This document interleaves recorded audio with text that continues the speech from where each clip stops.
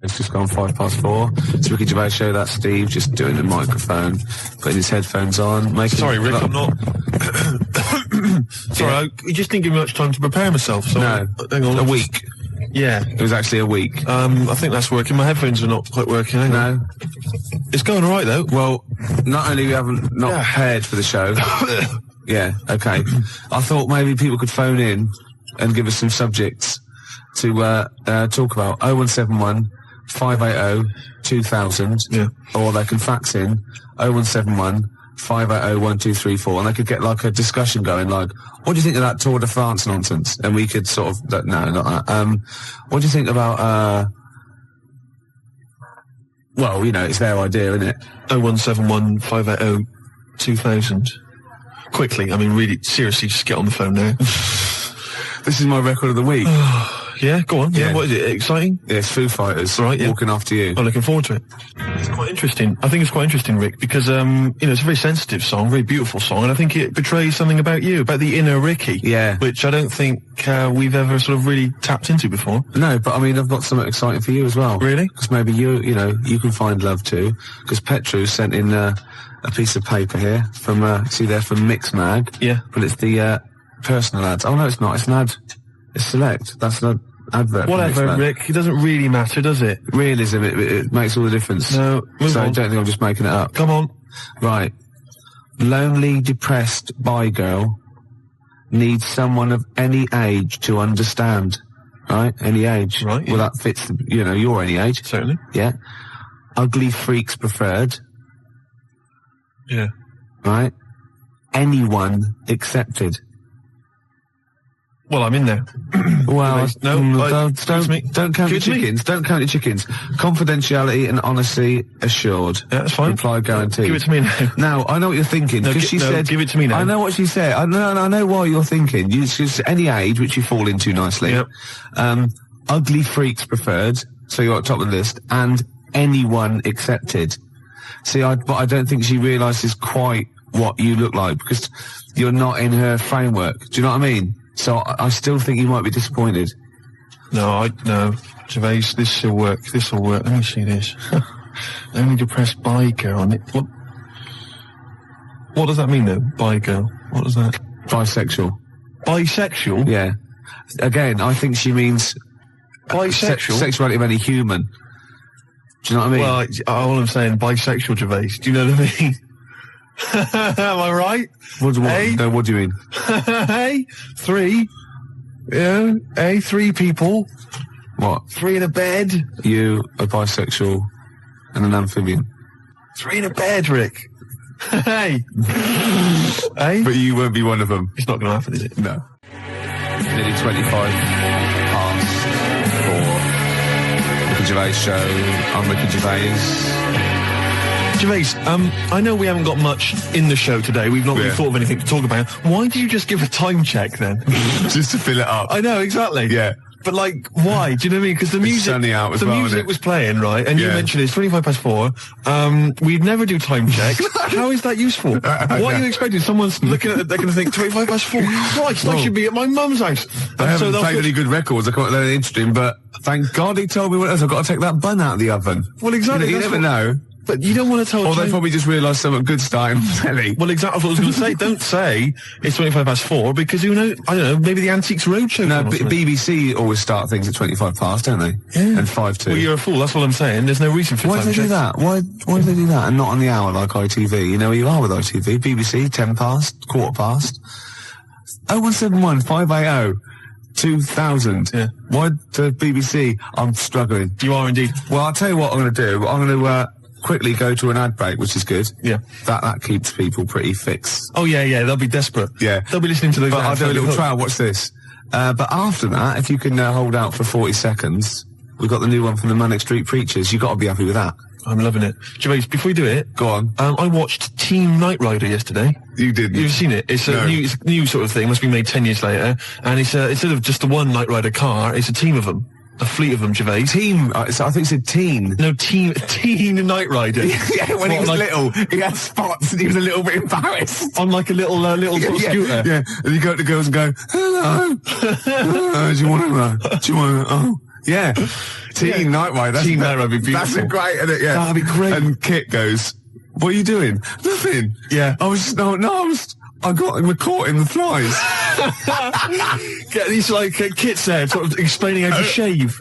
Yeah. That'd be beautiful. You dirty little... Now that is really gummed up my CD player now. We'll stop it there, surely. Oh, Teen Night Rider. Teen Night Rider. I'll tell you, if we get on to talking about telly programmes, Gervais, we'll be here all night. Yeah. Won't we? Yeah, well, it's about 4 now. That's brilliant. They're disappointed.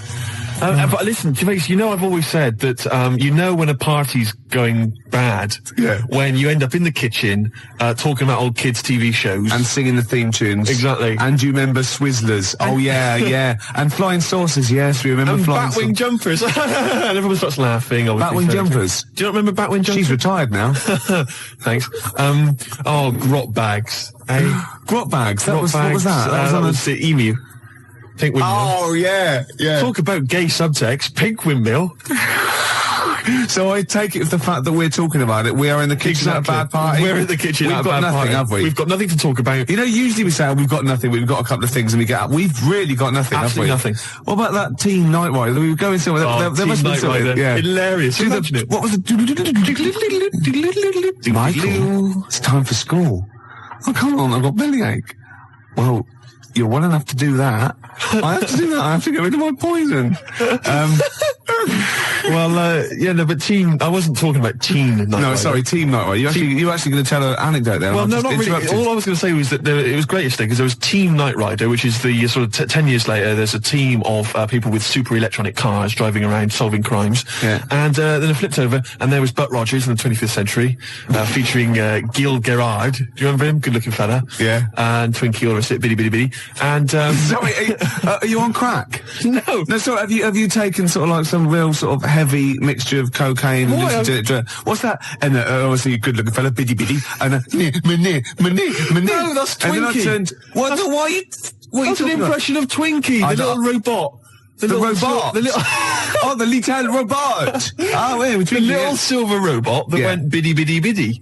It's as simple as that. I'm not trying to corrupt you. I'm not trying to get, confuse you. Oh, go on, yeah, okay, it's fair enough. I'll take all I'm saying is, great TV shows there that we forget, We're in the kitchen, Gervais, aren't we? We're in the kitchen. But everyone else has left. It's just us two. It's just you we and could I. go home. We could go home, but somehow we're still enjoying it. Yeah. In the kitchen there. Yeah. But what I was going to talk about is, there's a lot of TV shows.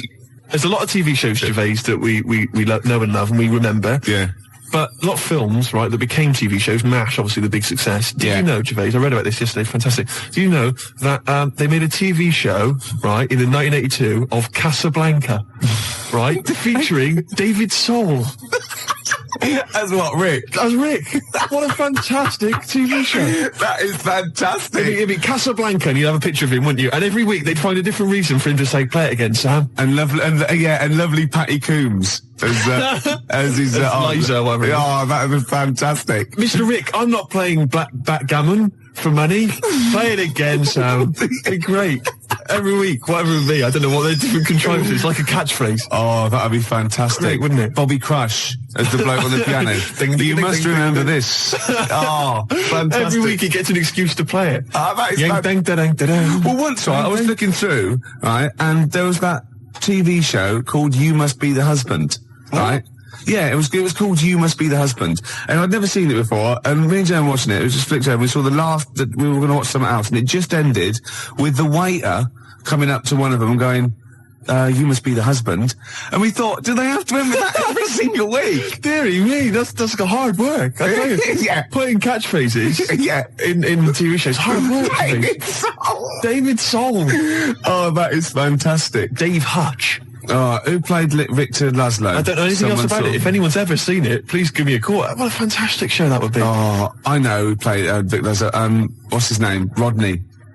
What's his name? Nicholas Lyndhurst. Nicholas Lyndhurst. He'd be great, wouldn't he? Nick Berry. Nick Berry. That'd be beautiful. Oh. And I'll tell you what it would be. It would be, they'd be on a golf course and Sam would miss a stroke, wouldn't he?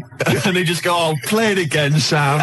And everyone else would laugh. It'd be beautiful. Oh, baby bird, if you'll be mine. We can keep this cup forever now. Yeah. We're in the kitchen. Yep. To make a cup of tea. Apparently, Steve, who says this? He doesn't say play it again, Sam. No, I know he doesn't. He says, go on, play it, Sam. I know that, you stupid toss. Oh, for goodness sake. I studied film for 3 years, for Christ's sake, Gervais. Of course I know that, but it's the TV show. They're bound to have made the same mistake, aren't they? Of course that. You can do an academic subject then. Of course. Oh, I can't. Oh, I'm sickened. I'm sickened. Because everybody knows that, Gervais, and yet he's come out and he's spouted rubbish. Oh, I'm just... Oh. He thinks it's a good show. Oh... God, I'm disappointed. Oh, I'm so angry. He likes the show. I'm so angry because everybody thinks I'm an imbecile. Well, yeah. Well, fair enough. Yeah. No, because I was going to mention a couple, because I came up with a couple of my own TV shows. Go on, yes, I've got a few. Have you come up with your own? Yeah. Have you talked about this in the past? Well, yeah. Oh, yeah. You know, like when they have a cliche in the title, and that's the... like the best one we came up with. Like a touch of frost, and it's his name. I know, I love it. Yeah. But my favourite, this is what I came up with, right? It was called Lady of the Night. Right, but that's night spelled K-N-I-G-H-T, right? Yeah. And what is clever about it is, what it is there's a knight, right, a knight of the realm, okay, but it's set about sort of 1870 or something, sort of Sherlock Holmes era, that sort of thing. And he's a knight of the realm, you know, was it Sir Johnson or whatever? And he's a knight, whatever. But he doubles up as a private investigator, right? Yeah. And he's got working for him a prostitute, right, who's also a private investigator. Yeah. And it's called Lady of the Night, you see, and it's double meaning because she's a lady of the night, and she's a lady of the night. It's a night. It's fantastic. Brilliant. And they go around, but seriously, they go around investigating like crimes, sort of Whitechapel and stuff, and it's brilliant because you know, obviously she's a prostitute, whatever, and he's a knight, and there's a bit of sexual tension, Gervais, obviously, and obviously got all the Victorian elements and everything, and obviously they can't associate with one another openly in the streets because that would be, you know, he's obviously got to maintain a certain reputation. Yeah. So it's Lady of the Night. And there's all the intrigue and tension. What do you think about that? You thought this through. I thought that through. That is fantastic, using all your technical knowledge and your film study and your... Yeah. I came up with one, Go on. starring naughty Samantha Janus as a nun with Diana Rigg as a Mother Superior, and it's called None the Wiser. That's beautiful. And they're naughty. And the None the sequel, Wiser. she gets pregnant and she has to go and work in the kitchen, right? And that's called Nun in the Oven. I was going to say. Yeah. Of course it is. Yeah. Of course it is. Oh, that's beautiful, Gervais. Remember Ray Cooney, that thing in the 80s when all those had those farces on, and basically what he did was substitute the word life for wife. He had run for your wife, right? And wife begins at 40. Beautiful. Doesn't make any sense, does it, grammatically? No. I just thought of one like, I said to Claire a few weeks ago that it would be like a stage play and there'd be loads of people jumping in and out, like, of hospital beds. But in one of the beds, one of the wives, she just wanted to die. Because had no quality, and it's whose wife is it anyway? That'd be good, wouldn't it? That's nice. Yeah, Brian Ricks. Oh, that'd be beautiful. I love that. Touch of frost. It's so clever. And the other one is, loads of lawyers with their wives jumping in and out of bed with just underpants on taking drugs, and it's this wife.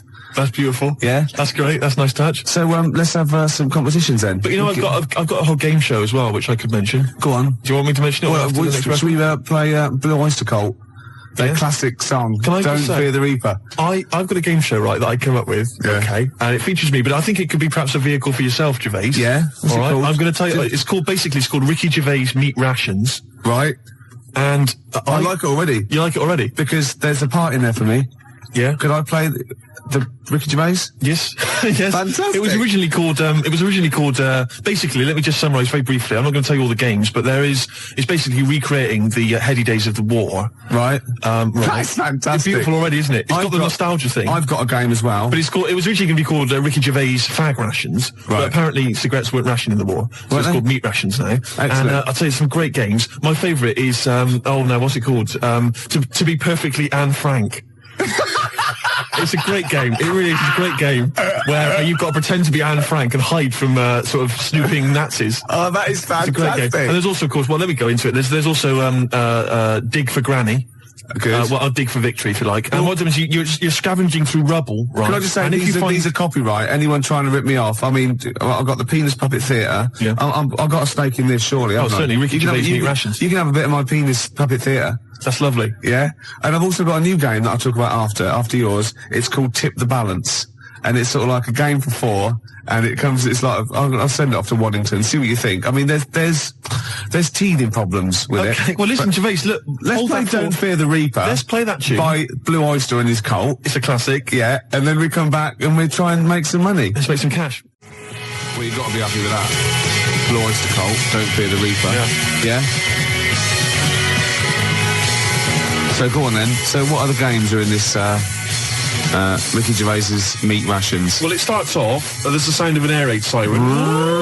Yeah, I like it already. And we came up with, start queuing up, Mum, for Ricky Gervais Meat Rations. Excellent. Do I look like sort of Walker out of Dad's Army? Yes. Oh, that is fantastic. Now you come in. Yeah. And what it is, the set, right, is kind of like half of it is an old sort of East End pub, and the rest is kind of rubble and debris, and a skyline of ruined, Britain.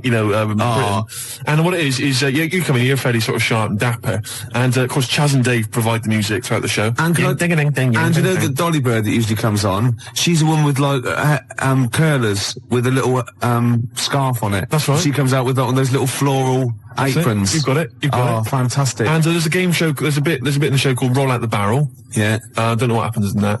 Yeah. Roll out the barrel.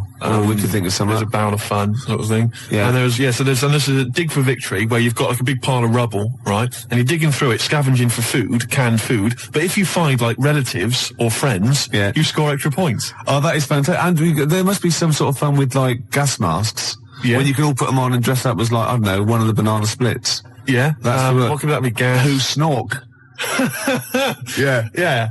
Well, possibly. So every week there's the real snork. Right. So it's like contestants come on. They think, which one snork? Which one snork? Yeah. So you've got three celebrities. Yeah, it was a gas mask and the real snork. That's great. So you got someone like Ted Malt's son. He pops one on. You got Frank Bruno. Yeah. And Jilly Cooper. That's it. And they put their mask on and like a little outfit. And then the real snork is there. And you got to ask them questions. Like you get like Bernie Winters and Henry Cooper going.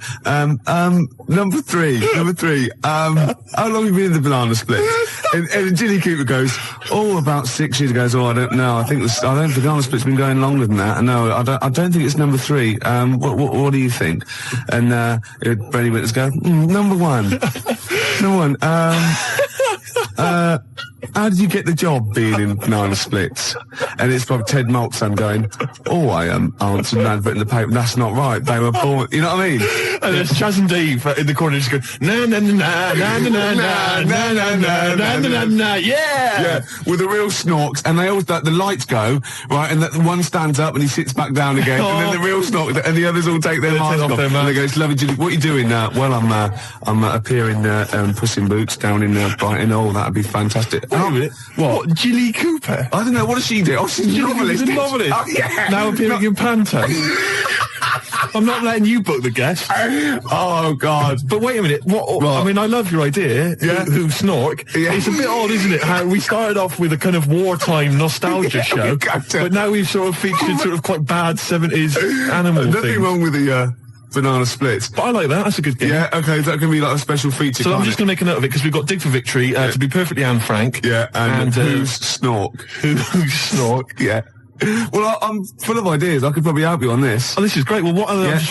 maybe we'll come up with some other ideas as we go on. We've still got Tip the Balance to go. But can I just say, I did actually once try and pitch this. When I appeared on Blockbusters. Yeah. Well, I obviously met with a producer there, and I said, I got an idea for you. Have we talked about this on air? We talked about me on Blockbusters, but not about my pitching this thing. No, go on. And I said to her, sit down. I said, I've got a great idea. And I tried to bill it with me as the star. She said, who are you? Steve's Meat Rations. She said, why are you in it? I said, I am. Don't worry, I'm the one who can pull it off. Yeah. And she said, right, go on, what is it? And at that time, I had none of the games. All I had was the title, and she went, I like it, yeah, what are the games? I don't know.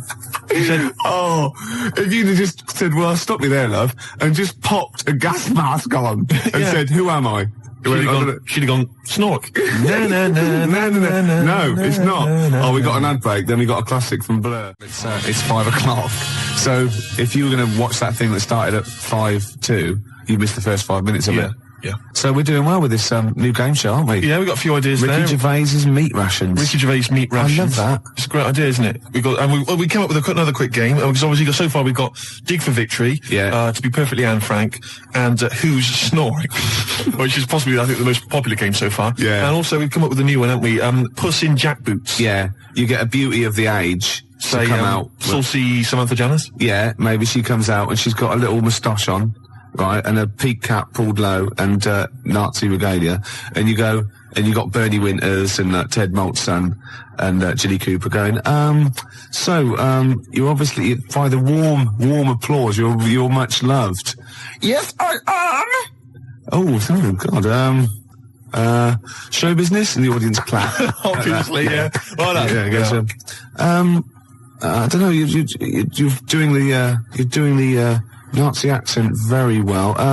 You an actress? Yes, that is correct. Yeah, it'd be great, wouldn't it? Could you salute in, please? Yeah, Very nice. Just I'll do a little Nazi salute. Yeah, little click. That'd be lovely. I thought of a little quick. And what's that one? That's called Puss in Jackboots. Puss in Jackboots. Yeah, lovely. I thought of a quick one. It's called Get the Hell Out of Hiroshima.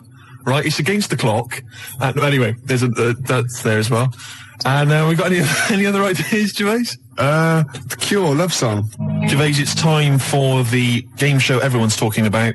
Make Gervais laugh. Yeah. We've had an entry here this week, all right, and what it is, let me explain the rules. Somebody sent in a picture, Gervais, right, I'm going to show it to you now, and if you laugh, then hopefully this young fellow wins a prize. It's from Neil in, let me see, Highgate. Oh no, I'm laughing already though. Are you? Yeah, because well, straighten yourself out. Alright, okay. Straighten yourself out. Now, you've not seen this picture. Oh, it's been so disappointing if it's not funny. There's nothing worse than that, you know what I mean? I know. Okay. Well, I think you'll laugh. You run the risk. Well, that's the nature of the game show. Okay. Alright? And what's in it for everyone else who can't see the picture or cares?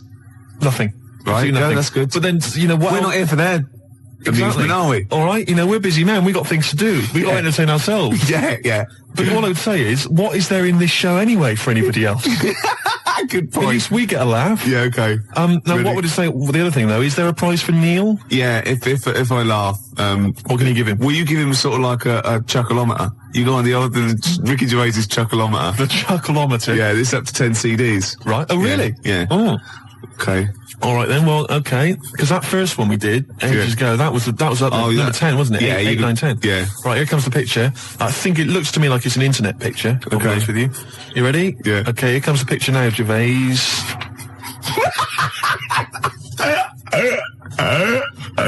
Oh God. Oh, has he done that? No. Now listen. What I'll do is let's play a record, Gervais, and I will.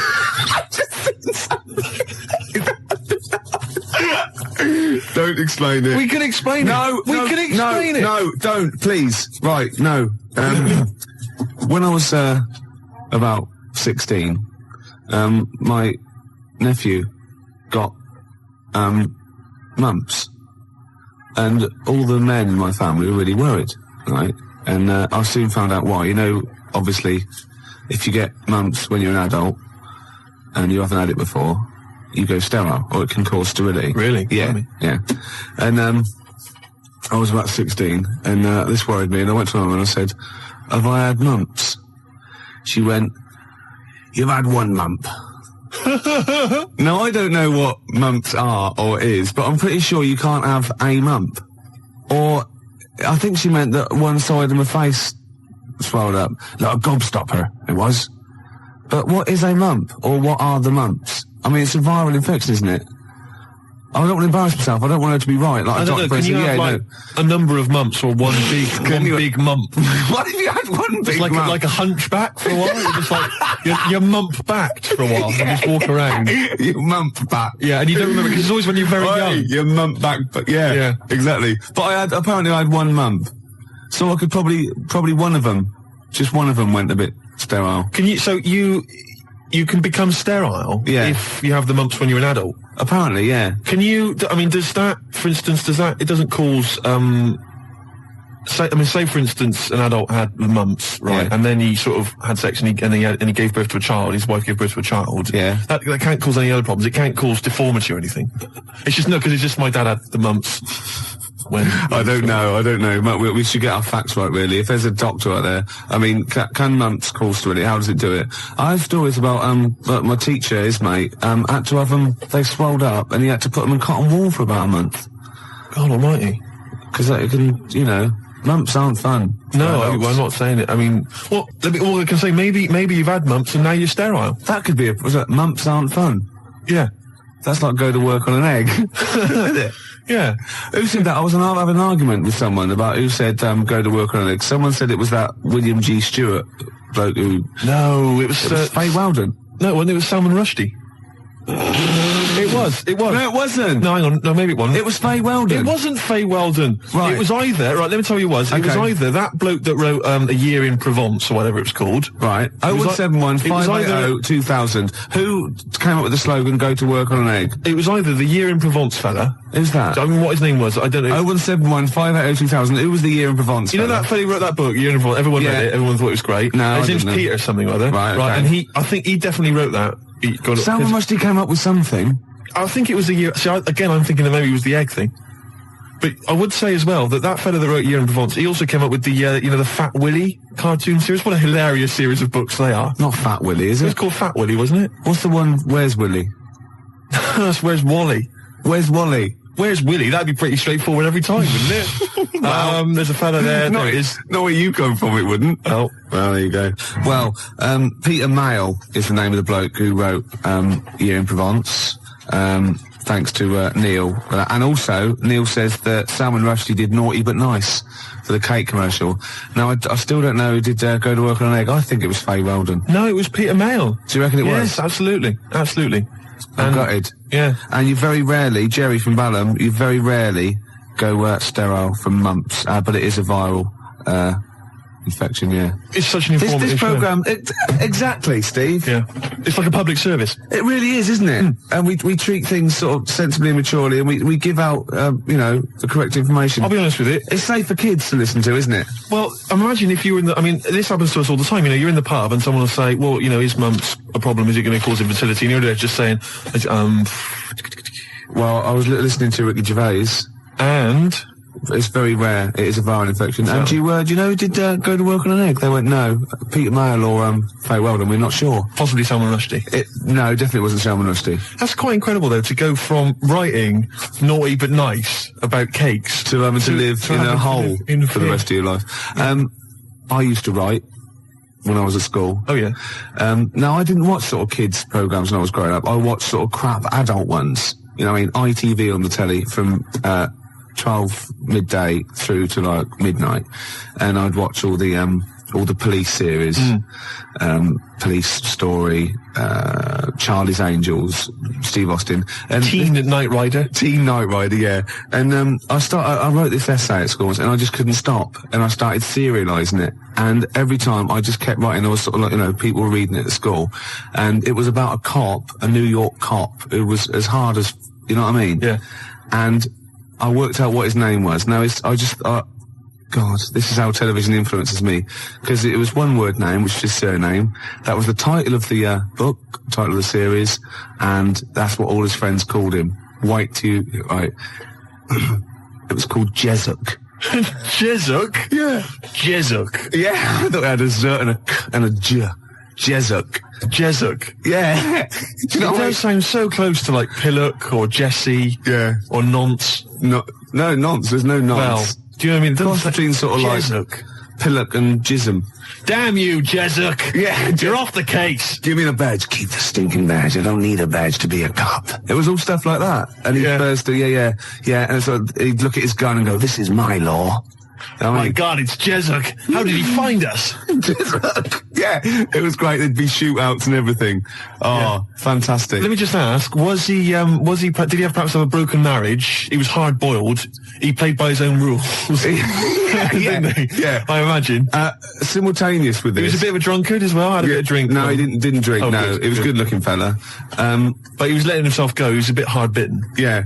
And the other thing I was sort of simultaneous, which was more of a novel. I wasn't serious. I was actually writing a novel, and I got like 3 exercise books, right? It was about this kid, right? Oh, God. Right? He saw his parents just brutally murdered for no reason by a gang of outlaws, yeah? And he buried his father, and he knelt down on the grave, and he said, looked up, and he goes, as God is my witness, I will avenge thee. And then he sort of went to the store, and he got loads of bullets, and he practiced, and he was the fastest gun. He was only about 16. Yeah. Right? His name was Jody Barnes. Jody Barnes is all right, yeah. Yeah. Imagine, that's nice. Yeah. Oh, fantastic. Have you still got any of those exercise books? I hope not. That would be the incredible. teachers used to sort of like, I imagine going, yeah, it's good. I imagine them passing around the, he's done another one. Gervais has written another episode of Jezuk. Yeah. But I say, seriously, if you brought one of those in and read it out, I'd be entranced. Imagine it. Seriously, that'd be great. Do you think The your mum ramblings might... of a twisted 14-year-old brain that only ever watched ITV cop shows. Do you think your mum might still have some copies of she Jezuk? No. Was it like sort of, the initial one was like Jezuk, then it was like Jezuk abroad, Jezuk in Paris, Jezuk on safari. Yeah. Here comes Jezuk. My mum... Return of Jezuk. I liked that Jezuk.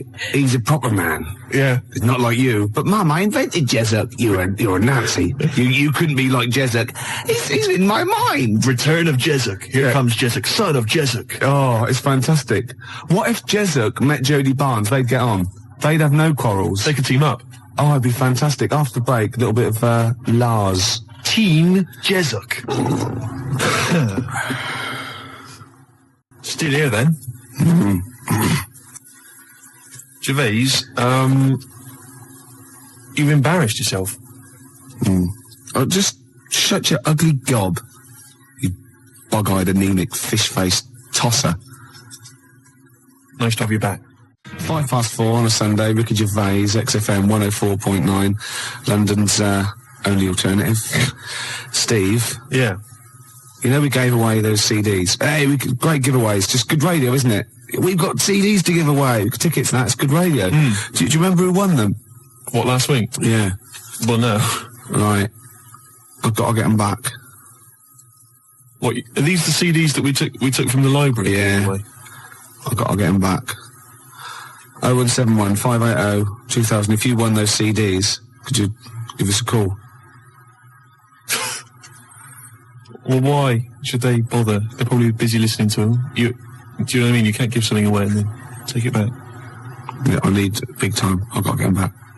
We've had a bill for the computer as well. That's mine. No, it's not yours. It is mine. It's not yours. I procured that. That is mine now. No, that technically counts as ownership. Listen, Gervais, it's not yours, all right? I've told you this before. I've explained this to you 100 times. What? All right? If you urinate on something, it is not yours. It does in the cat world. That's what cats do. That is what cats do. They go around their territory. That's theirs. They urinate on it.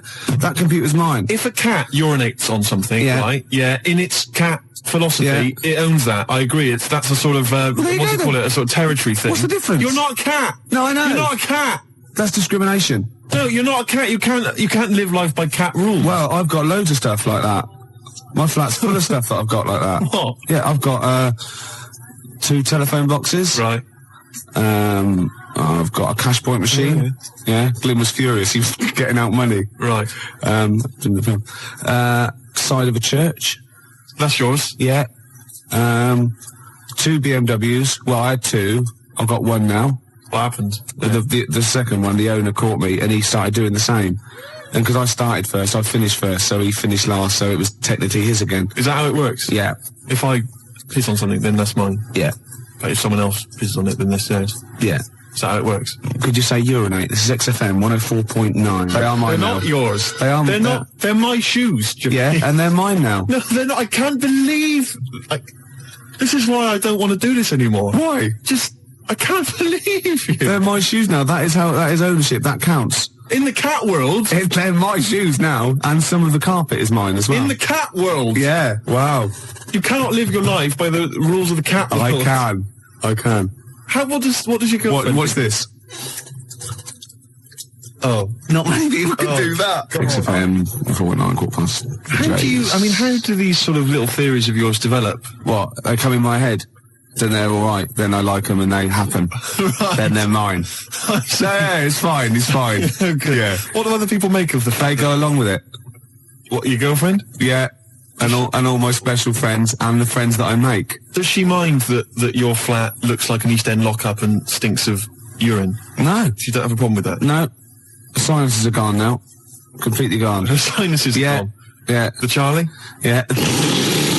Oh, I thought as much.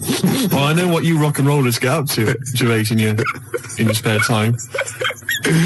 Oh dear. It's beautiful to see you again, though, because we thought you would. I'm looking good. We thought you'd be gone forever. Why? But you're back. Yeah. It's beautiful to see you. I'll be around for it. Anything planned? I didn't expect. It's like my life. I didn't expect to be here this long, so anything is a bonus. You know what I mean? Yeah. Any plans for today's show? Got some more records than that, and some absolute drivel.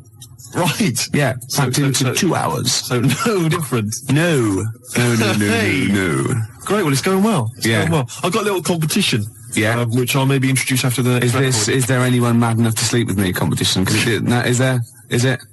I'm not doing that one again. All right. I've got a different one. Yeah.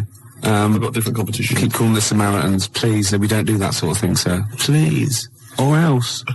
Can't threaten the Samaritans. Why do you like that song so much? Because they're singing about you being an ugly tosser, alright? Just gone 4:20. Gervais, I hate to kick people when they're down. No, you don't. You like it. And you like people twitching when they've been badly hurt. But I don't know how this came about, but I started to consider the songs of Carter, the Unstoppable Sex Machine. I don't know why. Someone was playing one in my house, and we were flipping through the record, the lyric sheets. Fruit bat. Now I don't know when I was when I was in the sixth form, when I was in the sixth form, Gervais, everybody had a Carter USM T-shirt. Yeah. And I imagine you probably by the end of the 80s, early 90s, all events officers, A&R men. Yeah. What were you doing about that time? You'd have been that was when you were claiming benefit while still working. Yeah. You had the wheelchair and everything. Yeah, the tartan blanket. Nice. Fantastic. Because everybody had a Carter USM T-shirt. I didn't have one because I didn't. No. Do you know what I mean? That wasn't me. It was all a bit cliquey, and they didn't like me for it. Yeah, it wasn't because of that, though, was it? It was because they sort of had like symmetrical heads. They were running in their human packs, weren't they? And just ostracising you. Go, oh dear. Those start. Yeah. Right. I'm just looking through the lyric sheet. This is from the album 1992, the Love album, right, by Carter. Yeah. Just give you a taste of some of the lyrics. Yeah, go on. Which we thought were so profound in 1990 or whatever. I never did. This is from the track "Look, Mum, No Hands." I should point out that many of the titles of their songs are appalling. There's obviously my favourite, possibly the worst, is "The Road to Domestos." That is the worst name for song I've ever heard. I mean, what's that supposed to mean? Anyway, check this lyric out. This is one of the worst lyrics. Go on, I'm ready.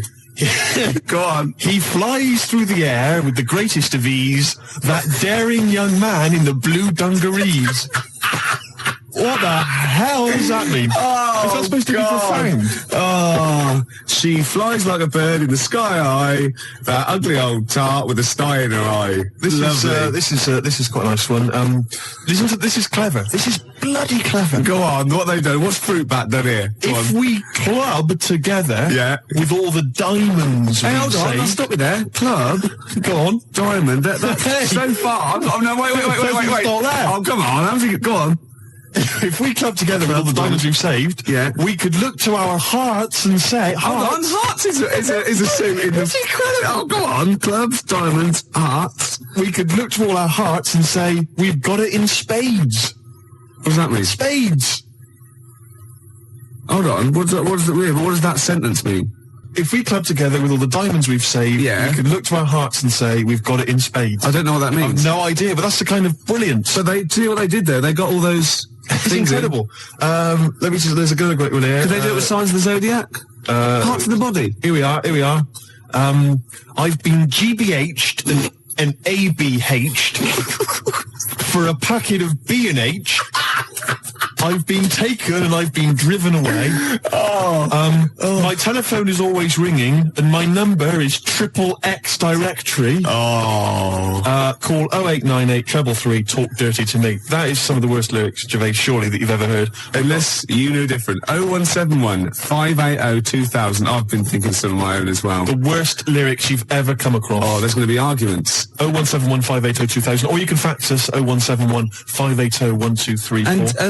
And think realistically, because I hate it when you see in like the Melody Maker Enemy and they ask one of these pop stars, what's the worst song of all time? And they go, the Birdie song. Or, no, it's not. It's something by Carter or Suede or David Bowie, because they were in that framework. They're potentially, do you know what I mean? Exactly. Don't go for chirpy, chirpy, cheap, cheap. Go for something like that, because that is disgusting. Let me just tell you, this is my final one before we go away, which is Yes, sorry, boy, there's nothing worth living for, but it really ain't worth dying for. So just say 3 Hail Jesus and Mary chains.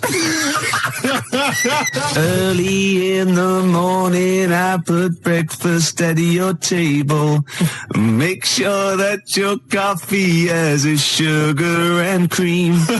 Your eggs are over easy. It's sort of like a breakfast song. I can't remember it, but it goes, I'm not your superwoman. Doom, doom, doom, doom. Yeah. This is... I've never heard this. There's one great bit as well.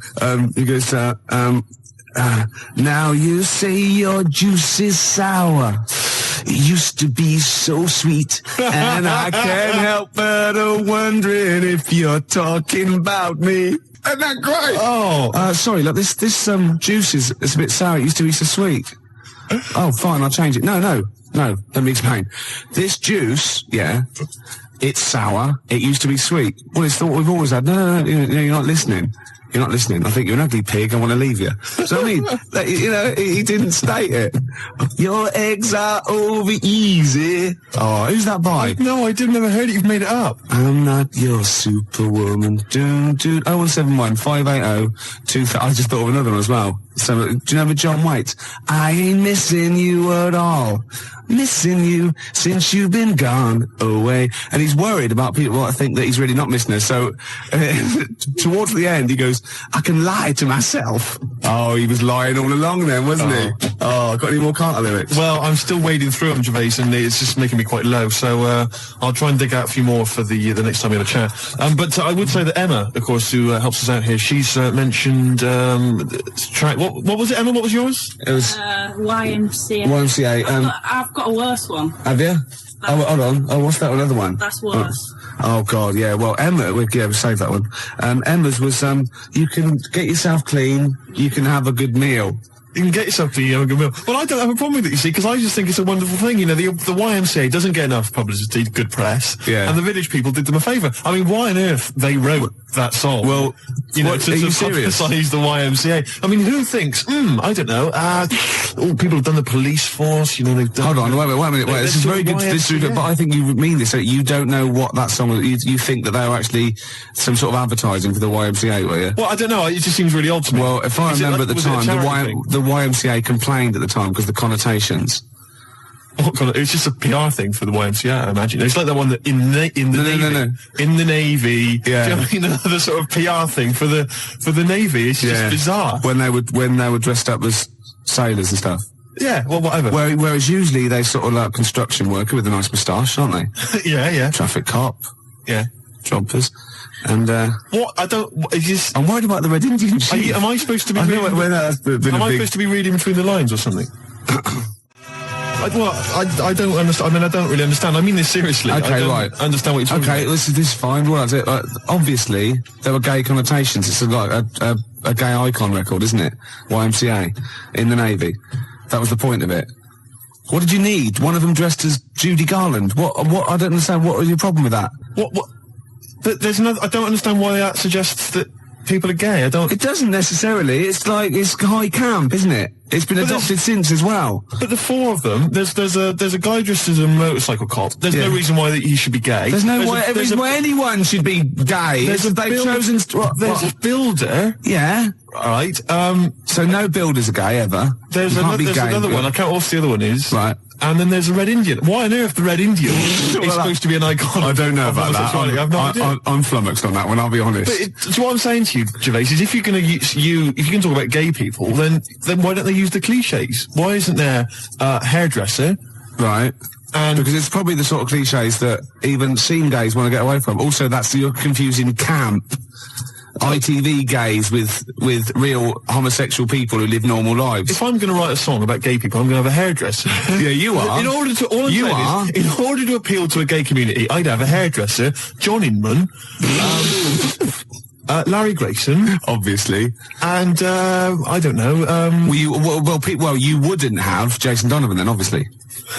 Because he's not. So you wouldn't have him, would you? No, I wouldn't have Jason Donovan. No. Well, I wouldn't have Philip Schofield. I wouldn't have Andy Peters.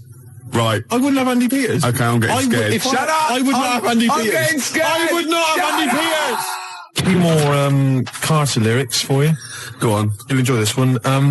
It's just one big knees up, a night on the town, a storm in a teacup, more like a teacup in a storm. Yeah, Man. You know what I mean, man? Yeah. It's more like a teacup in a storm. Yeah, they've twisted it, haven't All they? right. Yeah.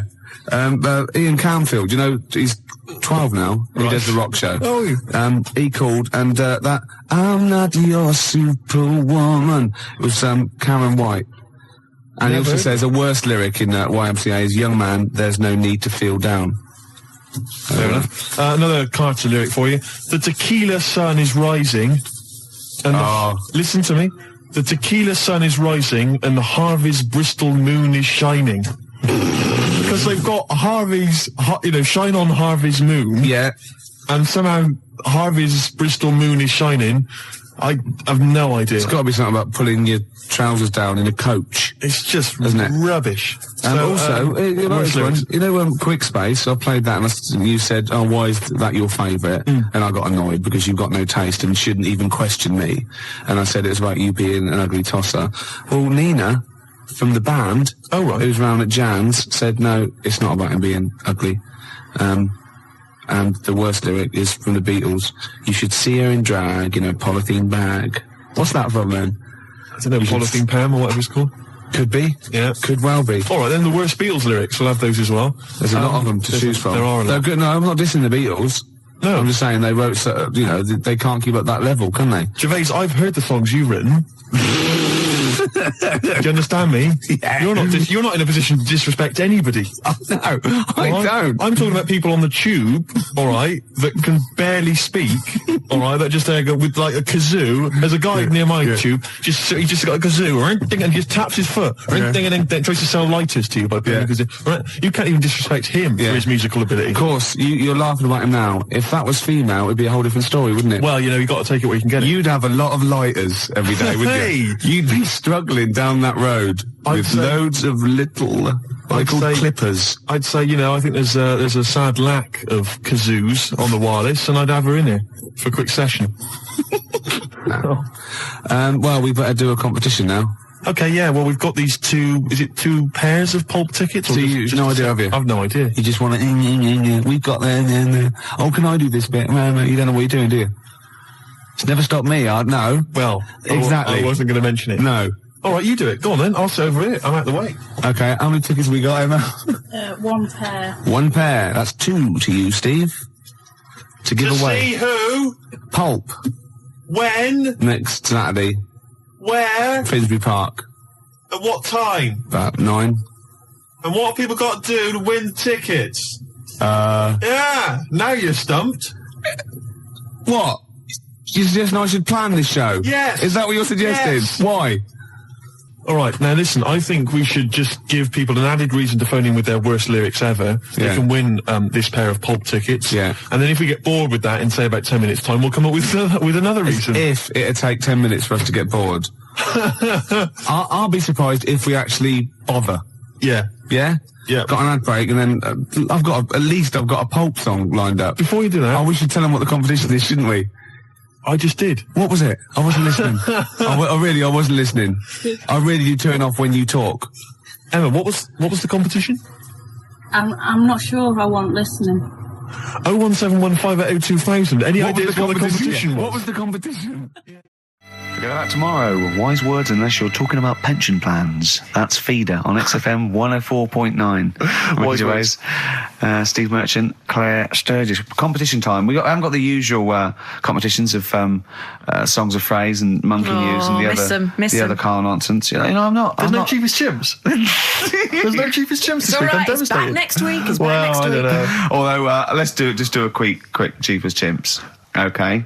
So, chimpanzee that. Cheap as chimps. Do you know how much a chimp is, Steve, to Not buy? really, no. 55 grand. Okay, the Okay. competition is this. A little Imagine behind the David scenes. Dickinson examining that in a couple of years' time. This is as cheap as chips. Yeah. You can sue him then, because he ripped off your phrase a little bit, didn't he? You've been done here, mate. You have more money than sense. 220 I'll quid. tell you what, have we got monkey news today? We might not get to it, mate. We are running out of time. No, we're doing it. What do you mean, we're doing it? The show isn't complete without it. I'd rather drop adverts and stuff. Well, I'd rather drop adverts. No, we're doing monkey news. Do you want it? Rick, my concern is that if you put monkey news on the subs bench, it's going to be like David Beckham. Yeah. He can have his eye wandering to other radio stations. Yeah. And look what he's doing. Yeah, he might be leaving off to Real Madrid. I might take monkey news off to Radio 2 or something. Yeah. Right? So don't be leaving monkey news on I imagine if they're listening now, they're probably going to call you and go, Karl, were you serious about bringing monkey news to Radio 2? Because the check's open. Well, do you want a bit now, or what we're doing? Well, no, I wanted you to tell Steve about your holiday. Well, that's you too, with or without you, but we've got to cut it a little bit short because we're actually running out of time. It's so jam-packed, this show. We've got monkey news on the bench. Karl just remembered, we've got Cheeky Freak of the Week to fit in. I don't know what to do. Oh, dear. OK, so monkey news, please. All right then. Let's hear the jingle. Oh, chimpanzee that, monkey news. Right.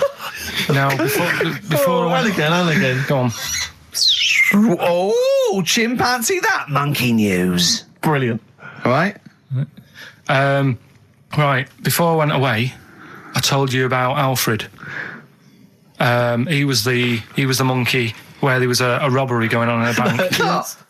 And then he nicked the robber's loot and backed out with a gun. Yeah, he sort of stole. He robbed the robber, didn't he? Yeah. Did he take his gun as well? He took the weapons. He took all the weapons. There was like a couple of robbers. He managed, because they were so amazed that a monkey was coming in. It was like, don't talk shite twice.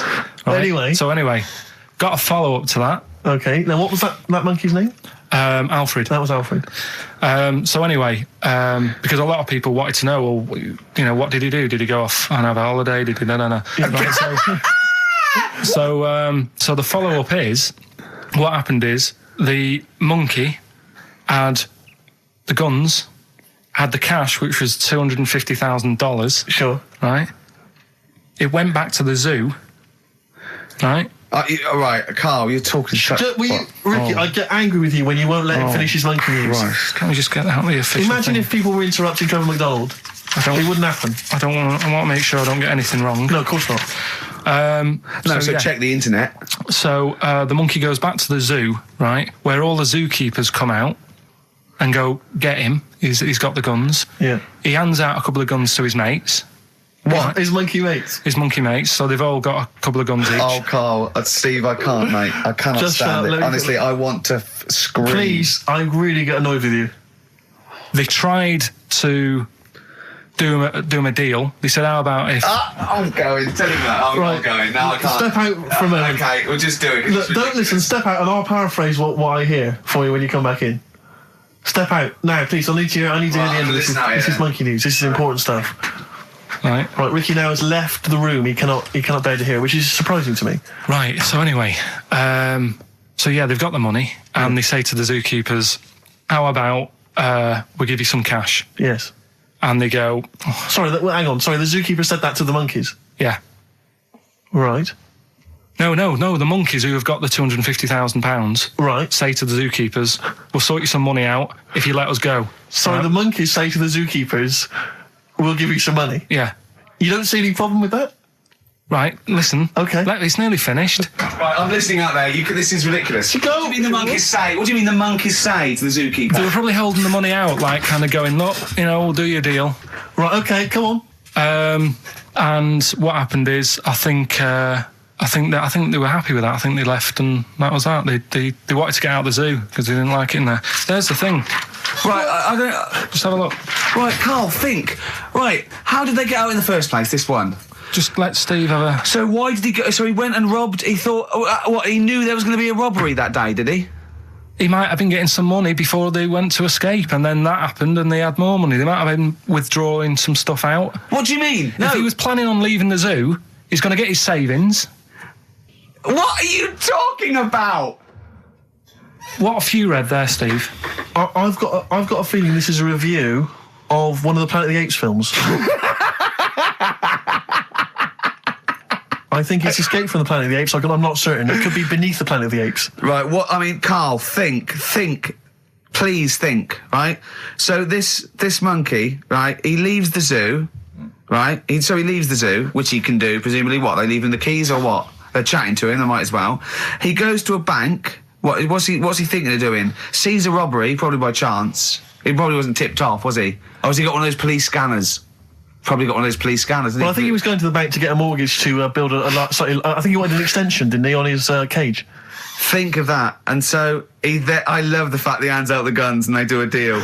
It's honestly, you've got the best mind working on radio today. It's incredible. The only person who makes less sense is Terry Wogan. He goes up and down, doesn't he? I can't understand his sentences because I don't know. No, it's like freeform poetry. Yes, I don't know whether it's the end of a sentence, in the middle, is that a new one? Yeah. Yeah. But let's have the jingle again, a record, and then we'll probably have to wrap up the show, I imagine. That was, chimpanzee that monkey news. Karl Pilkington, well, you know what it's time for, don't you? Chimpanzee that monkey news. It always gets me, that jingle. It's a joy. What's more, please? Well, Karl, do you reckon you could sort out, do other people have real jingles with their name on it and don't have to say who's in the room, what's happening, and do their own jingles? Well, Christian's got one for it. For Monkey News, that he does. Why is Christian doing Monkey News? I don't understand this. Because he did it ages ago. So you ripped it off of Christian? I haven't ripped it off. I said to him, there's enough Monkey News to go around. Right? Well, hold on, though. I don't want cast-offs. I thought this was your idea. Well, let's not do it. But what's new? Wait. What's new? What? There's Monkey News out there. I mean, if he wants to have a meeting in the week and say, well, this is the news I've got, the way I see it is, he can do it in the week. He's doing like the news at 10 type Monkey News. We're on a Saturday. We're like the, Jeremy Paxman Monkey News night. We look at stuff more in depth. Well, you very much get behind the Monkey News, it's true. Yeah. You sort of interpret it. You give it your own spin. You're the man behind the monkey behind the news. I mean, I know that. Yeah. But ours isn't called Monkey News anyway. It's sort of generic term like the news. But ours is called Chimpanzee That, isn't it? Yeah, but he's seen a bit of Monkey News in it. Right. So are we doing it or not? Well, I've got no reason to stop doing Monkey News. He probably played Radiohead as well. Well, should we not do that? I said that David Attenborough did Monkey News before all of us. Do you know what I mean? But I personally don't listen to Christian because I don't get up that early. So, I'm missing out on a lot of Monkey News. I'm not saying I don't listen to it because I don't get up that early. I'm not saying it's a bad show. My point is this. There's a lot of people I imagine who don't listen to Monkey News in the week. Perhaps they miss it or they're busy. It's nice to have a little kind of omnibus Monkey News at the weekend with Karl Pilkington. So that's what this is. So we're doing it then. Let's play the jingle. Chimpanzee That Monkey News night. Excellent. Good. So we'll sort of get some monkey experts on maybe next week to dissect it. Right. You ready? Yeah. Right. There's this monkey. Right? Oh, yeah. It's called Jack. Yeah. Right. I got pally with this bloke who worked in a railway station. How? Pen pals? I don't know. I didn't say all that. I'm just telling you. I'm shortening Chat rooms on the internet. So, anyway, he's helping him out all the time. It's this fella's job, right, to sort of make sure it's safe for the trains to come in, that sort of thing, right? But he's always working on his own. So he's got his mate Jack in with him, right, this little monkey. Yeah. And, they're having a good time. They share lunch together and stuff like that. Anyway, it gets to a point when the fella whose job it is, right, starts getting old. And Jack, the monkey, starts getting more involved. Presumably this is a chimpanzee as opposed to a monkey, you mean? When you say monkey, it's generic term, you mean chimps usually, don't you? Yeah. Go on then. So, he's clocking the fella doing his job and he's thinking, I can do this, right, the monkey. I love it. Yeah. He's helping out, he's pulling down the levers and stuff, so the train's sort of coming on the right lines. Sure, yeah. He's clocking it, he sticks his head out the little window, see the trains coming and that. I hope British Rail are listening. Yeah. Right? In the end... Oh, yeah. The fella whose job it is, he lost a leg for some reason, couldn't work anymore. Lovely. Gave Jack the job. Yes. Right. Okay. The railway company are happy with that. I'm sure they interviewed a number of people, but he was the best monkey for the job. And that's good, isn't it? Well, it's not true. Right, once again. Well, it's not true. Don't hand Steve a piece of paper that someone put on the internet who is probably a bigger mentalist than you. That's not proof. It's not true. At no point did a railway company give a chimpanzee the job of signalman. It was ages ago. What? Steve, when was it? It was Before around 18, trains, 19, probably. wasn't it? Well, it's in the 1880s, Yeah. according to this piece of paper, which is what you've based your monkey news on. Now, of course, I think ITN and a lot of the news channels, they tend to get lots of independent confirmation of their news before they give it out as fact. But you've got an email from someone, so let's assume that's real. It says, for this, Jack was officially put on the railway payroll, earning 2 cents per day and have half a bottle of beer on Saturday. That's what we pay you, isn't it, Carl? He doesn't even get the beer. Oh, dear, he's not allowed to drink, are you? Someone emailed in actually and said, Carl, some years ago, did you die? And they took your face and transplanted it onto that of a chimpanzee. It would make a lot of sense. I've never seen you. He always has t-shirts right done up and long sleeve. I bet he's hairy under there. Yeah. I bet you are hairy because you have to shave right up to your eyes. You're one of them, aren't you? And I can see the growth, and it comes out the top there. Are you really hairy underneath? Pretty hairy. Are you really? Well, what's up with that? You're a humanzee, aren't you? That's why you're fascinated with them, and why your IQ is sort of about 80. I think you might be. You might. I don't mean there was any. I think it was a genetic sort of throwback. Well, you're pretty hairy. Look at your arms. What?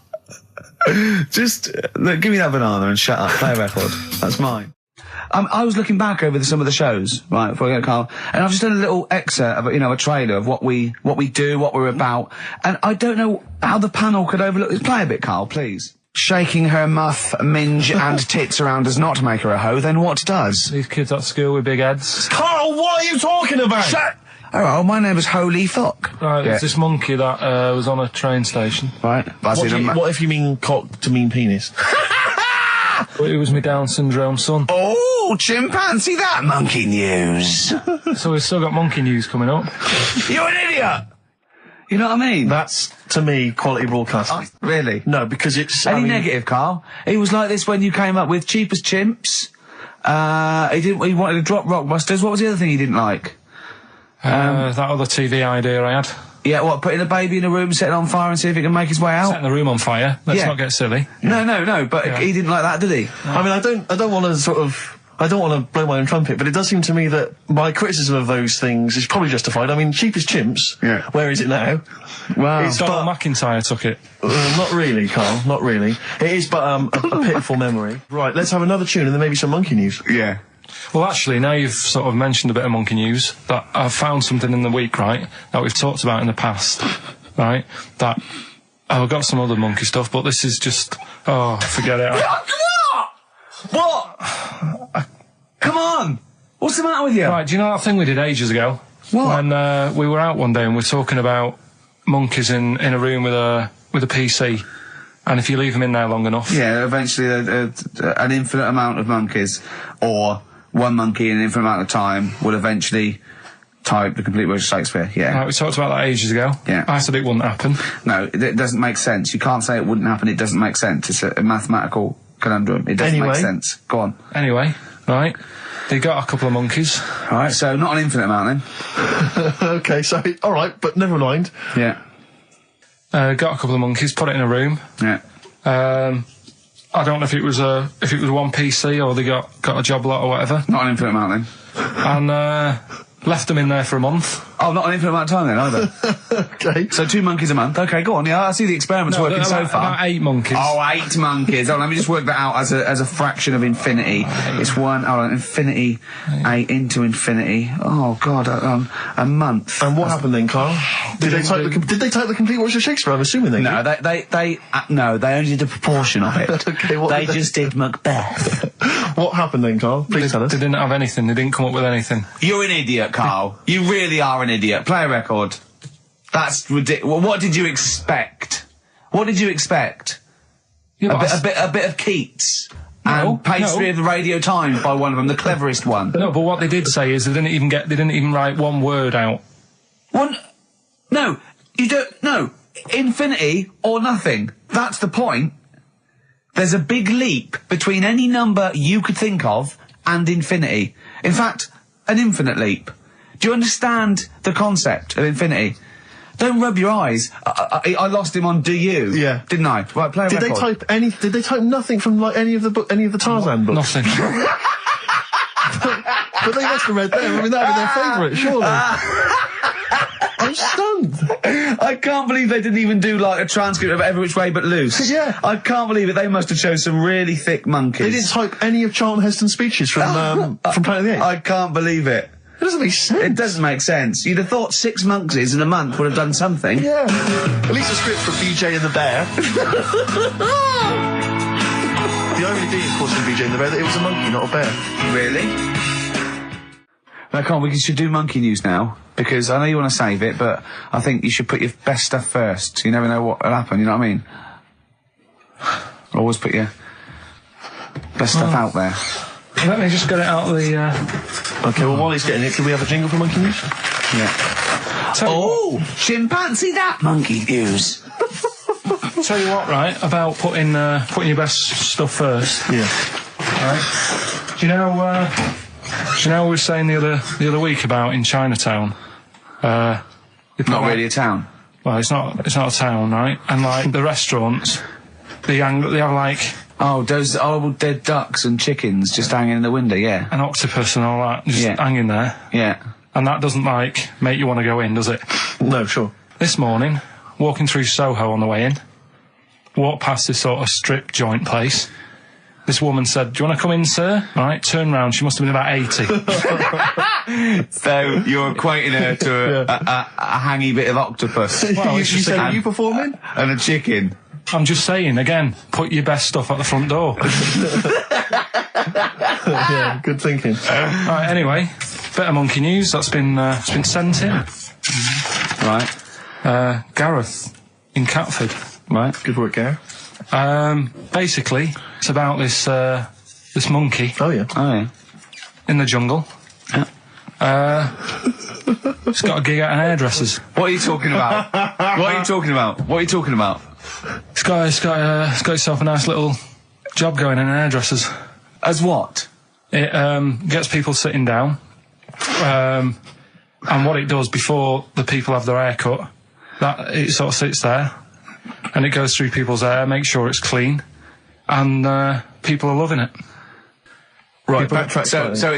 it's a pet monkey. It's nothing to do with it getting a gig in an hairdresser's. It's a pet monkey. It's not working at Monkey and Guy. Yeah. No, seriously, it's in there. I think it might have started off as a job, and then So what does it say? It says junior £15, stylist £35, and monkey £63. So I didn't quite follow. It's in the jungle. It was wandering about. Maybe it did But start it off. looks good. Its hair looks good. Someone thought, hang Yeah, on. but never ever. You see, people make that mistake with hairdressers anyway. I always say, well, if the hairdresser's got a good haircut, go to where he's going. So, Can we just go back to Monkey News for yeah, a second? so anyway, that's why, yeah. I didn't quite follow why he's still his salon is in the jungle, or where is it? No, he was doing what he does in the jungle, right? Right. He's walking about. He wanders into the hairdressers. Yeah. Maybe they didn't have him on, like, as a job straight away. He was just there. He was People training, said, this is yeah. nice. He's sat there picking the knits and what have you. Carl, I don't know where to start. Then- it's just it's the embellishment. You don't he walks from a jungle to an hairdresser's. I mean, you're an idiot. You really are. An idiot. I'd love to see you try and get a job in an hairdresser if there was another monkey up for it. You'd never get a job. So he was good at that. People said this is relaxing. Apparently he had really nice hands, soothing, Yes. right, on people's heads. They said, let's put him on the payroll. So Let's put him on the payroll. What do you mean? Yeah, I'll give you that. Okay, this is the news item, is it? Customers are queuing up to have their hair done at a salon in the jungle There you go. by a monkey.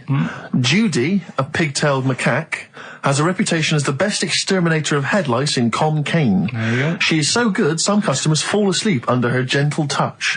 Regular Amporon Chekema said, Judy's hands are so soft and gentle, I really feel I can relax. But you know that is doing what it does naturally. It's looking for, like, salt and stuff in the hair Yeah. and nits.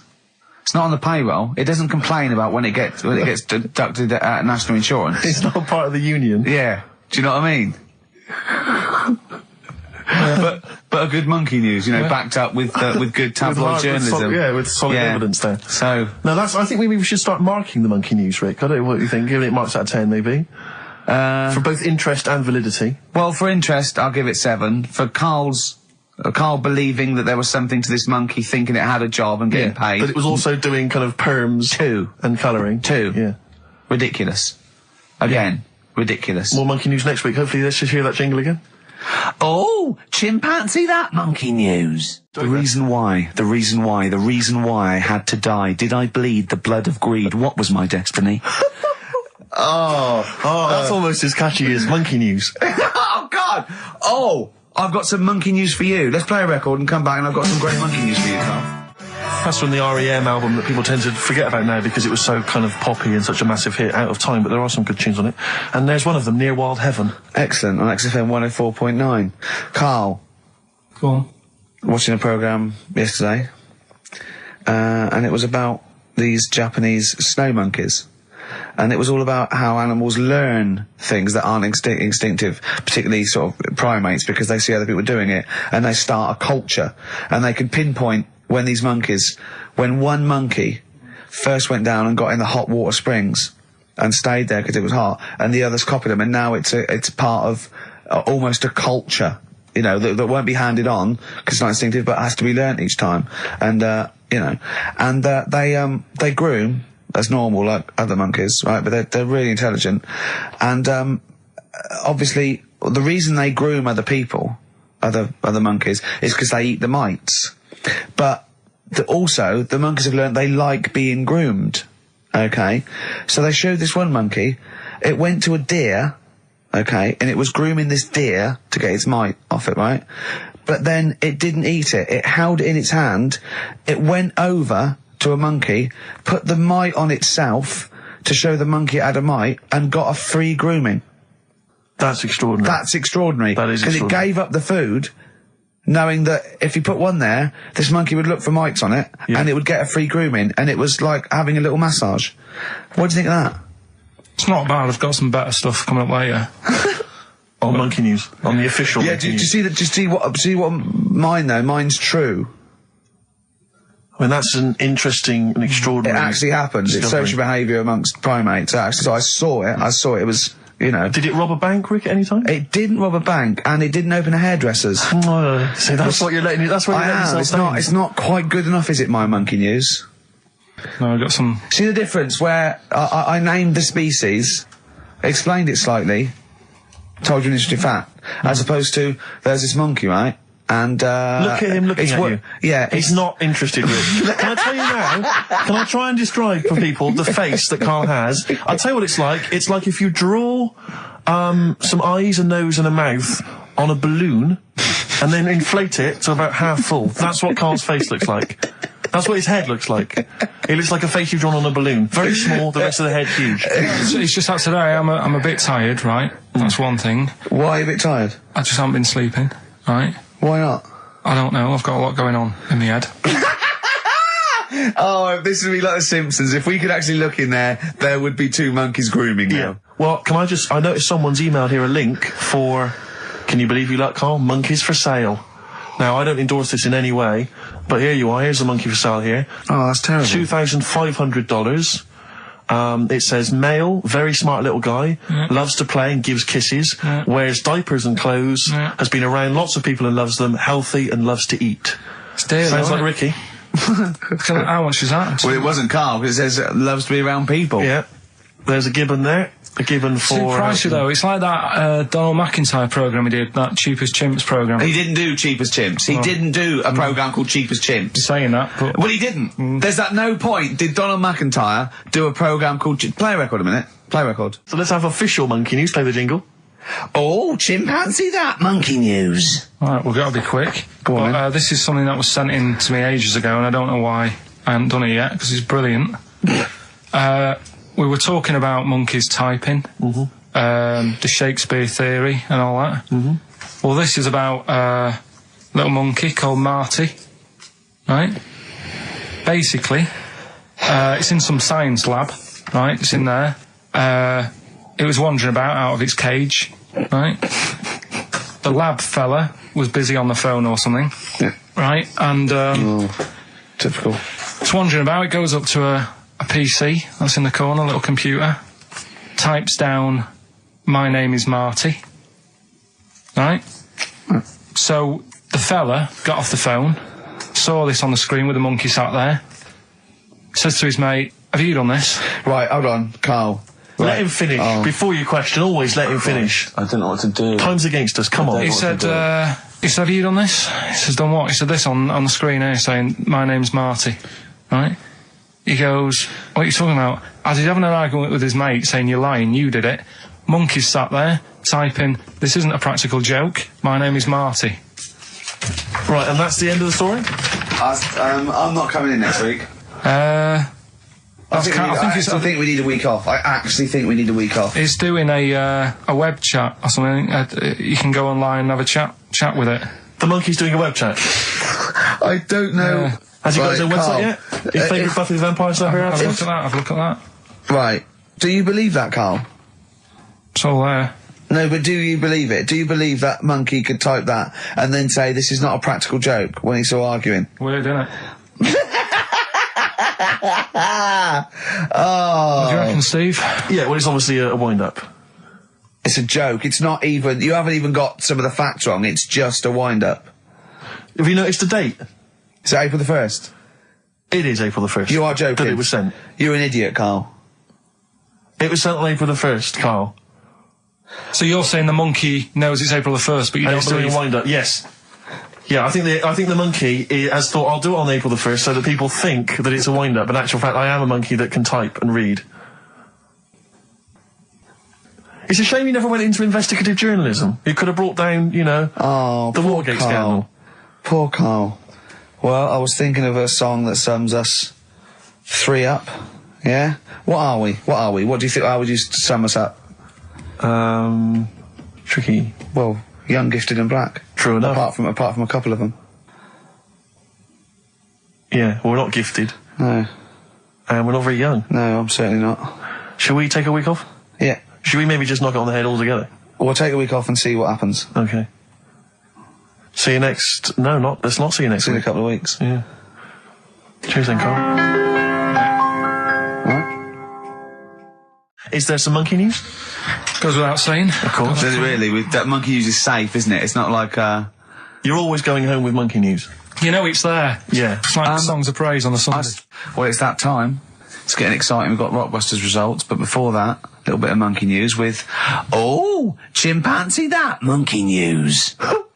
Karl Pilkington. Brilliant. Let's do it. I read that for a couple of weeks. Go on then. Alright, so, it's like this little monkey. Oh, yeah. Who lives in Morocco. Right, I'll just warn you now, you're on thin ice from last time, okay? So, make sure, is this real? It's been Don't say this, you would think about it. As you're saying it, think to yourself, is that true? Do monkeys do that? Do they think like that? So, go on then. So anyway, yeah, so there's this magician in Morocco, right? He's got a little monkey working with him, right? The way it used to work, magician used to do his thing on stage, do a little bit of magic, people loved it. Then the monkey came out, had a little cap, walked around the crowd and stuff, got the money, had a good little team thing going on, right? Yeah. So anyway, the monkey's name was 86. Right. Because back then there was so many monkeys, it was like, oh, what names, do you know what I mean? What names do you use, what do you do? So they just named them, right? So this little monkey... What, he had 86 other monkeys? No. It's just that because a lot of monkeys were sort of working back then, helping magicians out, you know, doing bits and pieces, busking, what have you. Well, Rick, you know how there's so many... why would there be a confusion with that? If he only had one monkey, where's the confusion? People would go, I'm not going to go and see that, I want to see 86, he's the better monkey. Do you know what I mean? What does it matter? I don't know what you mean. Well, why do they need... Where was the confusion? With people going to the circus and going, what monkey are you going to see tonight? I don't know. It wasn't a billing, was it, with a monkey? But Rick, it's just the same with humans. You know, there's so many humans now that we can't give them names anymore. Yeah, they all have to have numbers. Exactly, yeah. There's so many humans, you know, with 5 billion people. We can't give them names. It's impossible. But, you know, with a few monkeys anyway, number working... 22, go on. So anyway, there he is. 86. 86. With his hat. With his hat, walking around getting the money. Yeah. Anyway, the magician sort of, you know, thinking about moving on. Because in Morocco, he'd sort of done all the tourist traps. Sure. So he had a word with the monkey, said, how about we... See? No, let him continue. Think. Let him continue. He didn't have a word with the monkey. Let him continue. So what do you think about going over to Spain? Yes. Sure. So, the monkey was in agreement?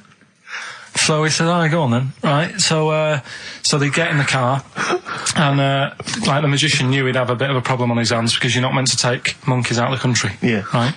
So he thought, right, what I'll do, I'll get a car, right? Right. Stick the monkey in a boot, right? Get on the boat and hopefully sort of, you know, stick it in some luggage and what have you. Yeah. We'll be over there, we'll be earning big money, everything's going to be great. So the monkey was like, brilliant. So they get in the car, they're on the way to the boat, and pull over at a petrol station. And just before filling it up, he opens up the boot and he goes, "You all right in there?" And it's like, yeah, it's sound. So he leaves the boot open so it can breathe and get a bit of fresh air whilst it's filling up. Goes in to pay the money. Yeah. Pays the money, goes, I'm just paying for the... Right, this monkey is not going to drive away in that car, or we're never doing this feature again. Karl, what happens? What's number 86 up to? So... 86. So, That's the ending, isn't it? That's the story. Come on, let Karl finish the story. It better not be. Brilliant. You're going to love it. Right, so he's in the petrol station, and he's going, right, I'll pay for pump 4. And the fella says, what are you talking about? Pump 4, isn't that a monkey? No. Sometimes I use numbers for monkeys, sometimes I use... No, I mean pump 4. Sure. So he says, what are you talking about? There's no car at pump 4. Right. Keep going. Sticks his head out of the door. Yeah. The monkey's giving it some. Went over to Spain on its own. Steve, I don't know what to do. Hang on, let's just get a couple of the facts right here. What do you mean, couple of the facts, right? There are no facts. So, number 86 he drove to Spain. You are, honestly, Karl, you must know. It was an automatic. Right. Karl, you must know that is shit. There is no way a monkey... No. That's the thing with this He gets feature, stopped at customs. It's mental. How did he get through customs, Karl? Has he got a passport? No, he was sneaking about because he didn't have a passport. So he parked and then snuck through. Do you want the facts? Let me see it. Right, I'll examine this, Rick, and we'll play a record. Play a record, because I can't... That's nearly as bad as the armed robbery. Right, go on. Yep. Play a record. Better Suede. Yeah, stay together. My favourite. One of 86's favourites. We're stopping monkey news, by the way, until you start getting some credible ones, because that's it's ridiculous. It's not true. No, it seems mad. But no, it's from the internet again. So anyone can go online, download that story. It's insubstantial. It's get ones from journals or where the source is quoted. Okay, or we're not interested. Or we're not. Well, you don't. Okay. So same with on thin ice. We've pulled this once. We've pulled rock back. We suspended it once, and you came back again. So it's. Do you know what I mean? So go on then. Karl, I describe as, you know those little red monkeys that you see on wildlife programs? They're in the trees and they scream when they see a leopard or something. I think so. Shave that. Just shave one of those little red monkeys and put some sort of, old sort of Manchester gear on it, maybe. Yeah, you know what I mean? A banana rack and some baggy jeans. I'd like to see how the waiter would react to that. Yeah. He's got a picture of a monkey, then he's got a picture it's shaved. So he's got no hair, and then dressed like some kind of Manx scally. There go, he's over there. Yeah, he's over there, Karl's over there. That's what I do. Brilliant. Oh, is there any monkey news this week? It's been a problem. Why? It's not much has been going on this week. What, in the monkey world? In the monkey world. I don't know if they've caught on to the fact that they're getting coverage.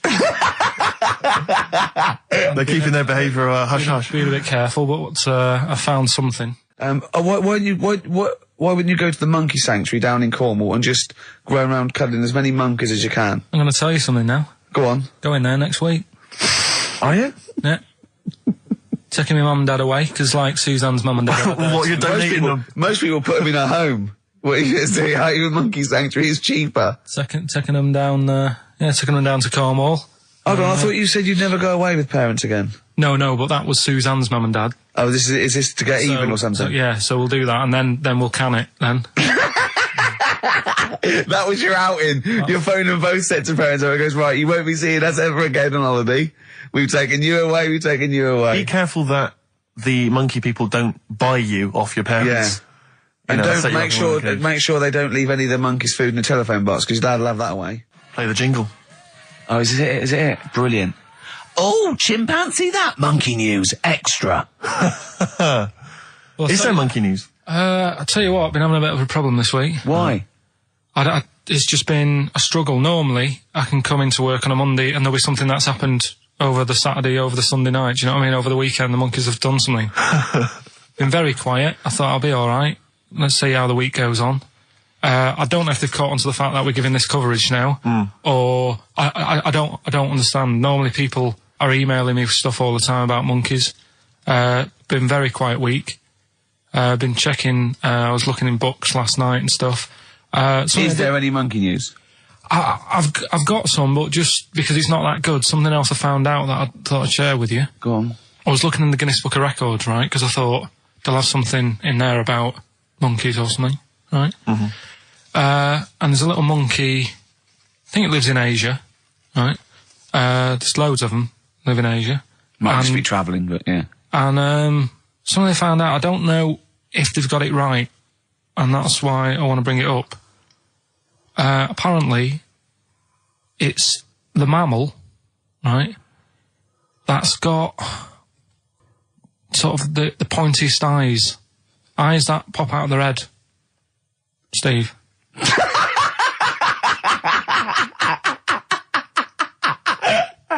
Now, the thing is, right, I thought that's interesting. Yeah. Apparently, it's the biggest with the sort of goggle eye type thing. Right, yeah, go on. Apparently, they come out of their head 1.6 centimetres. 1.6 centimetres? What, you mean they protrude? Yeah, they protrude from the head at 1.6. Okay. What? How long? Have you got a ruler, Rick? 1.6. He's having a go. I'd say I'd be a little bit annoyed if the monkeys beat me. Well, I don't think it has. That's what I'm hoping. Is there anything we can... I mean, what's 1.6? Oh, can you... It's about... Drop your trousers. It's, about 3/4 of an inch. What do you think? I don't know. Have they got it right, or what? Maybe I should come down to Monkey World with you next week. So anyway, so that's not the monkey news. That's just something that cropped up. And Sure. I do know once, when we were playing pool in the office, I think Lucy was your partner. Yeah. It was me and Ash versus you and Lucy. And you were having trouble because his glasses kept slipping down. So Lucy pushed his glasses up his nose, but the glasses touched his eye. Do you remember that? Yeah.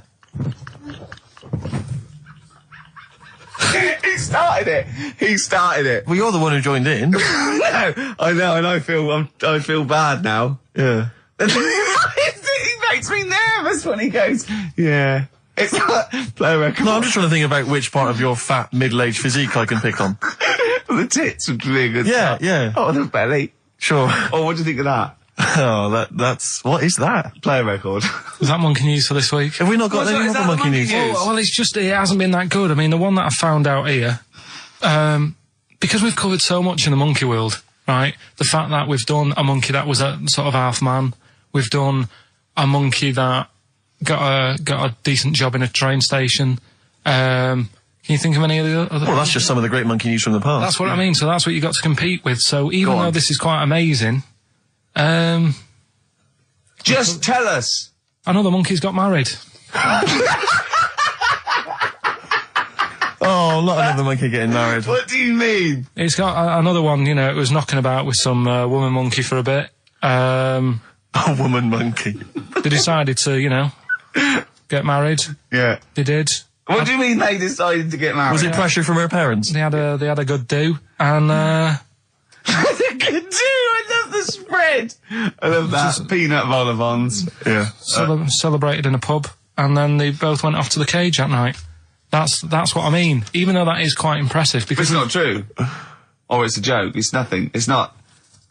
on an Nova website, official sort of news website. 2 monkeys have married in Romania. after a whirlwind romance. Well, that's After a whirlwind romance. God, yeah, a quick one hanging onto the rope. Yeah. She was in the tyre. Yeah. He saw it. Yeah. He went, "I'll have a go at that." They go, "We got to marry her now." Yeah. Her parents came in and said, "Did you just shag my He was in daughter a zoo twice?" knocking one off. She went, "I can do that for you." Yeah. Guests say the monkey bridegroom was scared by the number of people attending the wedding and refused to get out of his cage. So his bride was, Not bloody Hello Magazine again. No, it wasn't. No, I think it was like last minute nerves. Right, Like, right, you know, legit, I'm yeah, single second now. thoughts. It's like, you know, it's the big step. Yeah. But his bride enjoyed every minute of it. She was loving it. Yeah, she sure, looked lovely, by the sure. way. She looked lovely. Yeah. Did she? Oh, good. Reports she only appeared to have problems with her veil and dress. Do you see, you know, this is the guesting. I hope they didn't ruin it like Anthea Turner and maybe get sort of sponsorship PG tips or something. Totally, with strong plum brandy, so they got them drunk as well. So they carried on the celebrations at the pub, and the bride was taken to her new husband's cage at night. I apologise. Play a record. I'll tell you what winds me up. What? Monkeys getting married. I know. And I'm not getting any action. And I got bigger eyes. Where are you going anyway? Where are you heading? Cornwall. Yeah? What's happening down there? Well, there's a monkey world. You're excited about that? We're going to go and see that. Probably go twice to that. Yeah. Whilst I'm down there. How long are you in for? The whole week? Yeah. Yeah. So, This is with your parents, isn't it? yeah. Taking them out. Your father, what do you think your father will be up to? What's he going to be nicking on this holiday? Well, he's, Tin. There's a lot of tin in Cornwall. he's, Since they've shut the mines. He's just called Suzanne, said they've got there, said it's a nice little place.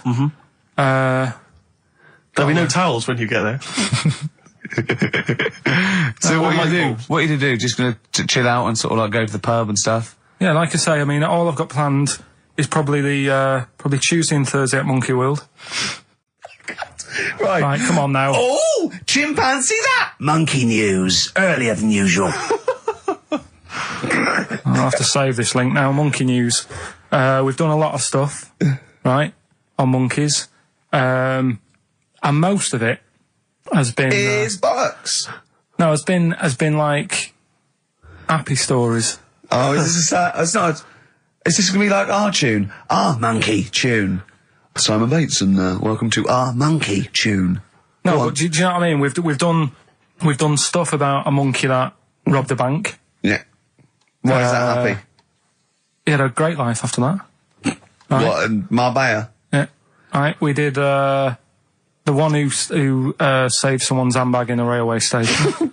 We've had a lovely marriage, couple of marriages. Couple of marriages. Couple of monkey marriages. Yeah, There was the one who got a job in a railway station. yeah, the hairdresser. The one who set up a business in Spain. I don't even remember that one. that one either. But, I mean, I'm willing to believe that happened. Go on then, Karl. But anyway, yeah. So today's isn't that happy really. It's about some monkey. I think it was a chimp. Who's an ape? Go on. He tried to. I mean, the story sets off at a sort of a weird thing.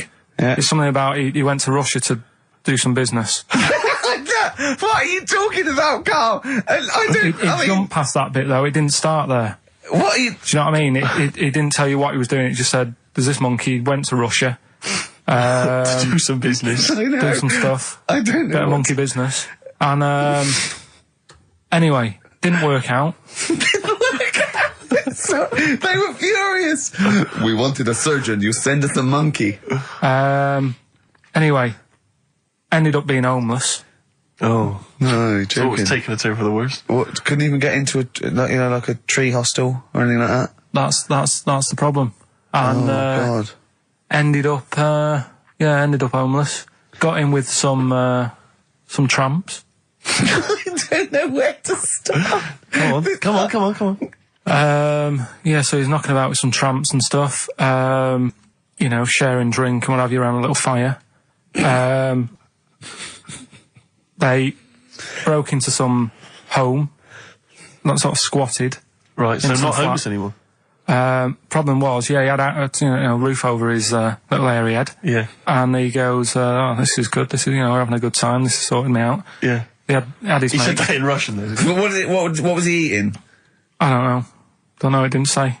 But they're in this house. Well, he could only be eating sort of like, fruit, nuts, vegetables.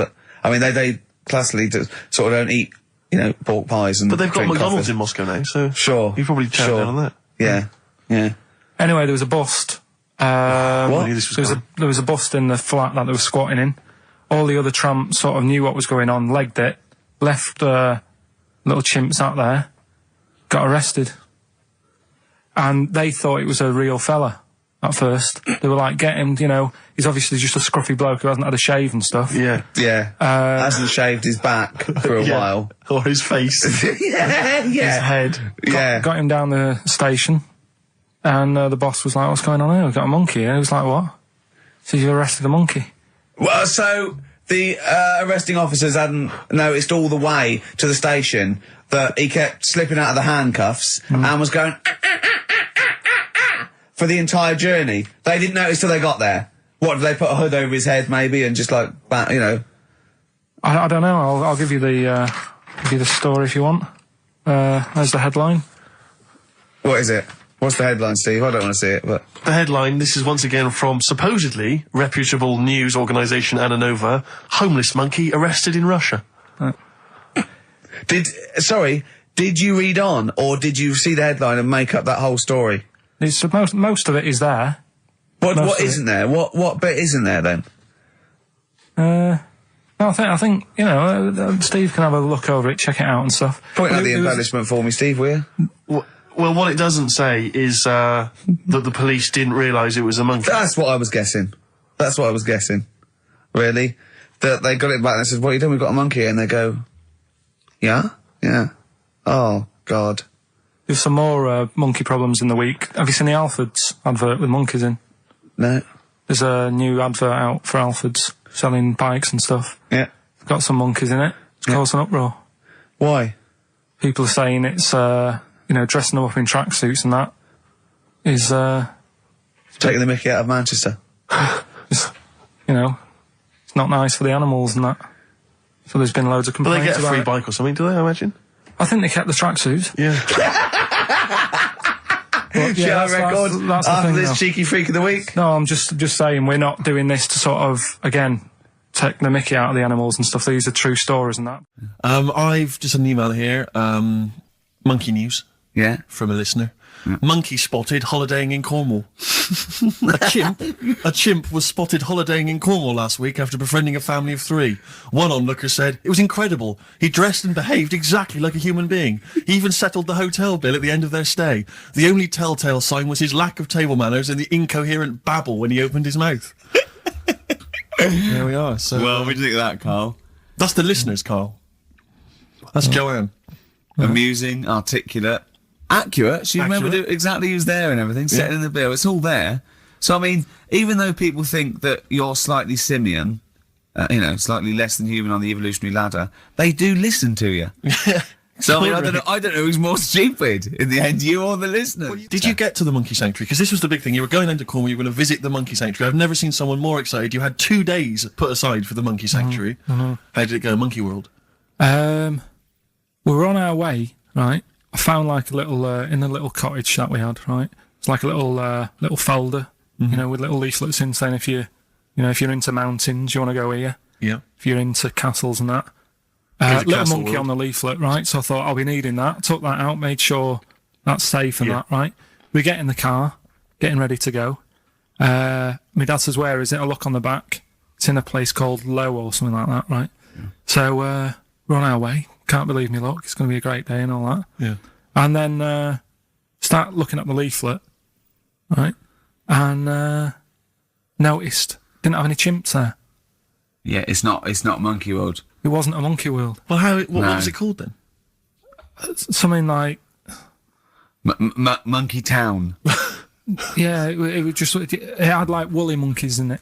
That's what They had what? Woolly monkeys. What are woolly monkeys? Those things, Johnny Vegas off the advert. Right. Right to them. They're dumped now since ITV Digital went under, so they just put them in a cage.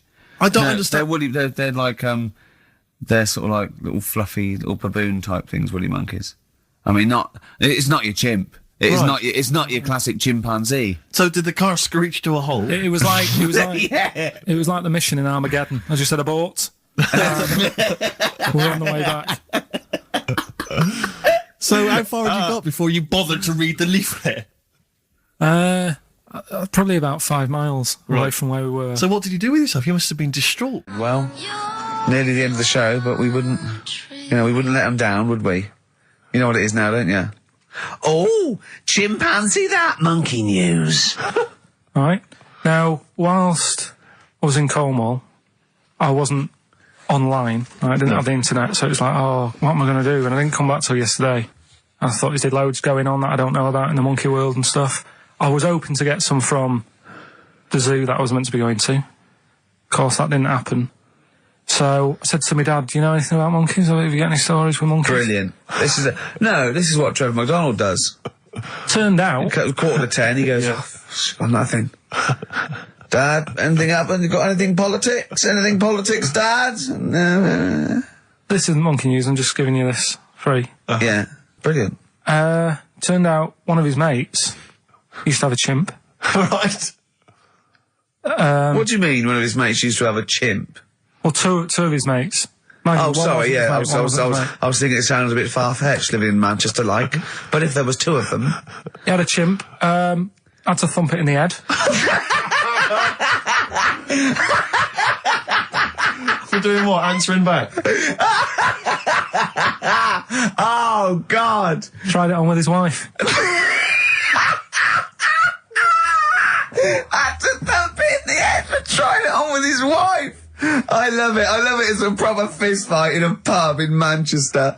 Oh. I'd call him up, but he's one of them who, like, swears all the time. Right. Oh. I mean, it'd be good to get him on and just... Let's interview him. Can we not interview him pre-record? We can bleep out the swear, and I'd love to hear his do story. a lot of work, that. Yeah, well, we're not scared of work, No, are I we, mean, Steve? I'll get myself if you can't be bothered. Yeah, Oh, I'll have a word, I'll sort it out. Yeah, try and sort that out. Yeah, next you week. should sort that out, yeah. Well, don't tell us the rest of the story then. Let's let him say in his own No, words. but there was another one as well. When you say you can get him on, but he swears a lot, you mean the monkey? I'm assuming he's more coherent than your dad's mate. But there's him, and there's some other fella he knows who had a funny name. I'll have to find out, because you'll love his name. But he was a drag artist. Yeah. And I think he said my dad went round one day, I don't know why, right? Went around there, knocked on the door, chimpanzeed. Carl, I don't know what you're doing, mate. I don't know where this place you live. Next door, there's an horse in the front room. There's chimps running round. Mad.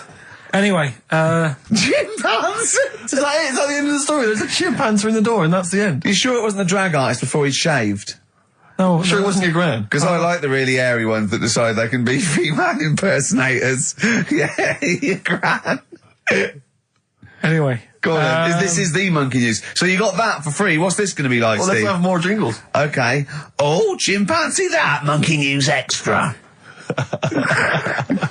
Okay.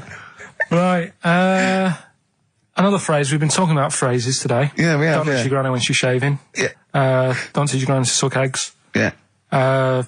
Don't look a horse in the mouth. Yeah. Don't let the chimpanzee do if you're chucking your cock in.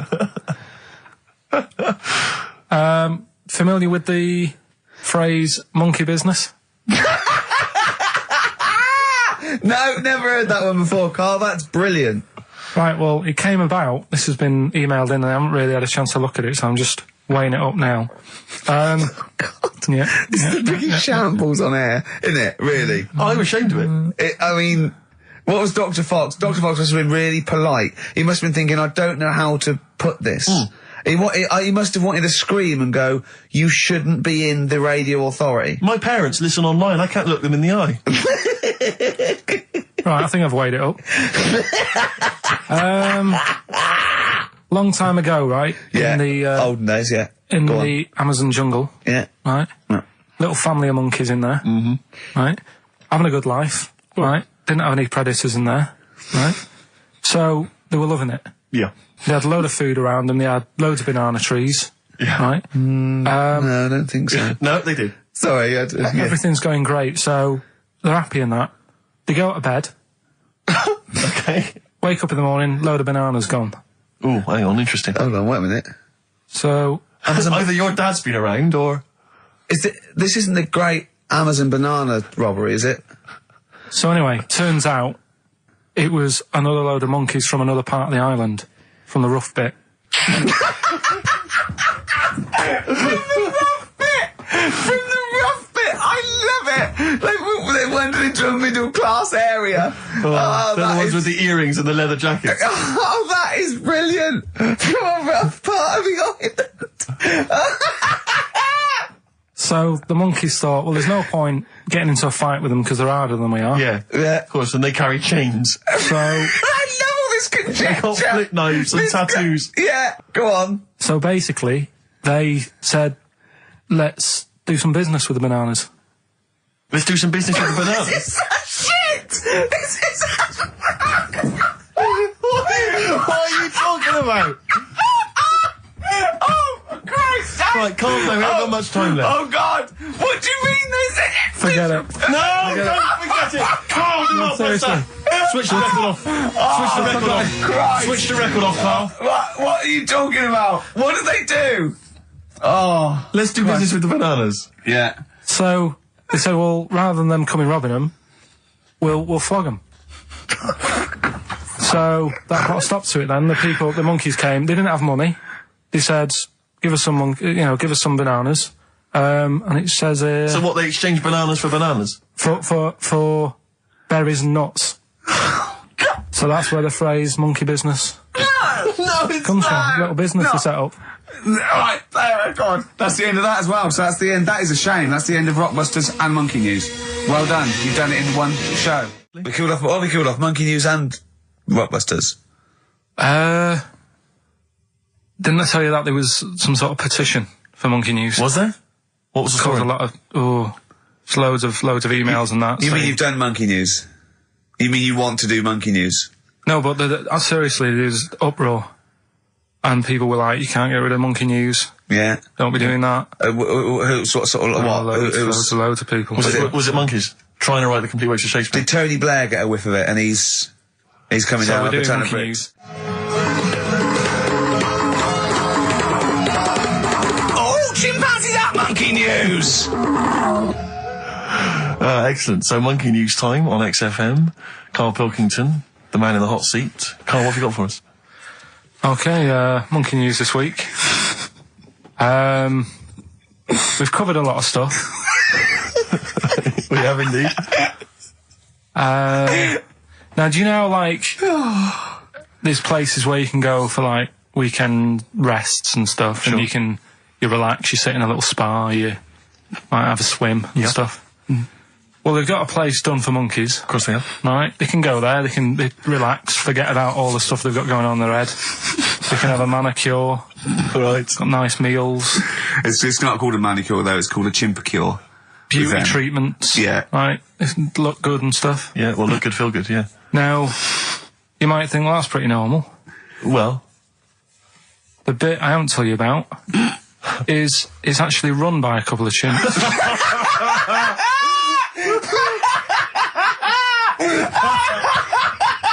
Oh, God! Oh, God!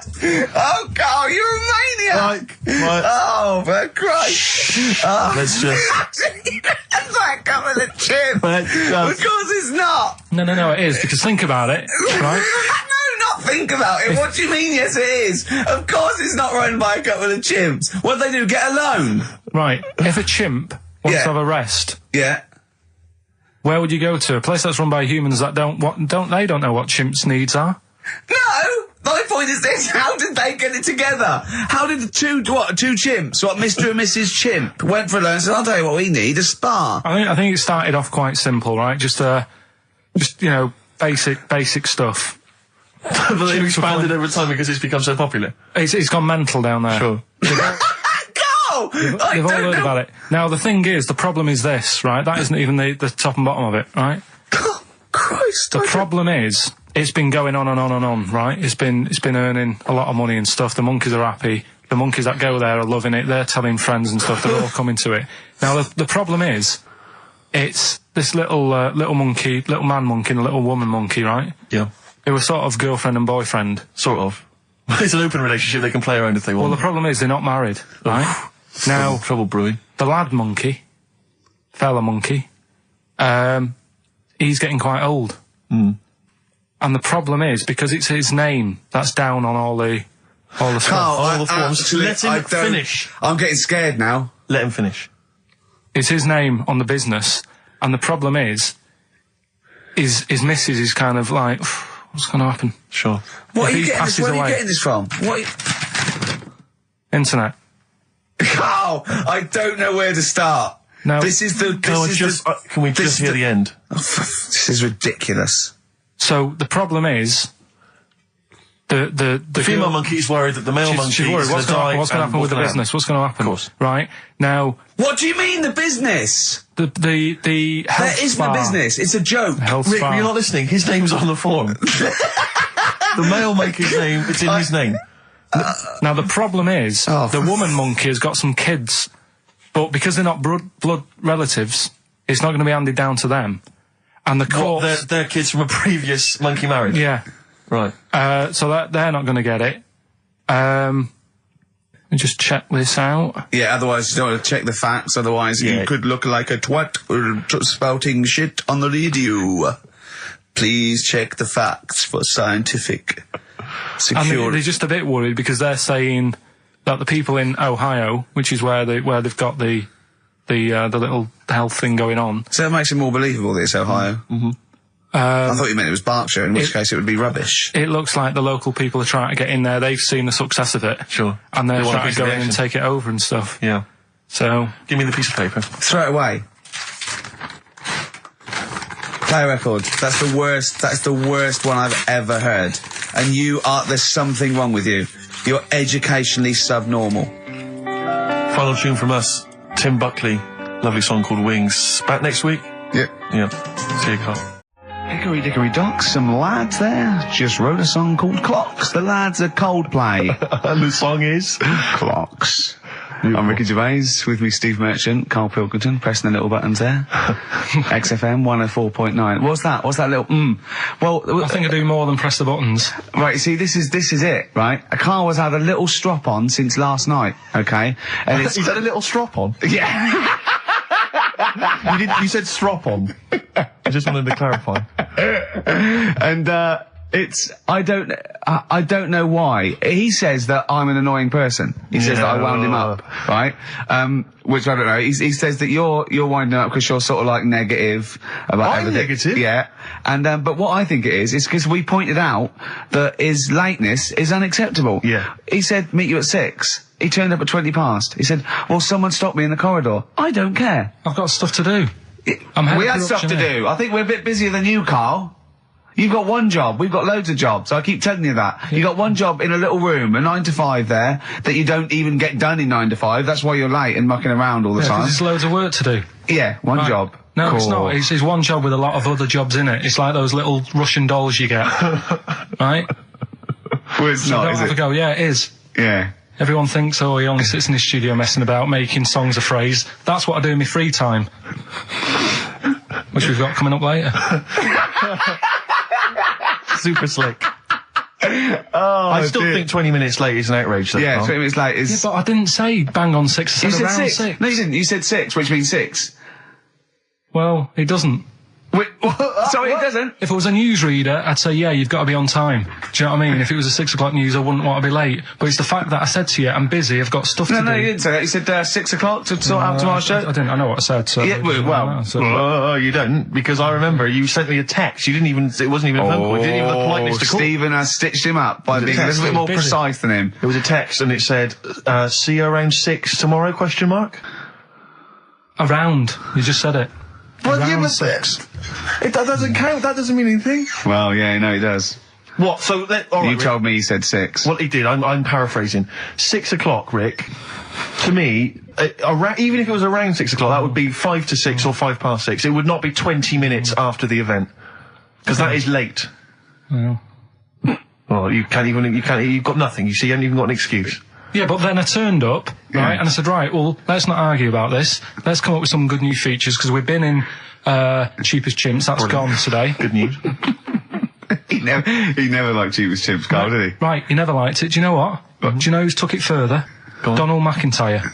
What? He's doing a programme, Cheap as Chimps. No, he's not. doing The channel. Well, we'll see. Again, I'll prove you right. Again, He's Prove you wrong. not. He's not doing a program Cheap as Chimps, is Yes. he? He's not. What do you mean? I saw a trail on Channel 5 and it was saying You know, Is it 5 or is it about 20 past 5? He's doing this, he's done that, you know, now see him on Channel 5 because he's moved to Channel 5. Right. He's saying first big problem, chimps, you know, the deer and that. And, No, they're not deer. He's getting confused. No, 50 odd grand for a chimp, and he's saying, you know, he'll look into how much you can get gorilla for. What are, in the name of God, are you talking about? We'll talk about that later. But I don't know. What? I'm just saying that's another idea. And then, so go on, you got off. This is why you never get stuff done and you're late. You got off the point. You were talking about arriving late. Yeah, I know, but I'm just saying to you now, I turned up late, so I said, right, well, let's not argue. Yeah. I said, let's do some stuff. Yeah. You weren't having any of it. I think at one point you were trying to be sick on my leg. I do remember that. Yeah. Why? Just for fun? Yeah. All right. That's when I started getting annoyed. He was very annoyed last night. No, yeah, okay. Yeah, I can see where that could be annoying, but you just got to think, hey, look, so what? It's, you know. Well, I think you rub each other up the wrong way. Yeah. And that's the problem. well, no more cheap as chimps today. Right. Nothing to replace it because we didn't have a chat. Songs of phrase, we're doing that. You can win some stuff. Yeah, we've got the film that we haven't done for the last 2 weeks. The final film, we won't be doing that. Let him down. There's 2 weeks. So you're 2 weeks late on that. Can I just ask, guys, is there going to be some great music? Yeah, well, what I've got about something from the only ones? Yeah. Another planet. Brilliant. Another girl, another planet by the only ones on XFM 104.9. I'm Gervais with me, Stephen Merchant and Karl Pilkington. Karl, cheer up. Come on. There's a war on. Chill out. Yeah. I have to say, you have become increasingly annoying recently, Rick. Who, I think, me? yeah, chiefly, I tell you what it is, I think it's the hot weather. Can I just remind you, when we were in the office recently, we've got a little office that we write in, we work in, and many moons ago, we were doing some work. This was when we were writing the first series of the office, and I was typing away, I was just typing something up we'd written, and I read it back to Ricky, just check he was happy with everything. I was reading it back, and as part of the thing, there was a knock in the script. It said, knock, and so I was acting out for him, and I knocked like this, and I realised he wasn't listening. He was in fact asleep underneath his desk, and I knocked like that as part of reading the stage directions. I knocked. He thought someone was coming in. He leapt up, plunked his head, zipped up, thought someone. I said, Rick, it's not. I'm just acting it out for you. He just wasn't paying attention. He wasn't listening. And can I just draw in? So recently we're in another office. We're typing away. I look round. He's got his shirt off. It was hot. He's taking his shirt off, right? So he sat there, 41-year-old man, or whatever you are, 40-year-old man, there with his shirt out. Beautiful. I mean, I've seen most parts of your body now, at one point or another. I think from the early days when we used to work at XFM, you started showing me bits of your anatomy, which is something he does to people he likes, friends of his. I'm sure you've seen most of it, Karl. No. And so, That's our relationship. Go he on. was sat there, and there was a knock at the door because we'd asked someone who worked in the building to bring us something, and so I had to delay it by sort of not opening the door so he could get his shirt back on. Yeah. So he was running around trying to get his shirt back on. So What would they have thought? What would they have thought? they'd have walked in, he'd have just been sat there, stripped to the waist. Didn't they sort of think, hang on, what's going on? Look through the keyhole. No. Well, it was ludicrous because as they came in, he was flustered and he kind of was just leaning against the window, just looking like. I often stand here with my shirt back to front. I was getting like Bernard Manning. You see Bernard Manning, whenever he goes into the house, he has to go upstairs to take his trousers off. I'd love that. The fact that in your house, you've just got your pants and your vest on. That's what you want to do. Yeah, but it's all the time. It's not just, I mean, you haven't done that with me, taking your clothes off and that yet. But, like, last night we were sat in the pub and I was saying, right, let's not even worry about new features then. Let's get the current ones, going. Like Getting what? Good. Like, the one that I was trying to work out, the cheeky freak of the week. Think of that! Yeah, but I was Think of saying, that, though, as a normal conversation. yeah, but I'd looked online, right? I didn't find that much. I found, actually, I'll tell you what I found later. Brilliant. We're looking for them, right? And then at one point, I think you said to me, go and, what about the Guinness Book of Records? Yeah, they'll have, like, the best freak in the world or whatever. Yeah, ever. So I said, yeah, bring one in. Now, you've got one at home. Yeah, I've got a But you couple. couldn't be bothered carrying that in today, so I had to go out of the pub that I was at, Yeah. nip into Borders, Yeah. buy a Guinness Book of Records, Yeah. out of my own money, $18.99, Yeah. bring it back, and then you said, I don't know if I want to do this feature. So it cost me 20 quid for that. I had to buy a video for Silence of the Lambs film clip. I'm actually out of pocket at the end of this. But do you want to work with me is the thing. If you want to work with, people would pay that sort of money to work with me, Karl. You're a lucky bloke. Think how many people think, oh, Karl, he gets to drink and sit. Yeah. Well, you making a cup of tea and I surprised, didn't I? Little surprises. You know, last night, do you know when I left the pub in a bit of a mood because I just fed up with not getting anything done? Yeah. Walking down the road, I was thinking, how can I get out of this? How can I stop having to work with them?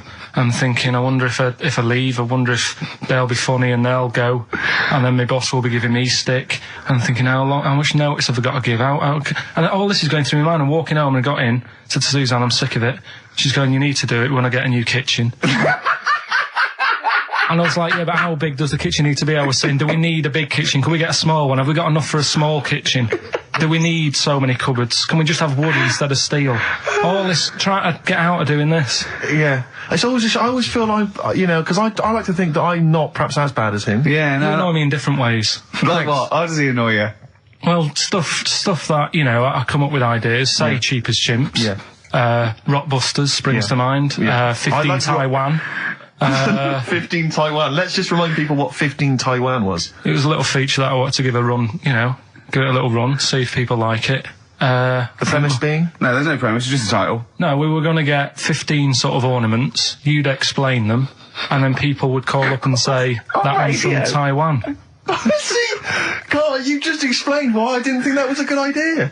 Yeah, By explaining the good... No, you know, the funny thing is, Steve, right, I was walking down Regent Street on Monday, walked past one of these big stores, right, and they've got all famous quotes on the windows, right, and one of them was something like, an absurd idea is often a great idea. Yeah. Do you know who said that? Go on. Einstein. Yes. Which made me wonder, if you were his mate, would he ever have done E equals MC squared? Or would you have said, don't bother with that, it's not going to work? Because that's all you seem to do, everything I come up with, you put down. Yeah. Well, that's one thing, he's negative, right? I don't know why he is. What else? He messes me about, I get him concert tickets for stuff, and you say, oh, I didn't bother going. Yeah. That is annoying. You come in, with, you know, 5 minutes to go with tracks that need editing. Yeah. The little bag, that bag that was free. Yeah, you got a free bag today, an XFM little rucksack thing. Yeah. You were like, oh, what's this rubbish? Yeah. Ricky said, I'll have it, they're great. He said, no, I want it. Yeah. Well, it was free, I needed it. I'll give that as a gift or something. So, I mean, I think on reflection, Steve is probably a little bit more annoying than me. I won't go that far. You are annoying. If I had to go away for a week somewhere, if it was a quiet place... Well, you are again, aren't you? That's 2 holidays you had this year, I mean. If it was a busy place, I'd probably go with you, because people, do you know what I mean, staring at me all the time and that, if I'm walking around with Steve. No, I'm just... Can I draw up a list of reasons I don't like you, Karl? Just being honest. What? I'll tell you, because the list of reasons I don't like you is incredibly long and getting longer. Just saying. Do you want another slap? There's a star. Ash, XFM 104.9, Ricky Gervais, Steve Merchant, Karl Pilkington. Karl. Alright, let's start again. Yeah? I'm going to be the same, but let's start again. So what I mean is stop being grumpy and let me carry on being annoying. Because Steve's not going to change. He's not going to suddenly start going, you know what, Karl? I think your ideas are really good. Do you know what I mean? Remember when he came up with that idea, that game show idea? And you went, well, it's not an idea, Karl. And he came to me, he said, oh, I've had it with Steve. What was it? He went, how did The Office ever get on telly? Well, what was the idea again, in summary? I don't want to talk about it on air because someone will nick it. No, they won't. They will. Donald McIntyre's already got Cheap as Chimps. I bet they're in the making of Rockbusters as we speak. Yeah. So I'm not going to tell you any more about it. Bob Oldness is probably nicking that idea. Exactly. Well, cheeky little... Right. Song's a phrase coming soon. Is it? Yeah. Yeah, what is it this week? What's the phrase? We're, remember the story I told you ages ago about my neighbour having a horse in their house? Oh, yeah. Having a horse. What's happened with that? Lenny Henry doing it as a series? So, and people nicking your ideas left, right and centre? Well, that's the phrase we'll be using anyway. What? My neighbour had a horse in her house. How many words is that? 6. My neighbour had... So, there's no grammar either. My neighbour had horse in the house. My neighbour had horse in house. What is the phrase? My neighbour had a horse in her house. Are there any Let's wait till we prepositions? hear Are it. there any prepositions in this sentence? Look, don't judge it beforehand. You see, I'm Okay. turning over a new leaf. I think this is a great idea. I think Karl's a genius, and I look forward to hearing this enormously. Yeah, okay, and I won't be sick on your leg or squeeze your head or make you jump when you're making a cup of tea. Just looking through the Guinness That's Book of still the Records. funniest thing, isn't it? Squeaking at someone when they got a cup of tea. Right. There are a lot of what strike me as seemingly pointless feats. The Guinness Book of Records is right. The Guinness Book of Records is great. I used to love it as a kid. I've had about 10 copies in my life. The last one I bought a couple of years ago, present. It was really good. I love it. I love the real records: tallest, fattest, thinnest, best, fastest, most expensive, biggest, and all that. But the ones that really annoy me are the ones that. The reason these people are in there for it are the only people that tried. What, yeah. Balancing the milk bottle on your head. Most watches eaten. I just found that one. Kim Sung-do from South Korea ate 5 watches, the entire watch with the exception of the wristband, in a time of 1 hour 34 minutes. What do you make of that, Karl? Made him regular. Come on. How did they time him? Most live rattlesnakes held in the mouth. 8 live rattlesnakes held by, it just says an idiot. Yeah, this gives you an idea, Karl. Talking of idiots. Do you want to get into Guinness Book of Records? No. Karl, come on, that'd be brilliant. Wait, look, there's things in there that are just absolutely anyone could do. Like that one in Big Brother, I was watching it, and it was balancing sugar lumps. I want to go. How many people try that? If there's schools around Britain going, listen, we've got to get in the Sugar Lump Award. It's grassroots level. There's not enough kids balancing sugar lumps. How can we compete in the world market? I was looking at it last night, and there was one about the farthest that a dog swam.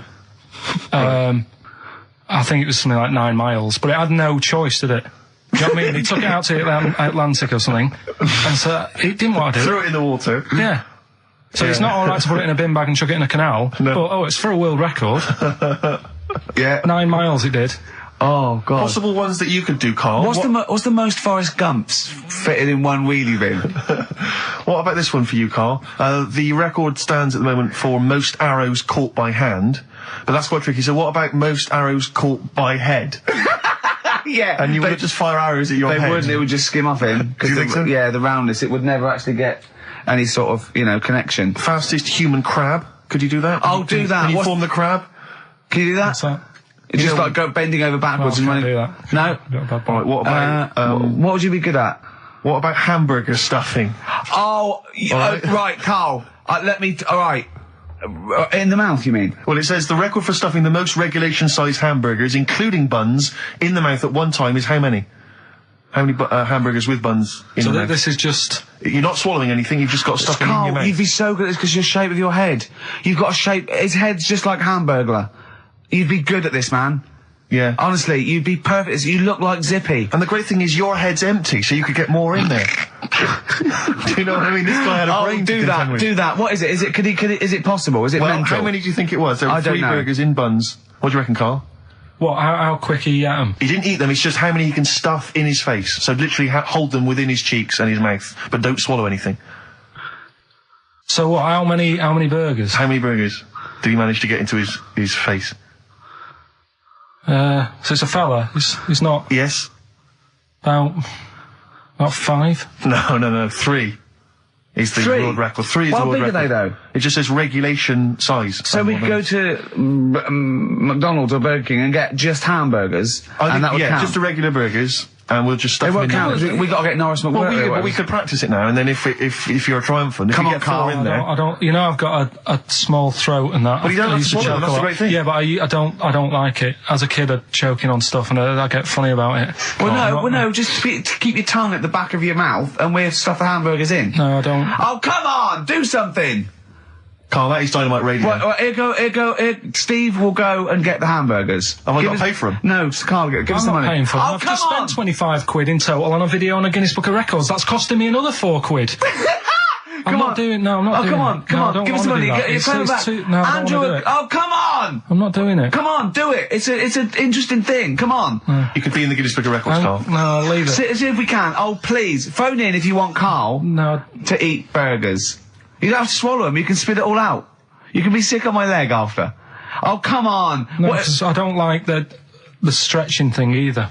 Don't stretch it. It will stretch. I'll be like the little bloody dog on the Winston Churchill ad. Don't swear. Well, I'm just saying, on though. air. I know, but we apologise to the radio authority. Carl is not only swearing, but he's refusing to do things we come up with. But the radio authority will be happy with me stuffing 3 burgers in my face.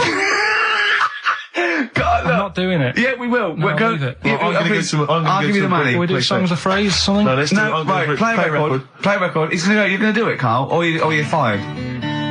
No, actually, he wants that. No, you're gonna do it. Do it. Please do it. It'd be great. Honestly, please do it. What about Please. chicken McNuggets? Meet halfway. No, there's no record for Chicken McNuggets. Well. Mental. So I'm not doing it, Steve. So. You are. Steve, Hello. can you hear me? Yes, can you hear me? Yeah. Where are you? I'm in one of the capital's many burger joints. I'm just about to go up now and order some burgers. Where are you? What are you? Where are you in? I'm in McDonald's in Leicester Square. Oh, right, okay. Yeah. What are you getting? Just get. Hang on a sec, yeah. get Hello to there. the I menu. need to order 5 regular hamburgers, please. If that's all right. Sorry. 5 hamburgers. Yes. You're probably wondering why I'm ordering only 5 hamburgers, aren't you? And let me tell you why. My friend is going to try and break the world record for putting burgers into his fat, stupid face. What do you make of that? Exciting? Yeah. Do you wish him good luck? Yeah. What's your name? Kyle. Tyre? Yeah. Oh, thank you very much, Tyre. I'll try and get Tyre to wish you good luck in a minute, Carl. The coming shortly. 5 should be enough. The world record is what? 3? 3, yeah. Okay, good. I don't know what. Oh, here we go. How much is that? 3.45. 3.45 for 5 hamburgers. It's good, isn't it? It's good value. It is really, isn't it? Really, yeah. I mean, if there's anyone from from McDonald's listening, they probably want to give us some free stuff. I would have thought. I would have thought, right? Would you just wish my friend good luck before you're just on the end of the line there? Just say good luck, Karl. Good luck. All right, then. There you are. That's the people from McDonald's wishing you good luck. Karl, I'll be back shortly with the burgers. Brilliant. Okay. Do you want the pickles left in? M&M. Sing for the moment. On XFM 104.9. I'm Ricky Gervais. With me, Steve Merchant, with 5 little hamburgers. Got 5 burgers here, yep. And so I don't know, how should we begin, Carl? Do you want to just look at the size of these burgers? Look, they can see it on webcam, can't they? They can see us stuffing these burgers into your mouth. And by the way, I'm filming this, Steve. Look, Brilliant. Look, I've got a camcorder. We'll put this on unseen footage on a DVD or something. Or maybe on the website. On the Oh, Karl, what if you break the record? Okay, Carl, I'm coming round now to just monitor this and adjudicate. What's the web? If people want to see this on the webcam, what is it? xfm.co.uk. Right, okay. Hold on. Can I, Steve, I'm can not I do being that? funny. I'm not being funny, right? But I think I have got like a bit of a wheat thing. You've got a bit of a what? A wheat allergy Oh, thing. don't give me that. No, seriously, my head's... I've been eating a lot of shredded wheat recently. And my head's got a bit bigger. Carl, I don't think you can let us down now, mate. So you just got to put that first. No, I can't put that like that in my mouth on its... I've got to break it up. I've got to break it up. Can't break it up. Can't break it up. It doesn't say you can on the rule thing. It does. It It's got to doesn't. be a I whole can't burger. look. I physically can't. Try it. I can't look. I'd have to be Jay Goody to be able to do that. Seriously, look. Try it. Yeah, I know, but you're not approaching it right. That's it. Come on. That's all. Keep going. God, he's not going to do one. Keep going. That's good work. Keep going. How do I get brilliant? Keep pushing. Ease it Keep in. pushing. Ease it Keep in. pushing. Get one in at least. Ease it Get in. one in at least. Get one in. Ease it in. Get one in. Push it. That's one. Let's go for another one. R.E.M. Night Swimming. It's a lovely song, isn't it, Karl? Huh? XFM 104.9, I'm Ricky Gervais, with me, Steve Merchant. Karl, disappointing. You couldn't even get one whole burger in your mouth. I did kind of. Yeah, but there was a bit sticking out. It just looked messy. But you were saying about putting it in whole, and I don't think that's the rule. Okay. It's like you can get more in a suitcase if you put things in properly. So you don't just get all your clothes and chuck them in. So it's about, I reckon you've got to rip it up a bit. Okay, do that then. See how many you can get in. You've got to get in 2. No, just one. No. Well, it's three, I think. Pack it in. What do you do? Pack your cheeks first. Honestly, Steve, my head is swelling a bit because I have got a wheat thing, a wheat allergy. That'd be good then, there'd be more room. Right, okay, look, Karl so is now just sticking it in his cheek. Yeah. Don't eat any. You can't swallow any. It's like a hamster. You got to work it like a hamster. Yeah, stick it in. Come on. He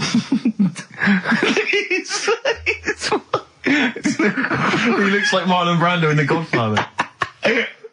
Come on. Don't lose any yet. Right. Pack it in, then use your fingers to pack it in. Come on. Wedge it in. Like you're grating the bath. I can't do this either. Keep going, keep going! Keep going, don't give up so early!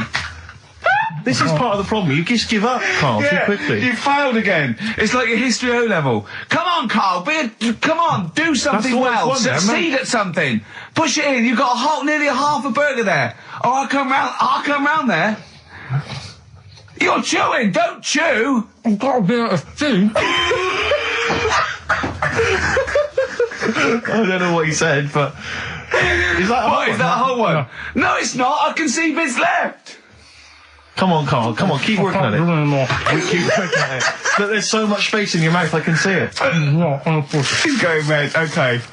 Okay, we'll do another one. We'll do another one. That one then. We're doing a... Oh, are you alright? Are you going to be sick? Are you alright? Alright? Oh, God, should we play a record? He's making my eyes water now. Okay, I'll find a different one for you. Find a different one for What him. about most grapes eaten in 3 minutes? I'll go. Do you want to do that? Grapes are easy, aren't they? That's easy. Great. Come on, grapes are easy. New single from Jesse Mailing, that's called Wendy. White Stripes, Seven Nation Army, that jumped twice. I apologise for that. You're the producer, Karl. Yeah. It jumped twice. Well, it's not my fault if people are slipping around because the burger's on the floor. You're trying to squeeze my head when the song's playing. What difference does that make? Well, anyway. Right. Don't take any. Right. I've just got some grapes there. We've counted them out. What's the record then? Okay, well, the most grapes eaten in 3 minutes, you've got 3 minutes, Karl, and you've got to beat Matt Hand from the UK, who consumed a total of 133 grapes in 3 minutes on the 8th of November 2001. Right, there's 150 So 150 in there. Right. Okay. So you've got 3 minutes. What are the rules? The rules You just are... got to eat them and swallow them. And it's like Cool and Luke, right? You got to just stuff them in and don't choke, because I got worried with the burger. That's a good advert for McDonald's, isn't it? Not only was I impressed by the cheapness of them, but he couldn't even get one in his mouth. Yeah. So, value for money there. Maybe they'd like to send us some free stuff. Yeah, free or just money. Any some money would be good. Next week, Karl, you're eating Sony Walkmans. That's right. Yeah. Available for... Right. Right, Karl. Right, I think this is going to be good, right? What we're going to do, right? We've got Song 2 by Blur set up. We know that's 2 minutes, so you can play that, because that'd be boring radio hearing Karl choke, wouldn't it, for 3 minutes? Exactly. So, when I say go, Karl, right, I'm going to go right on the minute, right? You've got to have a handful of grapes, and you've got to press Song 2 by Blur. When we come back, you'll be stuffing your face. Hold on. You don't ever do that. How can you work the buttons? I can do that. No, I don't think you can. You cannot touch the grapes until the opening note Yeah, of but Song hold 2 on. begins. When the Blur 2's, when Song 2 stops, can we just push up the fader so because you'll be stuffing Don't worry, your face. we're almost. Let's go. If we go. Okay. Any second now. Okay, right. You're Okay, ready, 3, 2, 1, go! And he's off. It's good work from Karl there. He's approaching it cautiously to begin with. Cautiously. And he's keeping Well, let's just, just keeping people up. Come on, don't make him laugh. He's choking. He's choking. Oh, Karl! Quick! Keep going, Karl. Come on! Come on! What happened? Did he just throw up? No! Don't make him laugh! Oh, Come on! we can make wine. Come on, Karl. You're doing so well, Karl. mate. I want to go. Come on. Only. Why are you making him laugh? That was a world record attempt. Well, he's over the... Keep going. Come on! You got 25 seconds. Come on. Oh, I think that was a shame actually, because you were doing well, but something went wrong. I know. And I think those are bigger grapes than the ones I've seen before. They're quite big grapes. Look at his face. He looks so despondent. Come on, Karl. 8 seconds. Just a few more. 5. Come on. What's the matter? 2, 1. It's all over, Karl. It's all over. Better count how many you did. Just you can get good at this. We can get good at this over the weeks. I think that was a fairly pitiful attempt, actually. I really thought he had It's interesting, actually. These are harder records than you might think. Yeah, I know. 6, 8, 10. How do you feel after that record-breaking attempt? Not happy with that. What are you not happy about? The fella who did it, was he in hospital and just had loads of grapes? I was bored. I'm sure he wasn't producing a radio programme, that's for sure. Well, to be fair, neither are you. What was tricky about it? What did you find hard? I think having Ricky standing over me, sort of shouting, "Go on!" isn't normal. No. But that wasn't... He hasn't eaten any! Hold on, that's 50 left. That's quite a poor attempt then, by the seam of it. Would you think about trying to maybe do that again in a couple of weeks? Would you do some practice and try that again? No, leave it for the experts. And I noticed a tricky point, maybe sort of when you had about 50 seconds to go, you seemed to be spewing things into the bin. What was that? Again, mainly Ricky standing over me. 88. He's got 88 left. Okay, so what's the mental arithmetic there? Because we put how many in? It was 150 in the thing, wasn't it? What did I say? What did I say I had left? Well, I'm not doing it again. 88. So you had 88 left. So 62. God, you're only at 62. What's the matter with you, Karl? There's people start you at 62. That is rubbish. That's disappointment. Let's leave that. So you failed on 2 world record attempts there. 62, and the record's that is rubbish. What were you doing? Oh yeah, but like I said, I've got a small throat. I can't drink a drink quick. Ever since the Mr. Freeze Pops when I was 6, that I nearly choked on, I nearly died on. I can't go back. It'd be like asking, I don't know, someone who got run over to play Frogger or something. What's Frogger? What, you mean real life computer game? Well, just a computer game brings back memories, doesn't it? And I can't do that. What's Frogger? Does Frogger get run over? Yeah. It's a little frog. It has to run across a busy road. Do you know who he reminded me of? Apart from Hamburglar and Zippy and all that. When he was mentioning those grapes, because the shape of his head, it looked like a game of Pac-Man. Yeah. It did, as he was getting to him, it looked like... We should have had that music. It looked just like it. Oh, God. Do you remember there was a board game version of Pac-Man? Was there? I mean, the only thing that Pac-Man had was the fact that it was on a computer and it was a little face eating things. But imagine that as a board game. But there's board games of, like, things that you don't need board games for. Yeah. It's like, there's board games of charades. Do you know what? You don't need that. It's like parlour games. Board games of let's watch the telly. Yeah. Let's play sit around. And it's all like 1999. You don't need it. New from Mattel, a stick. Simply run along, clanking it against a fence or a metal grate. It's fence stick. And a picture of it. Oh, Nan, that's my stick. I'll tell you That's what. my fence stick. Do you know I saw in a shot recently the board game of Cold Feet, the TV show. That is a winner. You are John Thompson. Yeah. Go back. Yeah. It's a good game. Drink 8 pints. Go on. Songs of phrase. Songs of phrase, nicely done. Right, we'll get this going. How do you feel, Karl? Yeah, all Again, right, all disappointment. right. Disappointment probably to your family and friends. Well, I don't think they'll be that gutted, to be honest. Right, songs of phrase. Well, Karl, why don't we beg you to come back with songs of phrase? Because it's a big tease. People love that. Yeah. It's one of the hot new We've got quizzes. one more thing for you to eat. No, I'm not doing any more of it. Seriously. Play a song? Right, songs of phrase next. Right. That was rubbish, that half hour. Rubbish. That's great. Roots. The Seed, XFM 104.9. I bet that is a record. Eating grapes whilst DJing. Possibly. I'm assuming if there's any listeners out there that have a record-breaking attempt they'd like to see Karl undertake in future weeks, they should email in. I think Jono's got that one. Right, what have we got then? That's that. Right. That's the silliness aside now. Let's get on with the proper show. Right, songs of phrase. Yeah, let's do that. On to the classy stuff. Yeah. Do you want to do the prizes first? Right, now then, where are they? Here they are. I haven't seen these, but I'm excited as ever. Alright, we have a t-shirt there, arbitrary t-shirt that you have probably stolen off of someone. What does it say? Is it the Red Hot Chili Peppers? So that's right. that's not too bad. It's a big t-shirt there. On DVD, should you be giving this away? This looks like it's the film Don't Say a Word. Yeah. And it's, it doesn't have all the proper packaging. It's literally the disc, the DVD disc, just loose. So enjoy that. The current album from Oasis, Heathen Chemistry, DVD, on DVD, The Life of Mammals, the complete series, the David Attenborough recent DVD, that. Walking with Cavemen, which I think is a DVD, it's currently on TV, isn't it? And, Well, there you go. And also the X-List, which is a good new compilation, double CD compilation from XFM with loads of stuff on there, including Nerd, Snoop Doggy Dogg, Athlete, all sorts.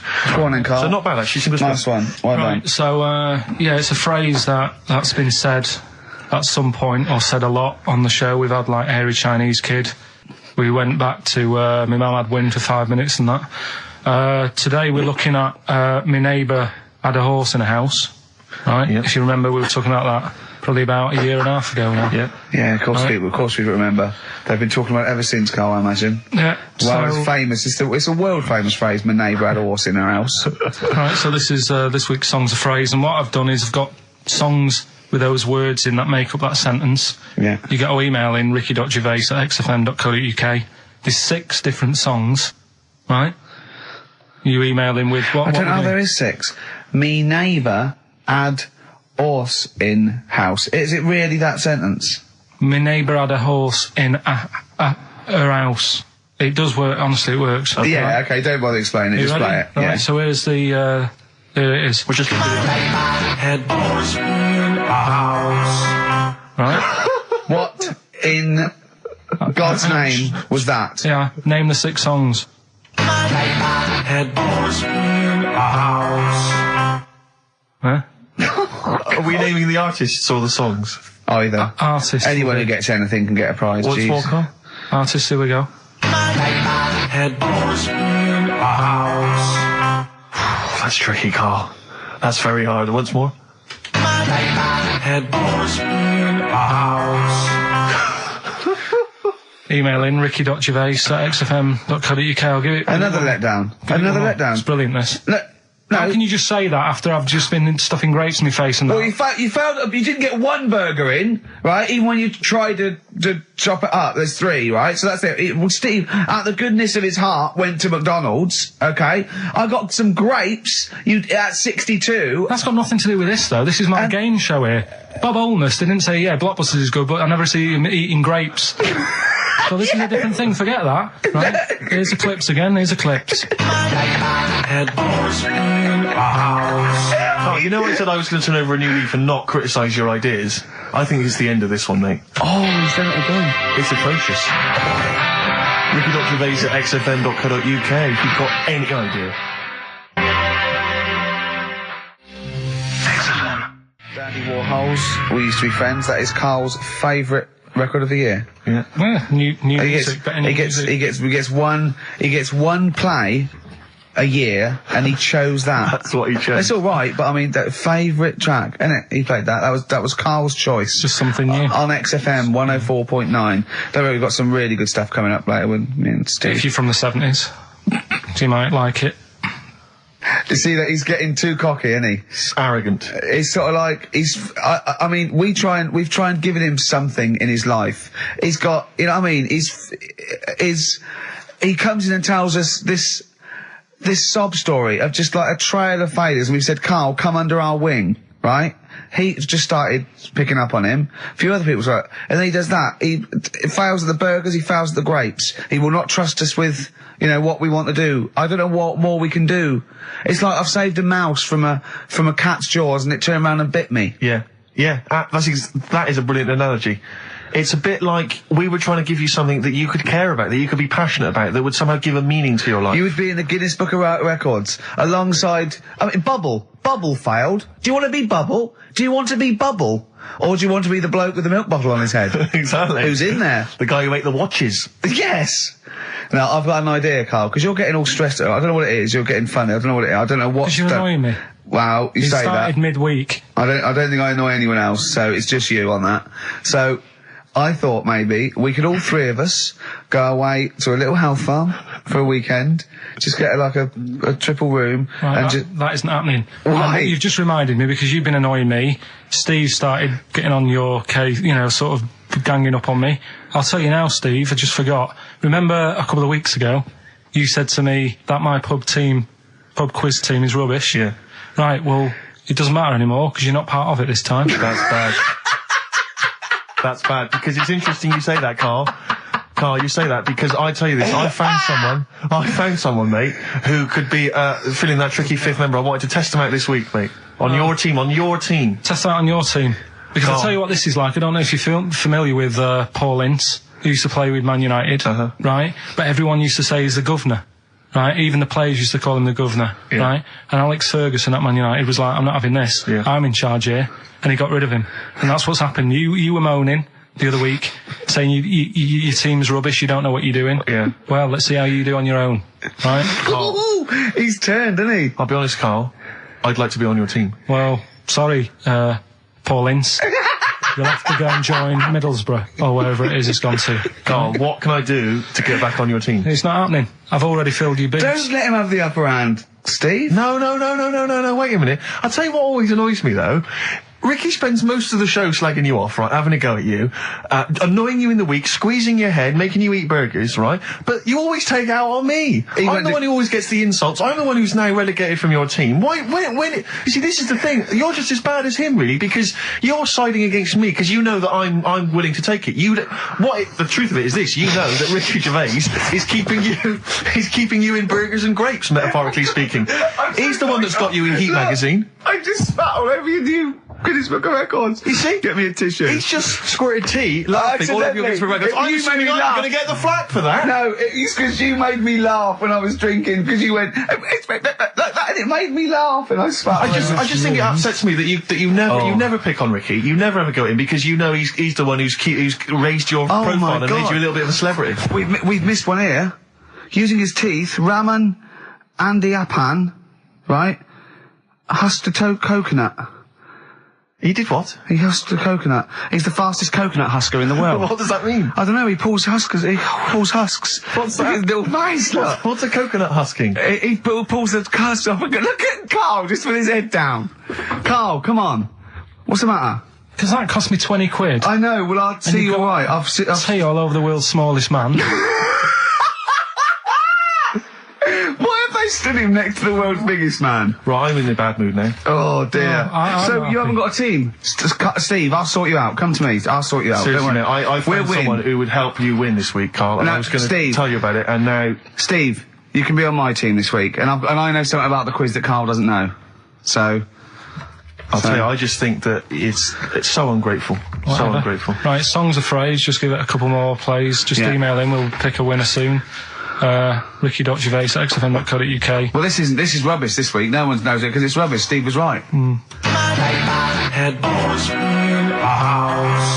There's 6 songs there, so if you know what they are, just... That's the end of that, I think. That's the end of Songs of Phrase. Email in. I think. We've got none there. No. That's the last week for that. That is rubbish. Well, why don't you give us some monkey news? Is it monkey news time?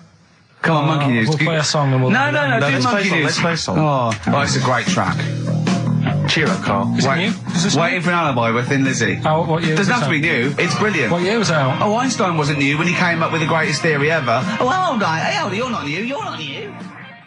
Waiting for an Alibi by Thin Lizzy on XFM 104.9. Right, okay, this is, with all the trauma in the world, I thought we'd come on a little bit, and he's just brought it right down, little mank twat, whinges. No, but I mean, do you know what I mean? He's had a go at you, he's thrown you off his team. I'm devastated by that. That was the one thing I was looking forward to this week. To be fair, you were looking forward to telling him you were taking over the team, so it's sort of poetic justice. It has blown up in your face, to be fair. True, I was trying to squeeze him out of his own company. Yeah, you were going to try and get him out of his team. Yeah, well, it was a hostile takeover, and they clubbed together. To be honest with you, there's normally 3 regulars on his team. I got 2 of them on my side, one of which is his girlfriend. So I only had to work on him to try and get him to resign, and we'd have been away. Still. You know, we should give the prizes away. Yeah, well, this has been dreadful. This thing. We started off well with him trying to force burgers in his mouth, and then he come up with this tact. I mean, this is the end of this, because it's. I mean, it was shoddy to start with. No little duo couple. Well, this is not only. Well, I'm just saying. This is what I was saying in the pub yesterday when you tried to be sick on my leg. I was saying, come up with new ideas if you don't like them, but you diss them on air. Well, it's just disappointing, isn't it? Right. What's that? I was disappointed when I was choking before. We were disappointed as well. Yeah, you didn't try. You didn't try with the grapes. You were just like chewing on that. You meant to just throw them in and swallow them. Songs of phrase. It was 6 songs. It sounded like this. Boring. Right, what are they? Just give you 6 answers. songs there. We had Lionel Richie, My Destiny, for My. Tricky. Neighbour. Oh, that's XFM. Ooh. My Neighbour was Space. Neighbourhood. Had Harry Connick Jr. Had to Be You. Yeah. Right. Had a Neighbour had a horse. From America. America, We had a horse. In was Lisa Stansfield with Pathetic. In All the Right Places. Oh, pathetic. Did anyone get that? And No a house one got that. Animals. So that was pointless. All right. Well, the most anyone got was 3, and we're going to give it to Deborah, and that's possibly Deborah and Kate. They got at least 3 of those. So well done. Okay, well done. Yeah, there's prizes on the way. That's the end of that. So that's the no cheapest chimps, none of that anymore. What have you got left? You got the film to do? Let's see what you've done with the film. Hang on, I'd love to have some monkey news though. Go on then. Got any monkey news? Yeah, got some monkey news. Come on then. No, Rick, come on, cheer up. Well, it's just sort of like he moans that he's got too much time on his hands, and he comes up with that Okay. shite. Monkey news, the jingle, please. Oh, chimpanzee, that monkey news. Okay, There's been quite a lot of stuff going on. There was a few bits in that Guinness Book of Records book that cost me 20 quid. Yeah, well, that's not news, is it? They printed that probably last September. No, so that's there's one in there. new music, new monkey news from last September. You're a lord. Come on. Waster. Please, Ricky, monkey news. Right, there was this monkey in a zoo in Brazil. Right. And there's a little man monkey, a little woman monkey. And You're a scientist, aren't you? Go on. And they said the people in charge were like, oh, wouldn't it be good if they had kids? Brilliant. Right. So anyway, the chimps used to stand sort of, they'd have their little caves each, and they used to sort of lean on the fence having a bit of a chat and stuff with each other. Right? With a chat, go on. Well, just gossiping, gossiping. The equivalent sort of thing. Yeah. So anyway, they were getting on a storm, and like the zookeepers were like, Did you hear that cheapest chimps this week? I thought it was fascinating. Yeah, just gossiping, I understand. So, what's any monkey news? I don't know, let's tune in. What was some monkey news this week? Come on. It was from last September. So there was stood there having a chat, and the zookeepers were like, I wonder if they're ever gonna, have kids and that. Yeah. Anyway, it went on for ages, this just chatting, no sort of action. Blimey. So what the zookeepers did was, they said, I know, they'll have kids. Are we letting that go? They were just chatting. Are we just letting that go? We're letting it You know go. what I mean? Just doing whatever monkeys do. Okay. Right? So the zookeepers were like, yeah, I wonder when they're gonna, have some kids. Yeah. Anyway, what they decided to do, to sort of do to egg them on, bought one of them a suit, one a wedding dress. Right. Keep going. No, I'm not having it. Shut up, Gervais. Fade him down if he's going to interrupt. I want to hear the rest of this. They got married. So they got married? Yeah, they got married. Right. What? That's the end of it. This is why I don't. Right. That's the end of monkey news. That's the end of monkey news. Don't do that again. You've got no features left. Why don't you like that? Well, it's not a story. It's about 2 chimps chatting, which doesn't happen. The zookeeper's going, I wonder if they're going to ever have kids. Egg them on. They got married. That's the end of the story. What are you talking about? Hang on, just calm down. Let me just check that you didn't make a mistake there and didn't lose out. What do you mean you didn't make a mistake? Wait a minute, he may have just left out a fundamental piece of information. What, the story? That would have made it into a story. Right. Let me just check the facts. So they bought them wedding outfits. They were married. Did they propose to each other, or were they just forcibly Don't married? encourage him. Just forced onto And it. then what was the outcome? Once they got married, what happened? They fell in love? Yeah. What? Whoa. It's not a marriage, Karl. Be quiet. It's not a real marriage. I don't know what you've got in your head. It's like the head of Homer Simpson. I'd go in there and there'd be a wedding reception and there'd be a couple of fights and they'd be talking about stuff. They got married. They fell in love. Did they have children? They're not back off the honeymoon yet. Play a record. You got no features left. You got 1 feature left and come back to film. Satisfaction, new single. Yeah, XFM, quick, play it. Right, we've waited 3 weeks. We are going to play it. I don't care whether we're late. We were late in because there was news. So, play it. Which film are you in this week? Looking at Silence of the Lambs. Right, play it. Just play it. Have we got a question? Well, No, come on, who the question cares? after. Who cares? Should Karl carry on? Play it. Right, Silence of the Lambs. The bit where Jodie Foster is having a chat. Good evening, Clarice. Right. Just thought I'd come and see you. How very thoughtful. Don't mind me popping in though, do you? It's just no one else is interested in the sort of things I like talking about. People will say we're in love. Well, say what they want. Did you hear the show last week? We were talking about gay people, if they should have their own toilets or not and stuff. That was good. Yeah, it was all right, wasn't it? Got a good debate going.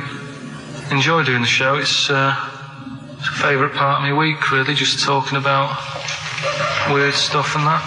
Oh, Clarice, your problem is you need to get more fun out of life. I have a lot of fun in my life. You know, come and see you and spend a lot of time on the internet looking up weird stuff. We're reading something about a hairy Chinese kid. There's another thing, there's a fella who, no arms and legs, is known as a pillar man. Everything you need to find him is right there in those pages. Bizarre magazine. Yeah, I get this. The hairy Chinese kid, what annoys me is he could sort it out. He could just have a shave, couldn't he? Do you know what I mean? No, he cuts. Does he? Well, use some like EMAC stuff. Yeah, don't be getting funny with me, just because you're in a bit of a mood, right? You know you shouldn't eat people. Your eyes are bigger than your belly, I've always said that, so I'll see you later. Interesting. Atmospheric, moody, and the question is... okay, here, how about this? How many films have been made featuring the character Hannibal Lecter? How many films have been made? They haven't got time to phone in now, have they? No, they can email in, they'll have time. Do you care? I don't care. No, exactly. Ricky.Gervais, xfm.co.uk, if you can be bothered. If you're interested in what, and you want a $4.99 copy on VHS of Silence of the Lambs. He's dissing that as well, Karl. What do you think of that? Bit annoying, but that's it for this week. But remember what happened when... No, it's not. It's 9 minutes to 3. How can that... Tell him, Steve. No. How can that be it? It's 9 minutes to 3. What's he doing? Is he playing a record? Karl, what can I do to get back on your quiz team? You're not... Right. Songbird Oasis, right. Send Karl a little present. Send him some essential oils or something, or, a little lavender pillow, or just a little message. Send him a little message. Tell him it's all worth it. He's getting all grumpy, aren't you? I just get sick of it, that's all. It's not worth it for going through the stress for 30 quid every Saturday. You lying little... You'd get more than 30 quid. Oh, not much more. Anyway, Steve, who's the winner? The winner is Mike McNulty. He correctly answered the fact that there were 4 films featuring Hannibal Lecter. There's a downer now, isn't there? There's a downer. I think it was you, actually. I mean, I don't know, Karl. It's not like I'm just trying to win myself a place on your team, but I actually felt that Ricky was really I gave him grapes. I thought Ricky was discourteous, if that's a word. I thought he was rude, aggressive, unpleasant. As one person emailed in, a dickhead. So, someone also said you were fat and talentless. I don't like those emailers who do that sort of thing, but one of them said you were really, really annoying. Well, cheers for that, but you're still not on the team. They didn't like what you were wearing. So, back next week. What did he say? He went, cheers for that. Okay, the film review. Gladiator. It's alright. Nothing great. It's like an old, sort of an old version of Rocky done in the olden days, really. Right. A bloke fighting other people. Sure. How sort of well known is the story? Do you reckon people know the basics? Well, just very quickly, just do the plot. Quickly.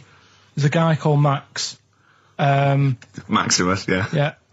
There's Caesar, and there's Caesar's kid, and Max goes to war, sort of wins it, comes back. Caesar says, you're good at what you do. I wish my son was as good as you. So I want you to be in charge when I die. His kid finds out, a bit annoyed about it, kills his dad, because he don't want anyone to hear that he said that he wants him to be in charge. Yeah. So his kid gets in charge and thinks, I'll show you. You're not going to be a king. I am. You're going to be a slave or something. And then next thing you see is... Sorry, can I just stop there? My only thought is the film's 3 hours long, so maybe we should go through the whole plot. We've done the first 10 minutes, but go on. So, yeah, he's a slave and then... Yeah, but then, that was an interesting bit that I thought, right? I mean, I was watching this with a girlfriend. She was already annoyed because she wanted to watch Friends on E4. Okay. Yeah. It was a good episode as well this week. Was it? Yeah. Don't tell her that. Okay. Right, so she was annoyed and she said, come on then, put it on. And I got it wrong straight away because it says on the back 149, so I thought that was an hour and 49 minutes. It turned out it was 149. No, I thought it was 1 hour 49. Yeah. But it was 149 minutes. Sure. So it overran anyway. By 40 minutes. Yeah. People got sick of him and they said, oh, we'll have to get rid of him. So they tried to, he loved cakes as well as women. Okay. So they said, let's poison a cake. And they poisoned a load of Easier than poisoning a woman, wouldn't it? And he had these cakes, and it just didn't kill him, and they were like, God, what's going on? And they kept giving him more and more cakes, and... He was suspicious. And that didn't work, so the fella said, that's it, I'm going to shoot him. So... They were like, you know, I'd be there sort of punching people in the arm. That's a great game. Oh, I love that, punch people in the arm. Is that part of the Olympics now? it's I think it was exhibition this year. Right. But it's going to be a pro next year. It's going to be the Winter Olympics because you've got to do it in just a cap sleeve shirt in winter. Yeah. So you're playing that? She, but whilst I But she didn't appreciate that. She used to go, ow! No, I always think whilst I was doing that, they were like the Charlie's Angels and they'd be sorting out a mission somewhere. Because they were really like, there was something about them that you thought, you know, they're special. They were private detectives. What do it work for a man they never see? Tell us the story. What have you learned? Do you want to ask some questions? No, not really. Just sum it up in a minute. What do you think? Can't do it in a minute. Well, can I ask some questions then? Where was he born? Austria. Tell us about his early life. Right, he was a young lad. Brilliant. What in his early life? Okay. Yeah. What's the name? His mum was his dad's second cousin, which is a bit weird. Yeah, that is weird. They had 5 kids. Steve's going, yeah, it's usually first cousin where I come from. Oh, that's unfair, isn't it? There's no need for that. No. What do you do in your leisure time? I like, you know, going out for food and that. Right. Foraging. What do you mean going out for food? They come have a little hole and go hunting. Yeah. This is Karl. He's hungry. He knows he has to get to the greasy spoon by 11. Wow. Many of Karl's close friends have never made it across this road. There was a zebra crossing installed just for the safety of Karl. Beep, beep, beep, beep, beep, beep, beep, beep, beep. Can I have a bacon butty? And Karl is enjoying his... Wow, but he has to get back. His girlfriend's asked for one as well. She's home with a PlayStation 2. Wow. Oh. We just had a call from someone saying his company would sponsor Karl, right, to be raised by all these balloons if he could have a walk-on part in the office. And we immediately went, oh, we're worried about that sort of thing. You can't really promise that artistic, you know. And I was worried about the legality of it as well. How can you promise someone that for personal gain that's a private and all that sort of stuff, right? And I went, oh, I don't know. And anyway, put the phone down to him and Karl went... I love the fact you're more effing worried about that than me being raised 30 feet in the effing air. You started getting scared, did you? Are you worried about it? Well, you're quite excited about the idea of the challenge, aren't you? I like the idea, but I want, like... Why do you like the idea, Karl? Oh, what if it went all wrong and we're there going, oh, the humanity of it. I think we need Karl to get... he's just... And the rope would pull out my trousers. Oh, no, it's definitely got to be Dr. Fox if that's going to happen. God. Oh, we've got to do this. I both think she's a fine presenter, and I think she'd do very well on it, and I think it's a good move as well. Yeah, but can you just say it's not forever? Isn't it? No, I think she'll become more popular than us. And I think that'll be the end of us, to be honest. Well, she can string a sentence together. I think she'll get lots of PR and everything. And she goes out with Big Boy Slim. Big Boy Slim. Who's, you know... a good DJ. He's a good DJ. And, is her name Zoe Slim now? Yeah. Right. You know, there will be nothing. It's 3 months in it she's taken over for. Is she getting paid the same as us? I don't know. We'll find I out. bet it's a hell of a lot more. I'll go mental. I bet it's good money. It's good money. I'll go mental. A kid used to take a horse into the house. Sorry. Whoa, Yeah. Whoa, Neddy. whoa. Whoa, Neddy. What do you mean a kid used to take a horse into the house?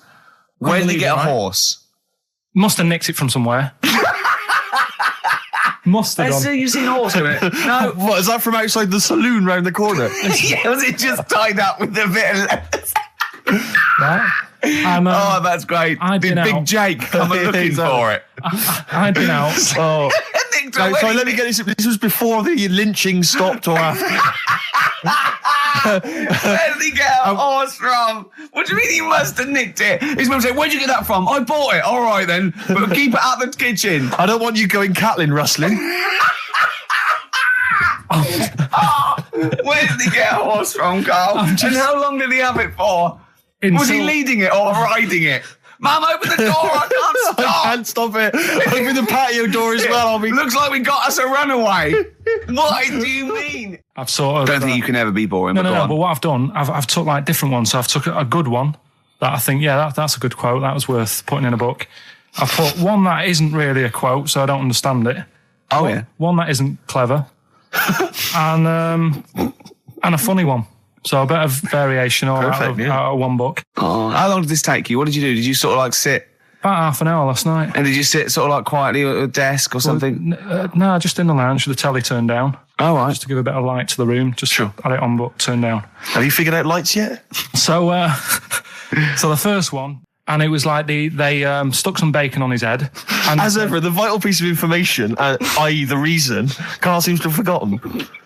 Because the worm was in his body, and they said everyone likes the smell of bacon. Including worms. Again. Even a Vietnamese lake worm. They love Remember bacon. Remember last week when I said about the little fella with the bone with no brain, and you were proved wrong? No. Please. No. We were saying it wasn't a little fella. We were saying it was a stillborn child. It wasn't a little You're fella. changing it now. You weren't having any of it last Right, week. hang on a minute. I'm getting confused. There was a Vietnamese snake that went inside of a soldier. A little like maggot or some sort that you have to get out of your body because it causes problems. Yes, and so in order to get it out of the body, they strapped bacon to his head. Yeah. That is great. This doctor. And did that work? I think so. They had a picture of him smiling. Oh, God, what, the worm or the bloke? The bloke. Oh, dear. Honestly, I hope someone knows the story. And it was about 3 years ago, I reckon. Okay. And, it did work. GI bacon. So this is why the worm burrowed out of his head to get the bacon? Get to the bacon. Right. That's great. When my dad was when he was a taxi driver, Yeah. you used to have to sort of do your bit for the local area. Oh, God. By taking the Forest Gump people to Blackpool. Yeah. Is that what they're called now? The Forrest Gump people? Is that what the organisations that support them asked for them to be referred to? A minibus with life is a box of chocolates.com. Well, Forrest Gump types. It must have been, so you work with these people. The people with learning difficulties. And he used to get 5. Coming home must have been a busman's holiday. So he got 5 of them in the cab. Yeah. And he had to go to Blackpool, and 4 of them were really good, behaving themselves, didn't mess about, weren't fighting and stuff. But there was one who was just causing loads of trouble, and he couldn't control him. Oh, and what you've got to be able to do with people like that, you don't want them to get stressed out because it's not good for them. It stresses them out, and you could end up with a bit. Thanks, Dr. Karl. You could end up with a bit of a riot on your hands. So he thought, I'll nip this one in the bud right now, and he pulled up just on the outskirts of Blackpool. And he took the one out that was causing problems and put it in a wheelie bin. Oh, no. Oh, I'm sorry. I apologise. He did what? Oh, He did it for the good of the others. He put it in a wheelie bin. He was having a good time. He thought it was one of the rides. Can you stop saying it? He had another problem similar to it where he had a little minibus, and it was his job to take a load of old women to the bingo hall, and it was miles away. And he took him there. There was no problem. About 10 old women in a minibus. One of them was causing trouble. So he pulled over it. No, right, so he took him there.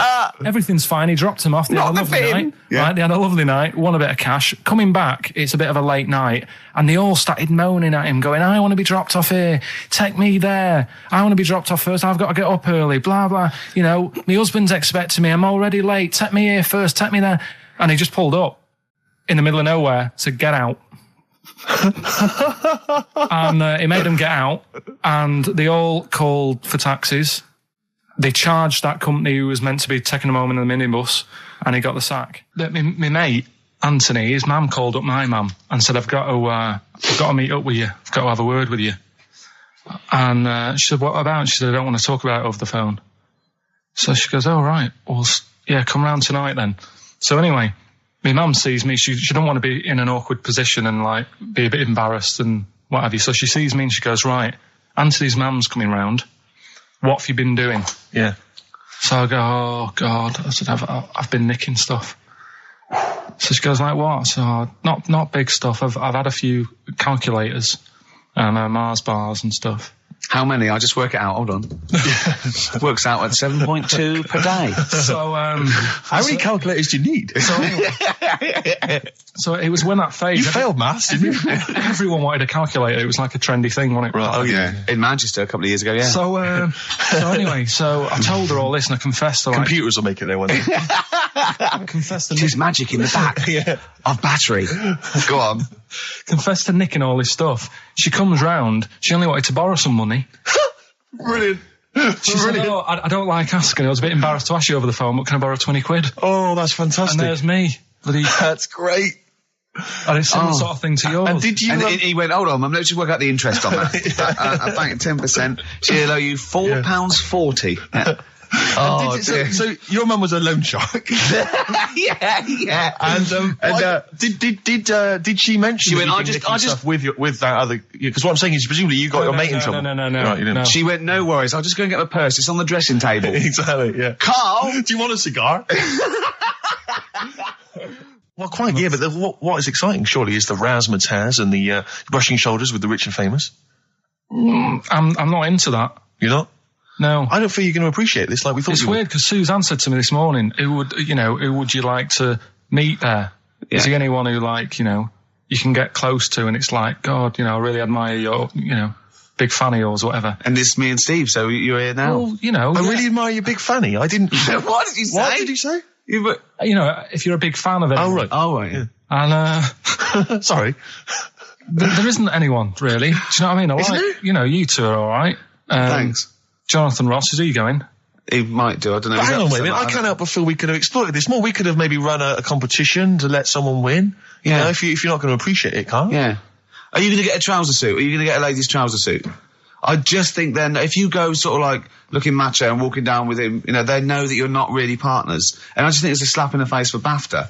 That's true enough. No, it doesn't matter what you wear though. Look at Elton John. Can't you mince a little bit? Can't you at least sort of walk a little bit mincy? Because you've got such a macho sort of mank walk. Elton John's fella doesn't look gay and the stuff he wears and that, does he? Do you know what I mean? It means nothing. No, but that's because Elton's doing the work for him. No, but... by dressing as like some kind of restoration dame. Yeah. Right. Go on then, Karl. Second one then. This is a bit easier, but I still think it's a good one. So this is, we should explain what this is if you've just tuned in. It's one of those stupid lateral thinking problems. That Karl himself has created. Yeah, that was his homework. Right, this one. It's a fella. He has a normal day doing stuff.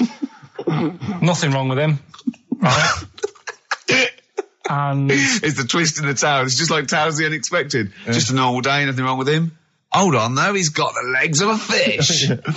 Go on. So that's why he's been hiding his legs. So Go on. He does his normal... legs of a fish. Sorry, Karl, carry on. He has his working day and that, and then he gets a bit tired. Goes to bed. He puts the light on, leaves it on, goes to bed. Oh, that's crazy. That's mental. I can't think what's happened. Anyway, here's Radiohead. Right, okay. What? The question is, why does he put the light on when he's going to bed? He's had a normal day. He's come home from work. Is that right? He's come home from work, or he's not been working? Yeah, he's just been out? No, he's been working and stuff, I think. You think? You've made it up, Karl. You can decide. So the question is, why has he put the light on when he's asleep? There's a reason that he's put the light on when he's asleep. Has he gone to sleep? No, Carl, don't shrug. You're meant to answer these questions.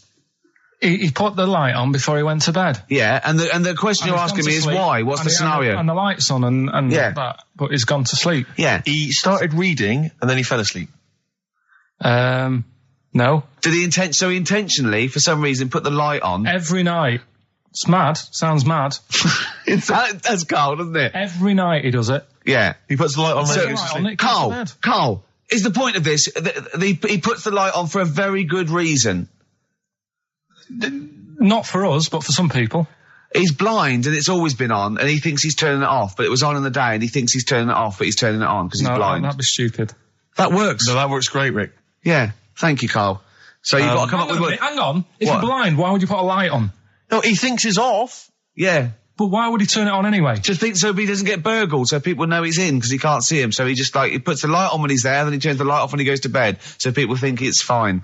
But he's got it out of kilter, and actually he's walking around in the dark all day. I don't believe that if you're blind you turn your light on. I don't think you'd be living on your own, would you? I'm not having that for a second. Do blind people live on their own? I'm not having that for a second. Well, some people do. Lonely blind people live on their own. No, if you got bad eyes. Any of them women? Are there any blind women who are living on their own? Well, never mind your concern for the partially sighted or sight impaired people coming to London. Get on with this. Yeah. So there he is. Yeah. It's like, a bit tired. Yeah. Just put the light on and get to bed. Yeah. So he turns the light on and he goes to bed. Yeah. Oh. Should we play a track? He's not sleeping on the job. He's a lighthouse keeper. Well done. Is he a lighthouse keeper? That's not it, Carl. He's a lighthouse keeper. Right, why wasn't the light on all the time? Because it's light in the day. You idiot. Play a record. What? Play a record. You're a buffoon. No, actually, the light isn't on in the day, is it? No, Rick? it's not. I think you're the buffoon. Yeah. Karl has won! Quickly recap the end there. I almost missed the end. There you go. He's in the attic, right? Yeah. His missus is still downstairs. She's not up there. Okay. Right? He's on his own. And he cleans this lamp, right? Yeah. And this fella appears out of all this smoke, and he's wearing a nice pair of 501s, and he's wearing a shirt, and there you go. What's the song? What song are you thinking of? The lines are going mental. Because it's so easy. Let's play a record, Karl. We'll come back and we'll find out if anyone's got that right. That's a great one, Karl. Really. Right. Did you just come up with that? Literally in the last 10 minutes. Genius. This is genius. Definitely. I mean, if those calls aren't from major TV companies, I don't know. Dynamite stuff. A lot of them are. What's his name's lawyer? Simon Mayer. Simon Mayer. That's my favourite thing I've done for years. Yeah, not bad. That's great. Back to form there. So, okay, line. The lines are going mental just because it's easy. Go on then. So first one to get it, but... Well, it's not that though, Rick. I mean, Karl has just decided to revise the actual rules of the competition. Yeah. So that, we've decided, is very easy. So that's now a qualifier. And so then they have to answer one live. Exactly. So whoever gets that one right can play for big money. Is it a quick one as well? Because some people will lose the will to live. Yeah. Just cut to the chase. And because they've got to qualify now, we're throwing an Office DVD that aren't ready you'll sign yet. that, won't you? Yeah. Yeah. No. That increases value by 42 pence. Right, go on. We'll just go live, yeah? Hello, XFM. Yeah, hi, how's it going? Not too bad. Not too bad. Listen, a very, very quick recap, Karl, if you will, please, for the people listening. Very quick. Right. A man ends up in a loft. Man's, after moving into this house and that, he's in the loft. And he's tidying up. His missus is downstairs doing the kitchen because that needed doing. He's up there. He's cleaning up, emptying the boxes. He finds a little. He rubs a lamp. A fella comes out wearing 501s. What's the song? What's the song, mate? are you talking to me? Yeah. Sorry. Yeah. Well, look, I'm sitting in this bar, right? I'm not ringing up relating to anything that's going on right now. I'm after one of these armbands to go and meet Bowie on Monday. Can you help me out? What? What? Piss off. You can't say that to our public. Yes, I can. What I can't bear is people begging, Rick, on the radio. You know, I can't bear it. Is that the Australian bloke who's got the Bruce Springsteen tickets? Hello, XFM. Hello. Hello. Are you phoning up for an armband? No. Okay, great. Gene Genie, of course it is. Well done. Well done. Right, what's your name? Everyone else can ring off now because this. Well, she might not take the challenge. What's your name? I'm sure she will. Hello? What's your name? Christina. Christina. Right, do you want to take on the challenge? Yeah. Yeah? Right, so this is for... She's already won a couple of CDs. This is for the Office DVD. Right. Okay. Signed by Ricky Gervais. So she said, yeah, it's a nudist speech. So I said, well, why, what? I said, we're all it's all mixed up. Normally on a nudist speech, it's a nudist speech and you don't go wandering on there when you get clothes on and that. So it annoyed me a bit, because there wasn't any signs. So this fella's getting closer. Well, the knob out was a sign. Yeah. Right, so he's getting closer. And he walked past me, it was an old fella. And he walked past and he had a hat on and a little pipe and a big rucksack on his back. Right, so he got me thinking. Not strictly naked. I'm walking along and I'm thinking, right, why do people want to do this? So straight away, I wasn't on holiday anymore, because most of the time when I'm on holiday, I don't think about anything. Right?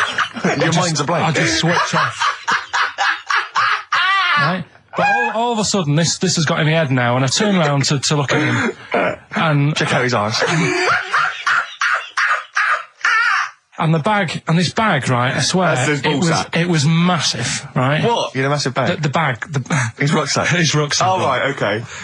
When he said there was an old couple coming towards me, I said, what was lower, the bloke's bollocks or the woman's tits? And he said, well, that was another point. She might as well have worn knickers. Because you know, you can see it. That's what he said to me. So you saw the bag? So it annoyed me, yeah, because the whole idea in it, this is what I think, I mean, I might be wrong, right? Might be wrong. Chances you never have been. You never have been before. Being nudist, right? What's it all about? Because my Auntie Nora, she same thing, pumped her with loads of drugs. She used to have a cabinet next to the bed is like boots. She's got loads of stuff, right? For all sorts of stuff. And, I mean, she's not that old, but she's on loads of stuff, right? She's a bit coked up, is she? She called up my mum once. And, yeah, you told us this. Go on, tell it again. And she said, oh, how are you doing and that? She's all right. Bit worried though. My mum said, why, what's up? She said, I've been breaking wind. So she goes, well, you know. She says, no, but this one is going on and on and on. And she was like, she was like, what do you say? What's like passing wind, farting for 5 minutes. one thing, not like, you know, trumping and then nothing. Yeah. Continuous drone of a fart. I'm eating. Eh? I'm eating. So am I. Carl, you have to carry on. Right, yeah. We're all eating. Crisps, food crisps. So last week, yeah, you were playing your feature, that song, I Shouldn't Switch Off, because I'm enjoying the story. Yeah. And we played Living for the City, only you played the single mix, which doesn't have the entire second act, if you will. Yeah. So, Karl, you've not heard it before. You're excited. Heard it before. You're excited to hear the second act, because as far as you're aware, there was a young guy, he's living with his family, they're fairly impoverished in Mississippi, but, you know, they're happy, they're getting on all right. But you're not even aware that he's moving to the big city. No, it just fades out. Well, that's the city in question. I mean, I've liked this song for, must be, you know, 3 or 4 years, and I've always listened to the single version. I had no idea that I didn't know the full story. So, yeah. It's not, I mean, and I know your attention to detail, you like to know the full story, like, where everything was. Well, the whole idea of the feature is to say, you know, you've got to listen to the song. Where was the lead plate thing? Where was the lead plate thing? That was like a few years back. Where was it? In Britain and Scotland. Yeah. It was a problem all over the world. They had to deal with it. You're making it up now. Is it something you saw in Lord of the Rings? Yeah. Right. So anyway. Yeah. So the Lion and the Witch, Go on. Go on. So far then, what did we learn in this story from We Stevie learned so Wonder? far from Stevie that there's a young lad, he's, as I say, he's got a family, he's fairly happy, except they're very poor, and they struggle to get by, but they're happy and they're doing it anyway. He's moving to the big city. Carl, this is the bit you didn't realise. Just play the track. Okay, here we go. So this is halfway through. This is halfway through the tune now. This is, you've not heard this before, have you? Let's go. Sorry, I accidentally played an episode of Kojak. By mistake. We were going to play a song. Carl, what did you make of that then? Yeah, what's happening there then? Eh? He was living with his family, he was fairly impoverished. He went he's on a moved bus. to the new... bus he was on, was it? Right, so what's your take on it, Carl? After hearing that, what I've worked out by it, the first part that we heard last week, everything's alright, but it's not that great living in Mississippi, right? So he goes, I'm going to go to New York. There's plenty of work there. Yeah. They'll sort of accept me as, you know, and everything. So he goes there, and the weird thing is, he's hardly, like, been in New York for a second. He gets on a bus, all of a sudden some copper's arresting him. He's like, what's going on? And then he's got 10 years. I mean, what you can't hear, because the levels are quite bad. I mean, I work with sound. I can't really hear what's going on. You're criticising Stevie Wonder, I'm sort of guessing that he didn't pay his bus fare or something. And 10 years. He got 10 years for that. I really don't know what was going on. And the last one. Got that one. That's terrible. That's terrible. Okay, quickly. Oh, God. And the last one is that bloke who does. Come on! It's making me laugh. Come on, Karl. Be professional. Right, the last one. Right. I can't do it, it's making me laugh. Oh, come on, I'll come and read them then. No, hang on, Come on, Karl. Right, here we go. They don't do this on Blockbusters on TV, do they? No, come on. That bloke who does sport on telly. He's got a little kid, right? Initials DC. What? Right? I'm completely confused by that. Was that the clue? Yeah, that bloke who does sport on telly. Yeah. He's got a little kid. Initials DC. Okay, is that a band? Or an artist? It's I'm not a cheese. This is a well-known sandwich. Is it? What is it? Is it a band or an artist? So just quickly recap. Okay. It's Come on, Karl. Right, come on. Quick recap. The first one is B. I don't think them birds should be around in this area. Right, that's B. Right. Second one, he doesn't like women yet he's got a few kids. It's a bit weird. That's PD. And the final one, that bloke who does sport on the telly, he's got a little kid. Right. DC. All right, and it's ricky.gervais@xfm.co.uk if you want to enter for Hellraiser. Oh, I'll tell you what, continue to do a little theme of like some old stuff people haven't heard of. If you're under 30, you probably never heard of this band. It's also a new thing I want to introduce. It's Show Up Camfield. Camfield talks the talk, he doesn't walk the walk. He doesn't play some rock classics on his show because he's scared. I'm going to play the tracks that Camfield's too scared to play. This is Kansas and Carry On Your Wayward Son, all right? Kansas, carry on your wayward son. The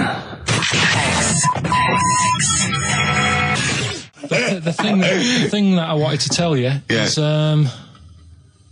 money for old rope. Do you know what I'm saying? I can't even be bothered. Yes, you're going to tell me now. Come on, Karl. Right, I mean it. Basically, money for old rope came from the right. What was all that about? He can tell someone's weight. What was all that bonus for? fact. And blind breasted shitting himself. What are you? What? No, tell me that now. You nearly made me swear. Then, I'm getting really annoyed. I'm getting really annoyed now. Tell me this back, Karl, or I'm going to go mental. Come on, Karl. Time's running out. More that people years ago, when people used to be hung, right? Right. If you didn't like the person who's been hung, you'd go, God, I really don't like him, and so you never forget the time. Because if they're being hung, we take that as read. Yeah. So they never forget afterwards to get the hangman to get the rope and to cut it up into little pieces, and he'd sell them. He'd sell the little pieces of rope to people. See, Karl, that's the most interesting thing, if it's true, that you've come up with. Right. Okay. And so so they sell the rope. They sell the rope, and it's money for old rope. Money for old rope. Meaning, like, you know, God, it's easy to make money. That all they have to do is cut it up and sell it. I'm cynical. Right, there's a little midget. Right, there's a circus. I'm loving it already. Circus going on somewhere. I think it was in America. And is that present day or old times? I'm talking like in the last 3 weeks. Okay. Right, little midget. Circus, really packed out show. People are loving it. Steve, you asked the same question I did. I know. So there's a little midget jumping up and down on a trampoline. That's what circus is. Right. I'd pay good money to see it. So everyone's clapping, and he's getting carried away. Because he can't believe they're loving it. I didn't know they'd like a little person on a trampoline, but they love me. But you know what it's like when, if there's a crowd of people sort of encouraging you to sort of go higher and stuff. Yeah. And I'm sure he knew it was getting out of hand. But he was jumping and he was coming down, they're all going higher, and he's going really high in the air, right? So he's doing this, crowd are clapping. There's a hippo, right, just sat next to the trampoline, getting ready to come on and do his act. Oh, right, I thought he was in the audience. Getting ready to do his act, Steve. Yeah. So he's a ventriloquist. What do you mean he's sitting by the trampoline waiting to do his act? Because why does he sit in the dressing room and they go, 5 minutes, Mr. Muss, 5 minutes, Mr. Muss. So anyway, right? So the hippo's there. He's getting annoyed, is he? Because the midget's He's going, how can I follow this? How can I, this is really annoying. They're going to be, no. So he's thinking, he's already done the trampoline, my pogo stick act is never going to work. Yeah, go on. So there's a hippo waiting. See, it's a great story, and I just know he embellishes it or it gets slightly wrong. Go on. So there's a midget jumping up and down. The hippo's getting annoyed. The crowd are going mad. The midget's loving it. Can't believe his luck. Although you think he probably knows he's dicing with danger. Yeah. So next thing you know, they're all saying hi. He gives it one big, heavy sort of landing on the trampoline. Goes really high, but goes off at a funny angle. Oh, hypotenuse. Okay. Yeah. And sort of flies up. Hypotenuse! Sure. Flies off at a funny angle. Ooh, dear. Hippo's there, swallows him whole. Crowd are clapping, thinking that's why the hippo was waiting there. Rubbish. Rubbish.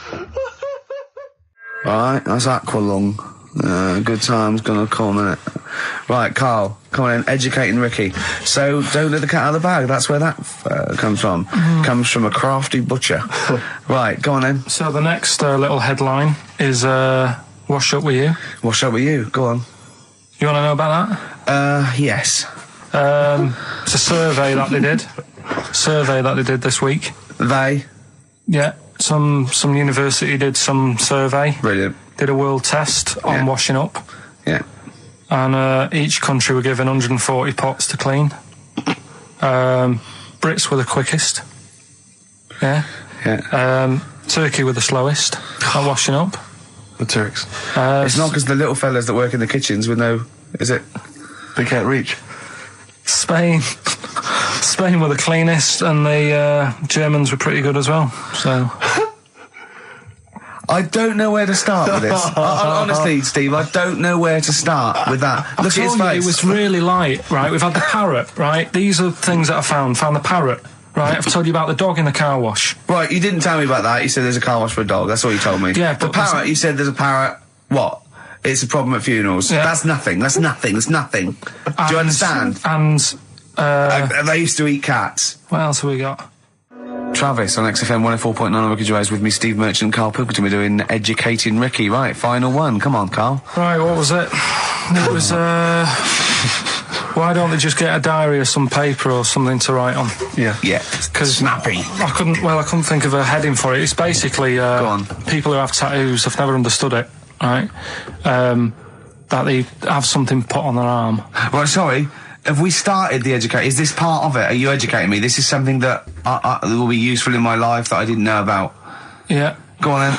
No, it's just that they've got a machine out, right, that does tattoos. Tattoos. You come up with a design you want, and you sort of this machine scans it, and you put your arm in this thing, and you press print or whatever, and then it does the tattoo on your hand. Or on your like loads of little needles that follow a pattern? Yeah, computer. basically, yeah. Is it a real tattoo? It's a proper proper one. The fella said... well, as long as it goes out, it pierces the skin with a I just wondered if it's one of those kind of, those kind of... No, it must be lots of little needles or a moving needle that can go Sorry, along but it. how is this cleaned, in between each person? Dunno, probably... I don't know. Well, no, as long as it's only that... If it's one needle, it's just the head, isn't it? If it's one needle that moves, and does it like loads of little... What are we gaining from a machine doing it? Just because they're going to sort of mess it up. But hold on, how do you keep your arm still? Because your skin moves slightly. So the machine it's sort of strapped to your arm. Right, and so it's spread. the fella said that the tricky thing was in all this, it was the fact that nobody would let him test it out on anyone else, so he had to do it himself. But did it work? Because the thing is with a tattoo artist, they can see when your skin's moved and they can see what they've done and they keep wiping it and looking, whereas a machine's just got to trust itself. Yeah. So I think one needle could go wrong. If it was a lot of needles that it just came down, 1,000 needles that was an imprint. Yeah. But obviously I'm asking someone who hasn't delved any further than there's a machine that can give you a tattoo. That's all you've got at the moment, isn't it? Well, yeah, basically. That's all you've got. I mean, that's what I've got because I'm not a fan of tattoos. I don't. But where did you read this again? This was Internet? This was on the internet. Yeah, it was. Yeah. Okay. And I just don't understand why people do it. That's what got me attention. Because me. Sorry, what have I learned from this? That if you wanted to get one, you can get one done by a machine now. Well, you'd think it'd be Bughead, wouldn't you? What? Well, you'd think it'd be Bughead, wouldn't you? You'd think it beat... No, you'd think it'd be... Yeah. You'd think it'd be Buggered, wouldn't you? Bughead. Bughead. This can't be... If this is anything with a bug living without a head, I'm not interested. Because we've done it. All you've done is fun. Let's just do what a cat. So it is that. Well, do that one first. Which one? Which one are we doing? No, do the Bughead one. Right, well, the Bughead one. Well, we've talked a lot about animals and that, haven't we, without heads. Surprisingly, we have. I think a disproportionate amount on it. If you're a new listener and this is the first time you've listened, you'd be surprised. Yeah, we've done all that. We've covered worms. The way if you cut their head off, it grows back. If you don't cut too high above its neck. We've covered the chicken, the fella who blinked. Yeah, I can't go into it again. Right, let's not go into it again. We've had the chicken with no head that lived for 8 months. Yeah, and we've had cockroaches living for a week without an egg. Right, okay. Well, it's a bit more on the cockroach front, really. Right. They've found, right, that if you get a cockroach and you cut its head off, right, and then you find a cockroach that's still got its head, but it hasn't got any legs. Right. Right, it's not over for both of them, right? Because what you can do, you get the one that's got the legs, right, with no head, sort of running around. Get the one with the head, sit it on top of it, right. Get a little tube, okay, so that the fluids. So is this aunt is go out of the Let room? him finish. This is like Blue Peter. Let him finish. You could get this for Christmas. Right, you get a little tube. You sit that on top, so the bodily fluids are still running between the two. Right. The head of the one on the top will control the feet of the one on the bottom. Okay. What about that? Good. And will it continue to live? Yeah. Okay, you don't know that for sure, do you? That was just a question out of the blue he wasn't expecting. Well, what do you think of that? Good, yeah, it's great. Yeah, just a primitive nervous system that can, yeah. Did you expect us to be more impressed and excited by that? Did you fall off your chair when you read that? Did you literally topple off? Snowbird from Mark Ikes was part of his covers album. He's so happy that the XFM listeners understand his stupid clues, and he knows it annoys me. We've got some right answers. We'll be giving out the answers just quickly, just in case someone sort of missed one of them. I'll just quickly do them, Yeah, go on. First one, there's a load of letters. There's a load of letters there asking for advice. Put them on Claire's desk. Oh, a Merry Christmas. Ask your mum if you should. Oh, a Merry Christmas. And a couple of people were arguing in the supermarket. It was Christmas, that's why. Counter. And that's B. Okay, we'll give those answers out shortly. Yeah. Right, here's the last clues of the year. You had, there's a load of letters there asking for advice. Put them on Claire's desk. That was F. That was for foreigner. Foreigner. I don't know what you mean. Claire Rayner, she took advice, she gave people advice, so that's a foreigner. That is shit. Right. I'm sorry, that might be Christmas, that is absolute A garbage. lot of people got the right answer. I know, Yeah, well, that annoys me even well, more. Actually, a bit of extra monkey news if you want it. Okay, always. Do you know the, Monkey News Extra. Go on. Do you know the Halfords ads? Halfords ads? I don't think so, no. What happens? Halfords, they've they sell nuts and bolts and stuff. Right. They were using monkeys in the ads. Okay. Yeah. And what happened? Don't they sell bikes, Halfords?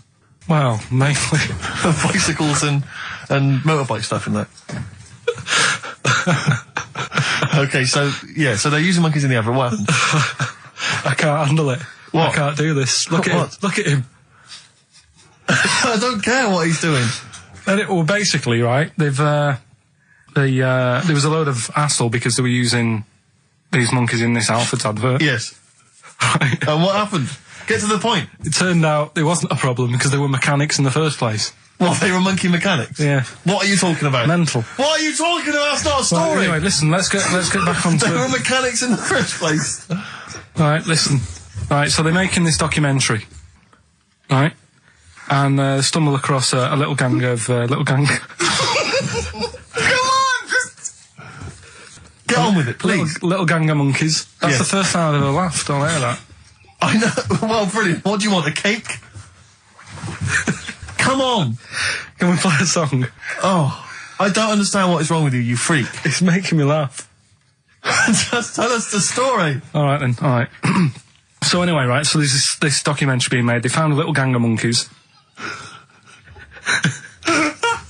Right, play a song. I don't know what's going on here. I apologise. It's just if you were looking forward to monkey. Oh, chimpanzee that monkey news. Excellent. Okay. Right, where were we? We were just start again. There's some people making a documentary. For what? Okay. Making a documentary in a jungle and that. Right. Stumble across a little gang. Okay, come on. All right. A little gang of monkeys. Yeah. Oh, come on. So the camera crew are there filming it. Yes. Everything's going normal. It's all fine. Nothing odd about it. Okay. They're not running a restaurant. They've not got any barber shops. Nothing. No. Just regular monkeys going about their business. Yeah. So anyway, what normally happens is the monkeys sleep with the partner. They already do what? They don't sort of sleep around and that. Once they find the girlfriend or the boyfriend or whatever, yeah, they stick with them, right? Okay. But anyway, they were watching this one, right? And it's going around a bit, sleeping around. Oily. And it was getting fatter. They thought this is a bit odd. Yeah. Right. So followed it round and see it having it away. Turns out, little prostitute.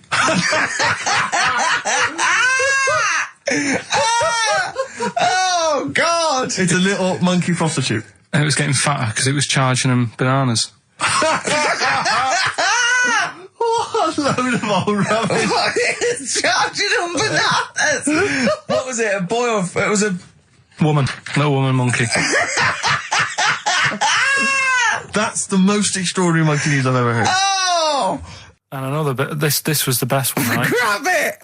Right, there's this fella, and he was on his bike, right, Yeah. cycling to work or whatever, and he sort of sees this thing in the corner of his eye. Right? Literally in the corner of his eye. Or you mean he saw He just said he saw in his something. peripheral He vision? saw Okay, something yeah. and thought, what's that? Yeah. So he thought, oh, doesn't matter, whatever.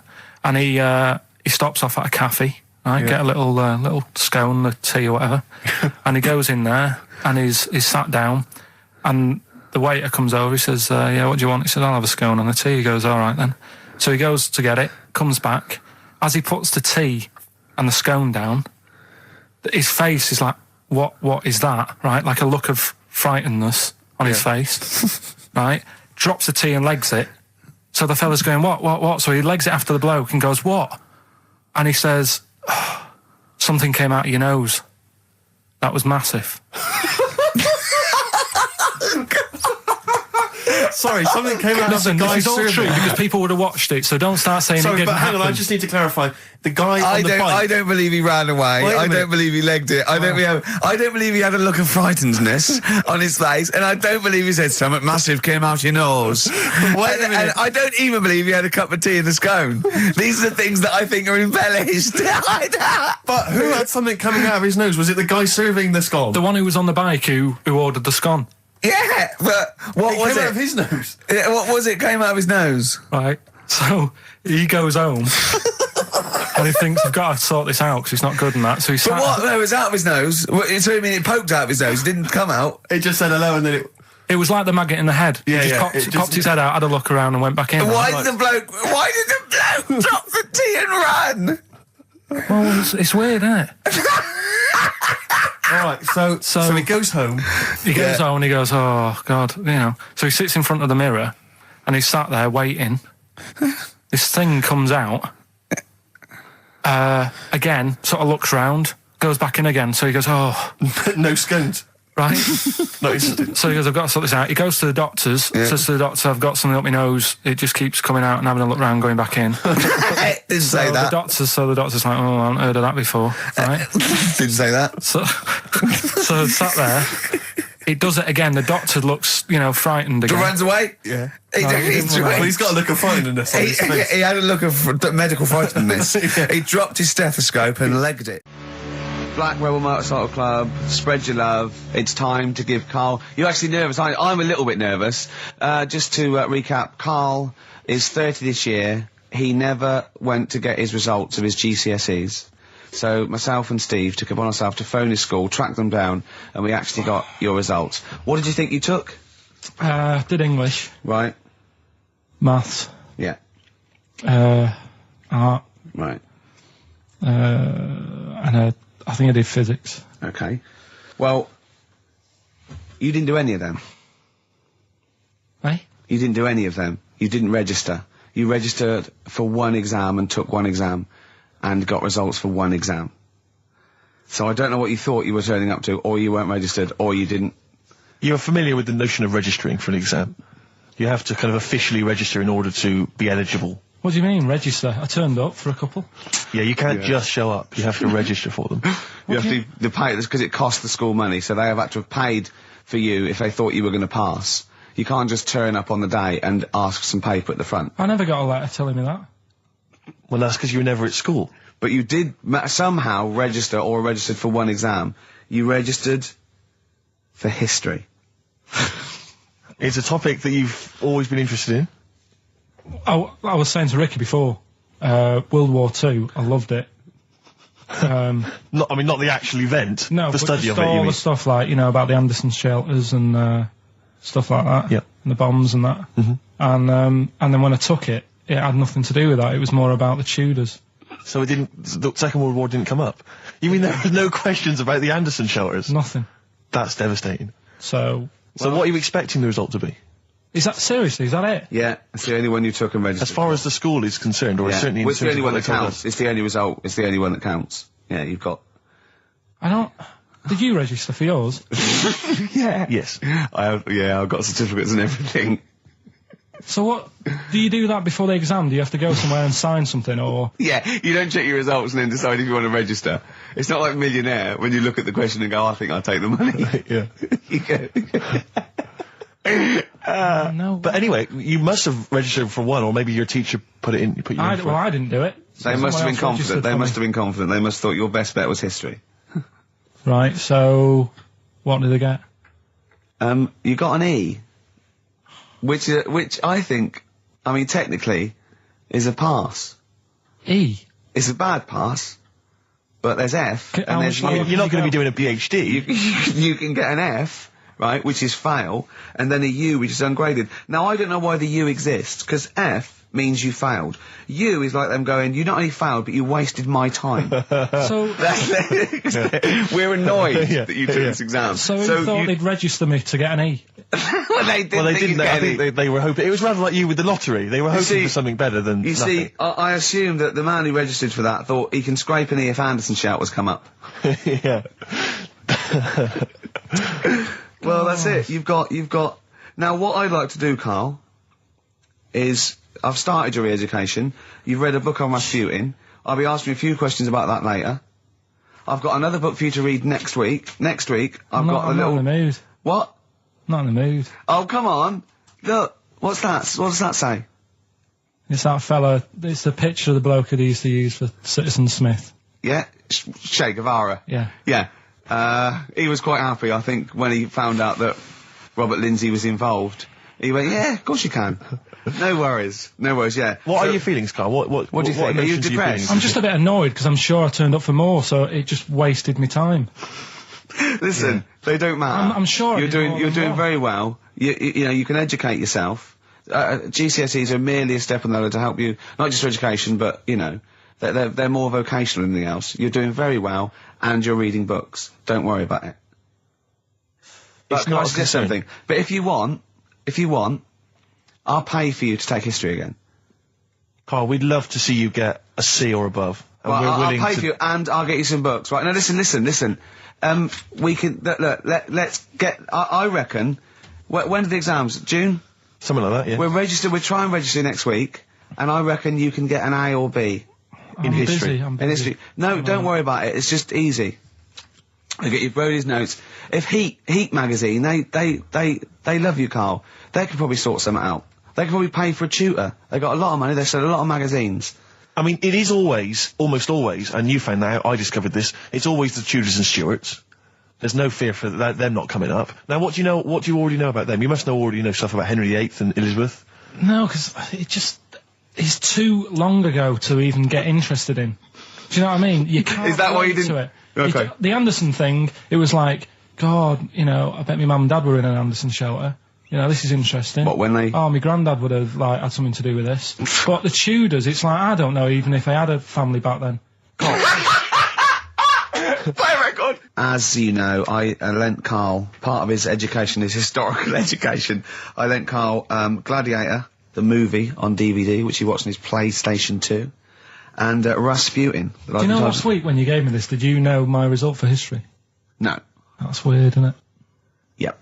Now, right, okay, it's the film review. Karl, you just tell it from the heart, tell us what you thought about the film, what you thought the... Can I just ask, is this the first time you'd seen Gladiator? You'd never seen it before? No. Okay. And what were your thoughts?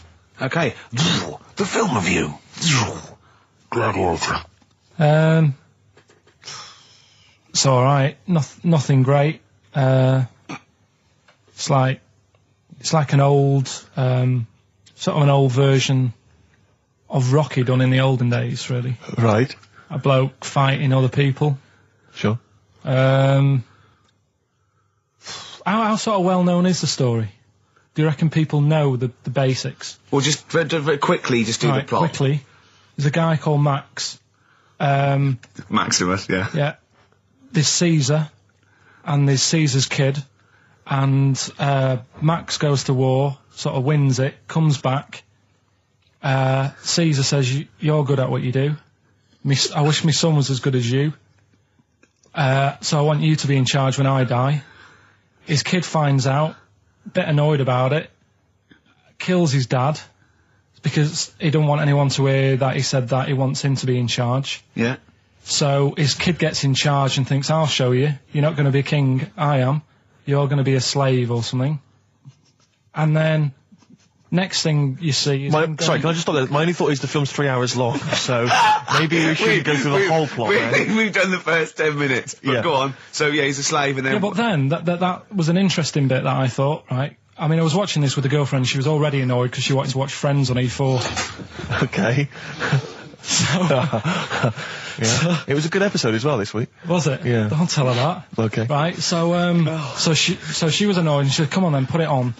And I got it wrong straight away because it says on the back 149, so I thought that was an hour and 49 minutes. It turned out it was 149. No, I thought it was 1 hour 49. Yeah. But it was 149 minutes. Sure. So it overran anyway. By 40 minutes. Yeah. So anyway, the interesting bit was where he was going across the desert on a horse. And I think to show you how long he'd been going across the desert on his horse, he's showing you a shot of the horse's knees and they were bleeding. And I just wondered whether that's what horses do if they run for a long time. Do you know?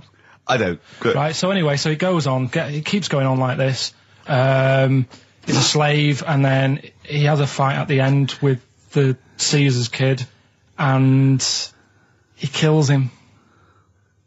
And that's how it ended. Okay, good. What did you think of it? Just generally, what bits... what do you think was wrong with it? Right, well, I've read up on it, and there's already a fact that is wrong. Right. Caesar's kid, he didn't actually kill his dad. His dad died of a natural death. Right, in real life, you mean? Yeah. Okay. And, what's Caesar's kid's name? Comedian or something? I think it's comedian, yeah. Yeah. That's where the name comes from. When a funny person is called a comedian. He didn't actually get killed in real life by Max. No. He died by his sister poisoning him, and he didn't die. No. Are you saying that this is not a historical document? It's wrong.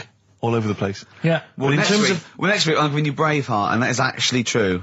That is factually accurate. I can't handle it. It is. It was a little Australian fella that helped him out. Just for people who watched it, they know that the guy, Caesar's kid, yeah, he died. His sister tried to poison him. That didn't work. Apparently, he was a gay fella, and his boyfriend, who was a wrestler, strangled him. Where did you get this information? On the internet. I thought I'd look it up to see how much of it I actually got right. Yes. And that's what I read. Okay, so out of 10?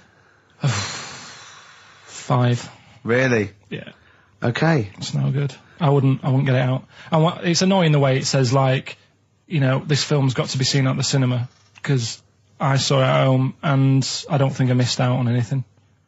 Very good point. I think that's probably the point they're making, but yours is valid too. We'll play a record, and after that I'm going to ask you about Rasputin, the Mad Monk. But anyway, Gladiator, just was going to add on the end of that. If you're into that sort of film, Jason and the Argonauts is probably a better bet. Is that factually accurate? Did you look that up a lot? Did skeletons actually come out of the ground and fight? Yeah. I don't know, but it's a more enjoyable film. Okay. And it's shorter. Okay, now, just moving quickly on, just to the last item on Karl's re-education this week. Rasputin, you read a little book about Rasputin? What did you know about Rasputin before you read the book, Karl? Can I just tell you, when I handed him this book, it was my house, I said, right, he went, is he the one that lived under the bridge? And I went, what do you mean? He went, the fella that lived under the bridge, and you had to pass him and Jane, went, you're thinking of, Rapunzel. And he went, yeah. And I went, well, that's not Rapunzel either. Rapunzel's, you had to say, isn't that, you know, you had to guess his The person name. who lived under the bridge was a troll in the 3 little book graph. I'm a troll, foldy well. So, to answer your question, Steve, that's what he knew about Rasputin. Okay? So have you read this whole book? Can I just have a look at it, Rick? This whole book, it's about the size of a beer mat. Yeah. I'm just thinking, but did you read the whole thing? No. You didn't manage to read the whole even thing? do that? Well, again, some of the names in there are so long and foreign sounding that I just thought, I can't remember all these. So I just got to the meat of the story. Go on, Okay, what is did it you then? learn about Rasputin? Right. He was a monk. Yep. And, Mad? Was he a mad monk? Hang on a minute. Don't confuse him. Sorry. Right. Go on. God. You see, this is what happened in the exams. Right, it was...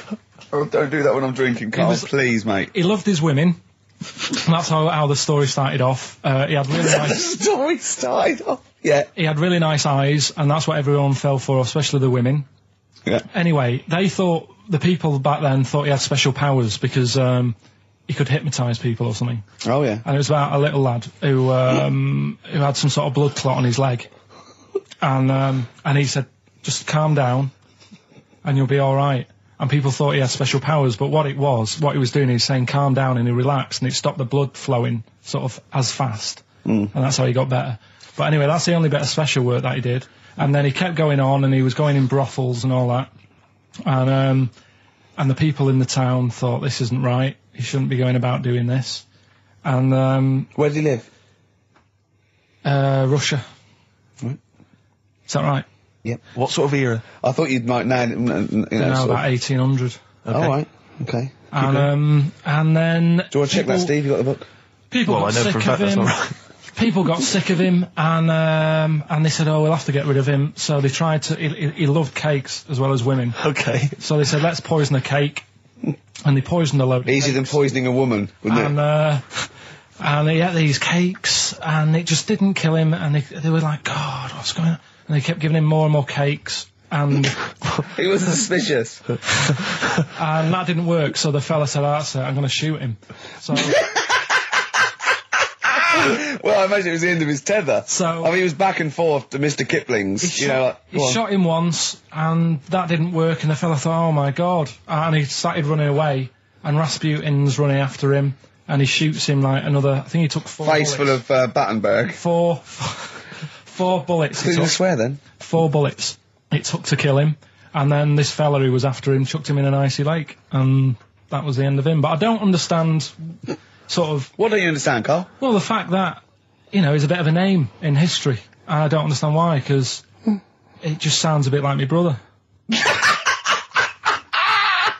Does he love women and cakes? And do you think that'll be his downfall? Right, I want you to study. Right, if you want to do, that's the first introduction. Right, if you want to do some extracurricular, What would that stuff, there's a song by Boney M that lays it out. Suzanne told me about that, saying about Russia's Greatest Love Machine. Yeah, but it didn't say anything about cakes. No. I think if you get the 12-inch mix, no, but they say, according to Boney M, and I don't know who's correct, the bloke wrote that or M, they put some poison into his wine. Now I don't know if M have done their research, or whether, they did shoot him until he was dead.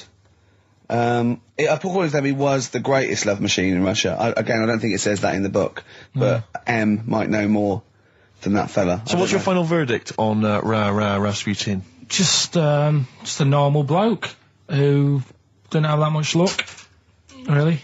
That's what I don't understand. I was waiting for something special at the end, but just a normal fellow, really. Yeah, just an everyday. Happens all the time, doesn't it? Just an everyday mad monk. Yeah, just an everyday mad monk. You have to shoot and poison and throw in icy lakes to kill him, and who loves women and cakes. I mean, come on, do we need another one of them? Boring. So what would you say about him then? How would you sum him up? I think you've done it. I think you've done it. There you go. So next week, Che Guevara, you going to read the book? I don't know. Come on. Next week, Che Guevara. Take it home. There he is. Give it here then. Anyway, okay then, well, you were tested on Che Guevara. Right, Karl. We should just remind people what happened, because This last is a week little series. I've got lots of these little books, right? They're about, like, 2.5 inches long by about, 2 inches wide. Those tiny little things you see in the, sort of, on the front counter of Waterstones or Smiths, and it's the Life and Times, a series of all the greats in history. Last week you read about Rasputin. He wasn't impressed. No. This week... This book's a little bit thicker than the Rasputin one. No, it's the same, I think. Was it? Maybe the writing's Bigger writing or something. But, okay, Che Guevara. Who was Che Guevara? Just now, you learnt to pronounce it, right? And how do you remember? You told me the week how you remembered what his name was. Che is like shake, and his surname is like guitar. Right. Shavara. Okay. But anyway, right. Tell us what you know, and we'll ask. Right. First of all, his name isn't really Che. Right. It was something else, and Che means buddy in wherever he's from, Argentina. Mm-hmm. Right. That's right, isn't it? Yeah. Yep. Right. So anyway, he was born, and he was. By the way, Karl's not reading this from a book now. This is all out of his own head. This is not pre-planned notes. No, this is. I mean, I know it sounds written, but he's just. Yeah. Right. Here we go. Go on. He was born. He had bad asthma as a kid. Right. Which I thought was quite interesting because they didn't have cars and that back then, and that's what they're blaming asthma on these days. The bad build-up of traffic and that. Well, they did have cars, Karl. Not as many as they have now. Okay. So that was something I picked up early in the story. He had asthma. Yeah. His dad was into he wasn't a politician or anything, but he was, they were into the politics. Sure. So he sort of grew up around a family who was into, watching the news and that and keeping up to date on what's going on in the world. So that sort of rubbed off on him. He went to school. He was doing stuff on medicine. Yeah. Yeah, he wanted to be a doctor, or he thought he did. Yeah. Anyway, he learned really quick. He did 6 months work in about 3 months. So he could have some time off school or something. Right. So he took that time off and went to travel South America with his mate on a motorbike. Yeah. Yeah. And he saw all this bad going on in the world, and he thought, oh, this is bad, this. Yeah. I could do something here. I could change this, make it a nicer place to live. So he said, what I'm going to do is join a gang that sort of is against the like the government. Yeah. Right. Right. Am I right so far? Yeah. You're doing very well. Right. And the woman who he met, who was running this gang, is a woman called Hilda, who he later married. All right. And Hilda introduced him to Castro. Right. Who was the head cheese of the gang. Right. Who wanted to change things. Okay. And so she said, this is I think his real name was Engelbert or something like that. Ernesto. What? Ernesto. She said, this is Ernesto. He does medicine. Should have him in our sort of army. So when there's injuries and that, he can make people better. Yeah. So he said, yeah, all right then. So he joined the gang, and they went went to sort of. I'm chopping it down a bit. No. Sure. You're condensing. It's not in real time. No. So anyway, so they go. It feels like it. You see, this is why I just wanted you to ask me questions. Well, listen. Let's cut to the chase then. So obviously he made his name as part of the Cuban Revolution. Yeah. Yeah. Do you know what date that was? About. No, I don't. Okay, and obviously, so he was a big involvement in that. Yeah. In which country was he caught? It was caught in Bolivia. Yeah. How did he die? They executed him. Yeah. He shot him, and his last words before he died, right, the guy's there with the gun, and he wasn't scared. He wasn't like crying or anything. He said to the bloke with the gun, he said, "Go on, shoot me. Be a man." Yeah. He said. Yeah. And they shot him. And did it tell you what happened to him after that, his dead body? No, but Suzanne was telling me about this the other night. She said there's more to it than that. They stuck it in a glass coffin, didn't they? Well, no, but before that, they cut off his hands and his feet and sent them to the... No, and because they buried him in different places, and then they buried the body. I think they might have sent the hands to Fidel, but they buried him in an unmarked grave because they didn't want anyone to start using his grave or his tomb as a place of martyrdom. But of course, that just made him even more of a martyr because no one knew where he was buried. So it just meant that he was even more. But that wouldn't work anyway, because if they did find out, that's more places people can go and sort of grieve. Do you know what I mean? If you've got all these different graves... What, with different parts of his body? Well, you've got a foot over there, and it's like, well, you know, oh, God. His head over there. Thanks for what you're doing. Yeah. So all in all... essentially, what's your summary of Che? Yeah, you like him more than Rasputin, don't you? A lot better bloke than Rasputin. I can understand why he gets one of those little books. Well worth knowing about, and good bloke. Did a lot, you know. Crammed a lot into his short life. Yeah. But, interesting bloke. But just on the subject of Che Guevara, Steve called me up in the week because he was going through the duty log. We love the complaints on the BBC duty log, and someone had written in because one of the Blue Peter presenters was wearing a Che Guevara T-shirt, and what did the bloke say? Yeah, this is a series of people can phone in and write and complain to the BBC about different things. Why would you complain about wearing something? Well, this was the thing, is you can phone about the best one. I mean, there's been some amazing complaints. Oh, there's some great ones. The best one, my favourite one that wasn't a complaint but was actually just someone had to phone in was, what an excellent edition of Kilroy this morning. Yeah, but there's lots of that. There's things like, Esther was superb. Woman call one. Woman called. There was a brilliant one I remember once, which was Robbie Williams was wearing a Nike T-shirt on Top of the Pops last night. Product placement on the BBC. It's just all so things like that. Yeah. But anyway, this was one phone call. There was a presenter on Blue Peter. She was wearing a T-shirt with Che Guevara's face on it. Right. And someone had written in and said, or someone had phoned in and said, very worried to see a presenter wearing Che Guevara's face on a T-shirt. Are you trying to turn my children into communist revolutionaries? Yeah. Imagine that.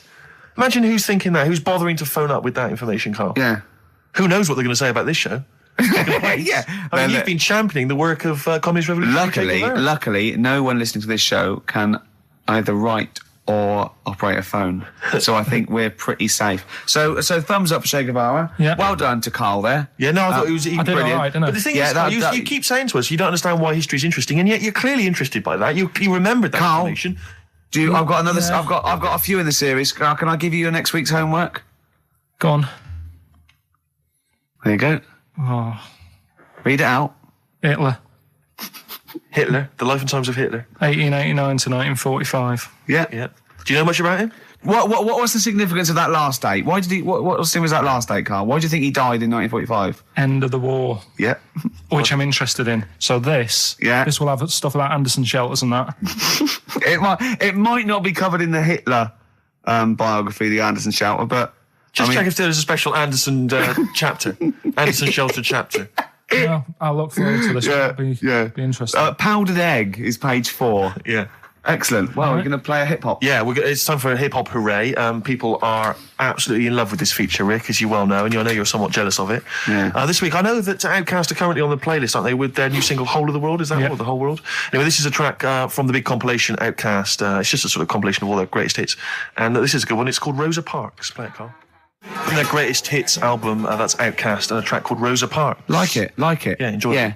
Now, we just had a call from someone impressed by Karl, and Karl's very pleased because this guy has actually done a PhD on Che Guevara. So in theory, whatever subject he chose, in theory, he's probably one of the experts in the world on this particular field. Now, hello, are you there? Yeah, I'm here. Hello, what's your name? My name's David. David, now where did you do your PhD? Did it at UCL. Did it at UCL, mild college. And what was the actual title of the PhD? It was Che Guevara's influence on class struggle in Europe in the 60s. And what did you think of Karl's performance? I thought he did really, really well. The only thing, I'd never heard those last words before. So Karl actually knows something you don't know. Yeah, possibly. Although you presumably not take that as verified information. You probably wouldn't take everything Karl said as gospel. You'd probably look it up yourself, would you? I probably would have a look, yeah. Did you know about babies' eyes? Sorry? Did you know that babies' eyes don't grow?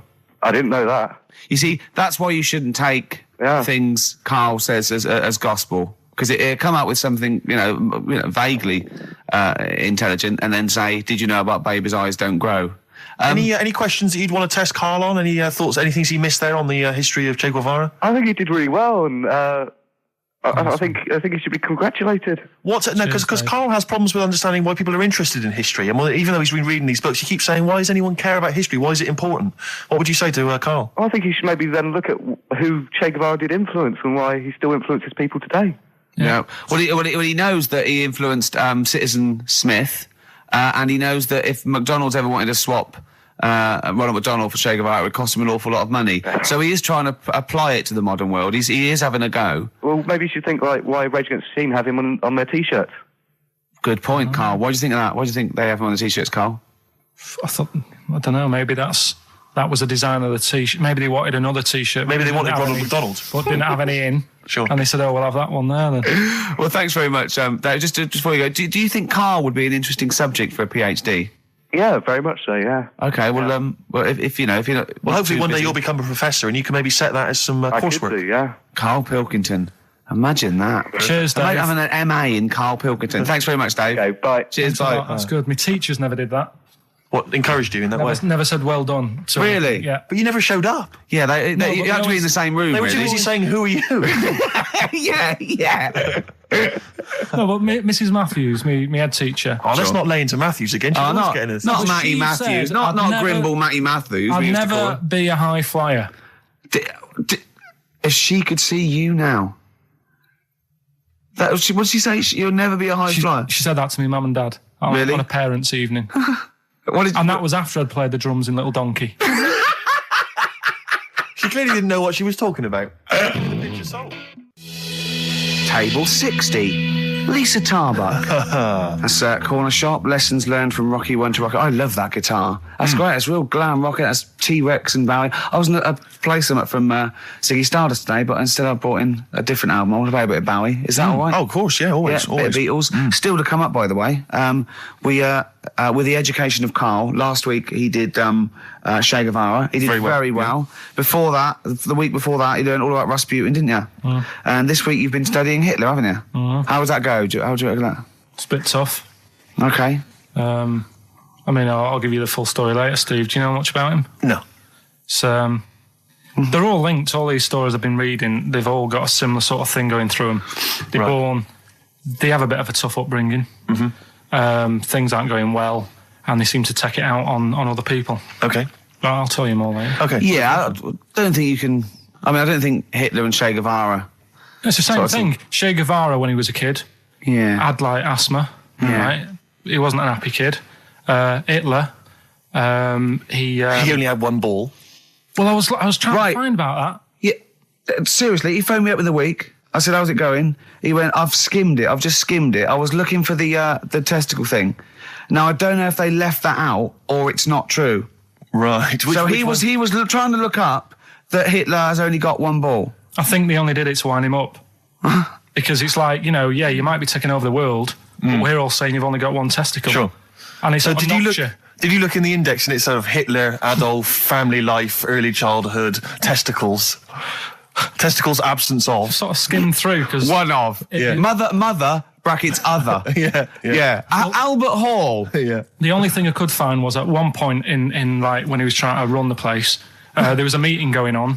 And somebody had put a bag in the meeting room and it blew up. Yeah, and I'm wondering whether it was under the table. Yeah, but...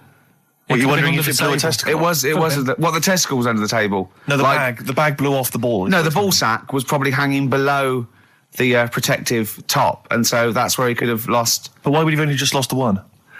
Because the way he was sitting. Cross-legged or something. Sure. Sure. Okay. Well, I mean, again. Last week we had a Che Guevara expert who phoned up. Maybe they could. Maybe there's a Hitler expert this time who could maybe phone up and confirm the testicle theory. XFM 104.9. Sorry, I was going to back announce that track and just mention it was Elliott Smith and the track "Son of Sam." Well, I think I'd just better ask Karl a couple of quick questions about Hitler.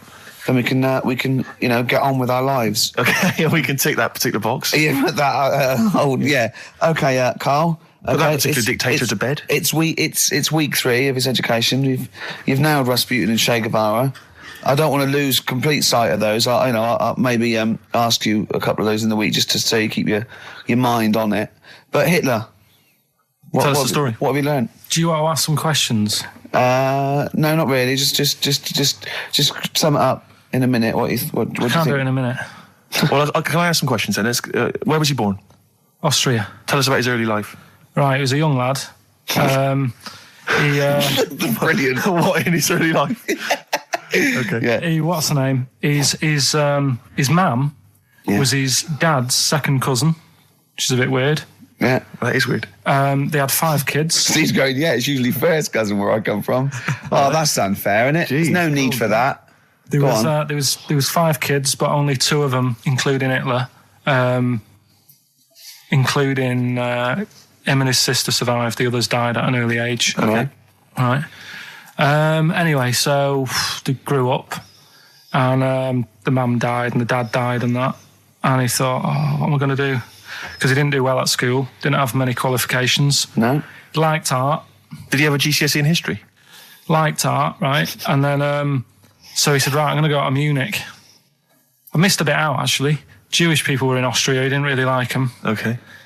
He thought they got, special treatments and stuff, and just didn't like them. So he went to Munich, and he joined the army. Right. Yeah? Yeah. And he was in the army, and he got injured. Right. So he went to hospital, and whilst he was in hospital, the World War I ended, and he was like, oh, God, I want to... I was enjoying that. Yeah, so... Don't, because you're breaking the concentration. Yeah, sorry. I'm not even sure I want to join in on this one, just in case. Okay. Right, go on. Right, so... he was in hospital. He's in hospital. It gets a bit better. He's never that fit, though. He's one of these blokes who was always ill. That was on something like 30 tablets a day or something. Comes out of there, joins some other army. Right. God, I knew it all this morning.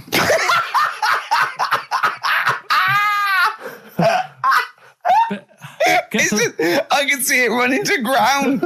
I just see his face going, I'm not nailing the fact, am I? And joined another army, and he was listen, let's try and help you. So Here's a good bit. I remember this bit. He thought that war to men, right, was like childbirth is to women. That's how important he thought he was. All right. Right? So it's like, you fight for 9 months, and at the end of it, you own something, right? Yeah. So, he goes on and all that. He's in Berlin. Yeah. And he's fighting his way through, trying to take over countries and that. And he does he do Berlin? Does he? Sorry, wait a minute. Is he Chancellor yet? What year is it? 35. So where are you? Let's skip the kind of climb to power. Then he's now the dictator of Germany. Right, he's in charge. Yeah. And this is when he gets his own back on the Jewish people and that, and he's got his own little armies, and he's setting fire to Jewish businesses and all this. And anyway, cut a long story short, please do. He when he came to fighting Britain, came a bit sort of unstuck. Yeah. Right. Started fighting. Not so easy, is it? This world domination, Adolf. Britain was there. France was helping out. Yeah. Americans were helping out. Yeah. So he thought, oh, God. So a bit late, but yeah, he goes into a bunker in Berlin. Yeah. And it's all kicking off. Yeah. And apparently, Germany sort of surrenders. Yeah. Says it's all over, forget it, we can't beat you. He was really annoyed with this, and he thought, I can't show my face around here. So because it would be embarrassing. He's with his missus, who nobody knew was his wife. Right. Eva, in this bunker. Yeah. And so he said, I've had enough of this. He shoots himself. Yeah.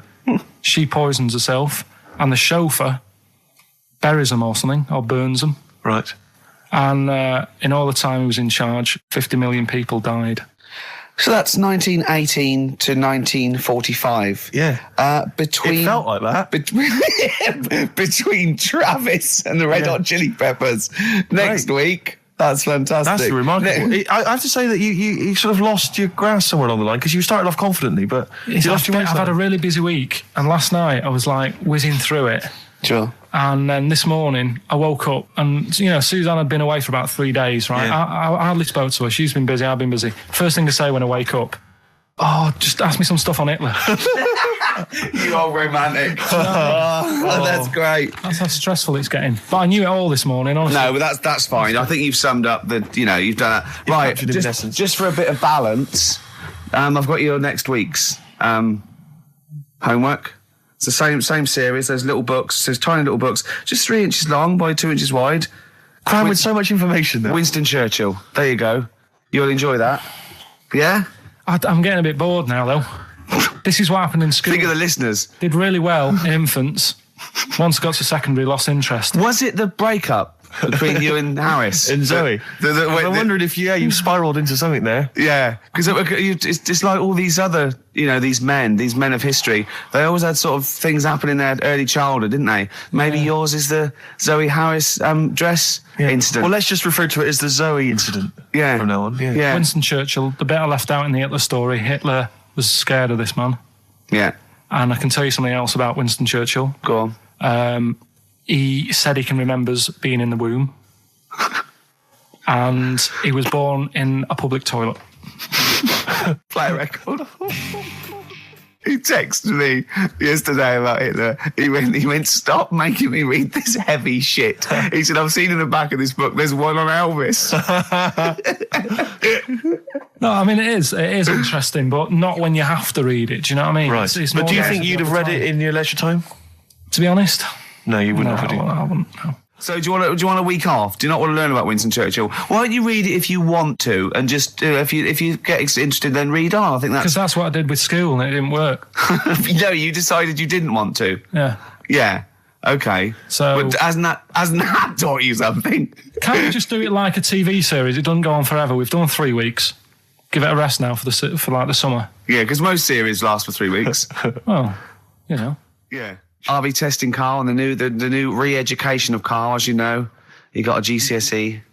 It's the last one, isn't it? In history. It was the last heavy sort of one, yeah. No. So Winston Churchill. Because I thought we're going on to more sort of metaphorical and metaphysical pursuits, aren't we? Not that book. Yeah, that's the Aesop's Fables. I can't read that in a week. You don't have to read it. Right, Just choose the ones about the foxes eating penguins. You'll like that. It's time for the re-education of Karl Pilkington. This week, Karl was studying the life and times of Winston Churchill. What did you make of it, Karl? What did Churchill do for you? Well, last week I made a bit of an error with Hitler. Yeah, you just tried to remember too much, and it was way too much for me. Sure. So what I've done this week, sort of flicked through, got a few of them basic facts. Yeah. And what I've learned, right? Bit weird the way all these people have something in common, that they're all a bit weird when they're younger. Okay. They've got some sort of illness. Go on. Well, Rasputin, he wasn't well as a kid. Yeah. Che Guevara. Oh, this is Rasputin, the mad monk, wasn't well. Yeah. Yeah. Che Guevara. Yeah. Asthma, really bad asthma. Mm. Hitler. He was only a bit mental. Yeah. Only one. His mother. He was a bit mental. That could be libelous. Yeah. And who have we done? And Churchill. Yeah. Very weak child. Was he? He only spoke to his dad 4 times in his whole lifetime. Really? Yeah, didn't get on with his dad. Right. And I think one of the times when his dad spoke to him, he was having a go, saying he didn't do as well in the army as he wanted him to. Right. So that's pretty sad bit I picked up of it. Yeah. Anyway, so that spurred him on anyway. Yeah. I'm not going in all the ins and outs. Very important bloke. Okay. No, seriously. I mean, your dad bought the tapes, didn't he? Yes. And I can understand why. Because he did change a lot for us. You know what I mean? We wouldn't be sat here now talking like this. Why? We could have been German. Yep. He didn't let that happen. No. Everyone had a go at him, right? When I think it was Chamberlain who was in power. Yeah. And he was like saying, don't be trusting that Hitler. Yeah. You know? And everyone was like, look, stop causing trouble. Chamberlain sorted it out. You know, he sorted out a peace agreement. Yeah. And he was like, no, I don't trust him. and everyone's like, oh, you know, you're just causing trouble, you know, everyone else is happy.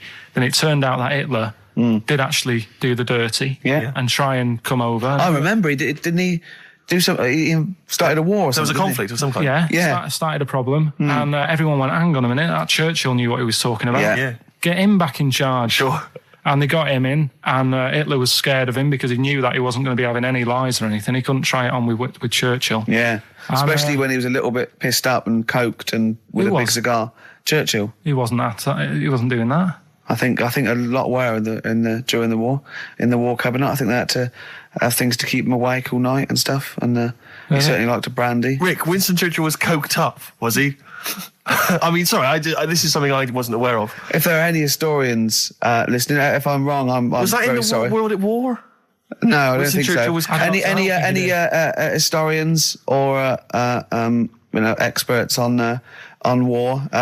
Did Churchill and not some of the other people during I think the First and Second World War take a little bit of cocaine? So when he said that, Hitler, doctors certainly used to. Hitler liked cakes. Would they be like the funny sort of cakes? No, he probably did like a little bit of Madeira cake. Right.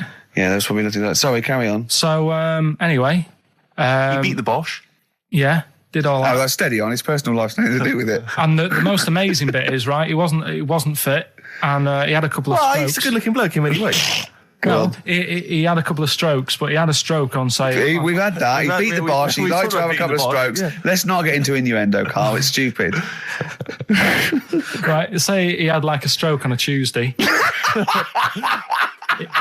He was up and fighting again on a Wednesday. Really? He was a strong bloke. Yeah. And then he died at about the age of 86 or something. He's a good lad, wasn't he? He was really good. Yeah. Is he the one you favour most of all? I'd the ones say out of all, I mean, Rasputin, I don't understand why he got, like I said, I don't know why they made a book on him. No. He just didn't deserve it. No. Che Guevara, you know, he had his time, I suppose, and did a bit good for certain people. Sure. Sorted Cuba out. Yeah. Doesn't really affect me. No. Hitler, I mean, enough said. Yeah. Bad bloke. Churchill sorted it all out. Yeah. And like I so said, your favourite out of the four of them, the of those four, is Churchill. Yeah. I think Brilliant. Brilliant. I agree. I agree with you, I think. What I love with your kind of sort of summary of these people's incredible lives is the way that it's almost like, I remember in Looking magazine, I don't remember Looking, it was the Junior TV Times. They used to have half a page which was a comic strip summarising someone's life. You might have, say, 5 Star, the story of 5 Star. Yeah. Johnny Mango called in again. He's become our sort of official researcher on this show. There is evidence that Queen Victoria in Balmoral, with a young house guest, Winston Churchill, used to consume cocaine-filled lozenges. Mm-hmm. So there you go. Also, MDMA was a precursor of sort of ecstasy, a derivative, and that was big in the day, giving soldiers, you know, a little pick-me-up. So it's not so mad, is it? It sort of Winston makes Churchill sense taking cocaine, because he was into his speeches and that, and they say that coke gives you sort of... you know, the balls to stand up and say, like... Not that that's a good thing. And no, it's not. No. Definitely not. No. Right? But apparently it makes you confident, doesn't it? So you can stand up and say, you know, we're going to fight them on the beaches. Yeah. And all that. And sound like you mean it. It's exactly, yeah. When he was sort of like, you know, a little bit pissed up with his cigar on, coked off his tits, he wanted to fight. He didn't care where it was. He'd fight on a beach. He didn't care. He didn't care if he got sand in his new trainers. Exactly. He was boozed up. Yeah. You want to fight? Yeah. That's why he was coming hard. He was very much. You got to think of him as the Liam Gallagher of his day. Yeah. Oh dear. Do you know what a fable is? I'll try to explain briefly. Do you know what a fable is? I've got a rough idea. Okay, it's a thing that uses sort of metaphor, analogy, just to explain sort of morals. I mean, they're very old for a start, and it's all. I'll give you an example of one. A quick one. Oh, the one about the dog with 2 bones. He goes to a dog's got a bone. He sees a reflection in the lake, and he thinks, "Oh, that dog's got a nice bone. I'll have that." And as he goes to get that one in the reflection, he drops the one he's got, and that's one about, you know. I think I was told one when I was younger. Go on. I think it was one. This young lad, he's got a dog, right, and he sort of is about 8 years old, and this dog, he's had it since he was about 4, and it's a bit tired now, and he chucks sticks for it, and it doesn't go for it. And he's saying to his mum, "Oh, I want a new dog. because this one's useless. It doesn't do what, it doesn't have any fun with me. So they say, oh, no, but, Rover's a good little dog. You should look after it. And he's like, oh, I don't like it. I want a new one. So they buy him a new puppy. And it's running around, yapping about, and he's loving it, and he's playing around with it in the grass. And then one day he goes to the park, and he's messing about and rolling about with it, and he falls into the lake, right? And the little puppy's, yapping at him, and he's going, help me, the little dog's yapping. And then the old dog comes and gets his collar, and it pulls him out of the lake. And he goes, oh, God, why did I forget about you? You're the better dog. And he loved that one again rather than the puppy. I got a feeling that was Lassie. Well, yeah, that was an episode of Lassie. What's the moral? What's the moral there, Karl? What's that telling? What's that explaining through analogy? Sort of, don't forget the old. Look after old people. I remember there was one I heard once about a young boy who got trapped in a lake inside a cage. But he loved his trainers so much. He wasn't going to get them wet. But even though he had to get out there, and even though he thought that was the important thing because it's material value, he actually drowned, and the trainers were no good to him then. Star Sailor. Now listen, I'll give this one. This is an easy one. Now just think, right? Think just what it means. They're not that hidden. They're not that cryptic. Just think what this means, okay? Okay. When the Hares addressed a public meeting and claimed that all should have fair shares, the Lions answered, a good speech, hairy feet, but it lacks claws and teeth such as we have. How would you use that? No. What do you think that means? This is translated from the, I don't know, Greek or something, I don't know. It was Aesop. Where's he from? Greek. Yeah. So shall I do it in my own language? Okay. So what would happen if there's hares and they have a meeting in the jungle with loads of lions and go, hey, hold on, wait a minute. I think we should all be equal and share everything, all right? And the lions go, well, yeah, it's easy for you to say. We've got claws and teeth. Yeah. What does that mean? It's saying of course the hares want that because it's better for them. The lions get nothing out of it because they're already king of the jungle. That's right. So it's negotiating from weakness. Anyone can negotiate from strength, but negotiating from weakness is it's be lovely. It's a lovely utopian look at the animal kingdom. But the way you said it is better than the way they worded it. Well, that's because Ricky's very much the modern Aesop. I mean, many people have thought that. That's why he's getting a lot of awards with the TV show. For him, that's a fake. So look, I'll take that home and read ones you like and tell me about the ones you like, ones that click. I don't care if you only come in with one or two. Go, I'll tell you what, Rick, that's there's one thing that I've learned from that. Because sometimes you can know all these phrases and until something happens, you don't think, everyone's heard, to, I don't know, to err is human, to forgive divine. And then something, might happen, and you go, oh, that's what that means. That's amazing. Well, you were studying Aesop's fables, weren't you, this week? Now, I'm going to be very liberal here and let you talk about it. It's not a test. I'm not, hey, man, just chill out. I'm not this rigid sort of, box in society. Just tell us your views. Just tell us your vibe on Aesop. Tell us something. What have you learned from these fables? He made a bit of money out of something that's quite simple. I don't know if he did make any money out of it. I mean, I think it was published thousands of years after his death, but go on. Yeah, they're just little stories. I mean, enjoyed them. Yeah. Didn't learn anything from them. Okay. Or did you see? Because it's teaching through sort of metaphor and analogy, and maybe it all seeps in and it's all subliminal, and maybe in a way your subconscious is teaching you. No, it's silly, Ricky. It's silly. If the stories were done in a real way, that there's a man and a woman, and it's a little story that something happened to them in life, then you learn something. But it's all about, a gorilla and a fox are walking through the woods. How often does that happen? Sure. So you're saying if it was more if it was more true to life, if it was more real Yeah. stories, a kid on his grifter and a magpie pecking at his head, or two frog boys with webbed hands. I mean, if it was real stories from real life that people could believe, actually happened, maybe it would teach us something. But why not do that? Take a real situation, say the So Solid Crew guy, yes, going down for carrying a gun. Use that in some way. Do you know what I mean? As a warning, maybe about carrying guns. What about something like if you carry guns and that is illegal, you could have some sort of punishment?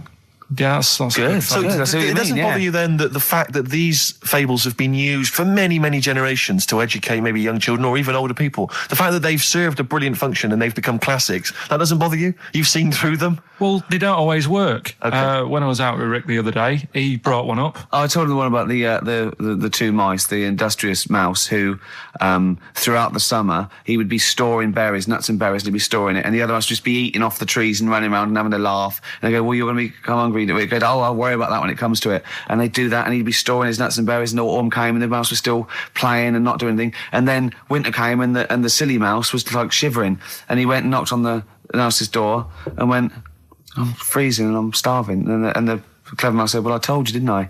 You know, you should have been storing your nuts through winter like I did. Come in and share mine." You know. And what did you say, Karl? Well, and the moral of that is whatever. Yeah, you know, sort of, you know, just be careful. But my thing is that it's not very good, because the moral of that is do what you want, and there's always a do-gooder, a share there. Yeah, sure. Yeah. But the way I think, which is more sort of 2002, the ending should have been, you know, the guy with all the berries should have been going, "Oh, I'll be all right come the winter. I've got loads of food. I'll be safe." But then, as he's going into his little hut at the beginning of the winter, some sort of bus or something comes and kills him. Right. And it's like... You should have partied hard because you might die. Yeah. Enjoy life whilst you've got it. Yeah. Okay, and if winter comes, just starve to death. Well, you know, worry about tomorrow. Okay. Yeah. See, I'm wondering if there's a new book here. I really am wondering if there's a Karl's Fables. He's been coming out with some all week. He keeps going, "Well, that's a fable, isn't it?" Yeah. So what's your favourite fable in there? Have you learned anything from this book? You know, is there one fable you liked? Yeah, I mean, What did you like? They're all right. What did you like? You've thrown it on me now there. Didn't you like one about a crab, you said? No, that was the one about messing about on a cliff edge or something. Don't mess about on a cliff edge. Well, What was that? I don't know. There's not many around here, so I didn't take much interest in that one. You know what I mean? God. Um, I'm doing my best here. I'm You don't dying. remember any? Here's one. Go Yeah, on. here's one that was quite nice. There was a belly, you know, like your stomach. Yeah. And it's this belly on a pair of legs. And the legs was saying, "I'm more important than you because I carry you around." And the belly said, "Yeah, but, you know, if it weren't for me holding all this food, you wouldn't have the energy to walk around." Yeah. And that means, like, you know, rather than working on your own, it's best to work in a team. Yeah.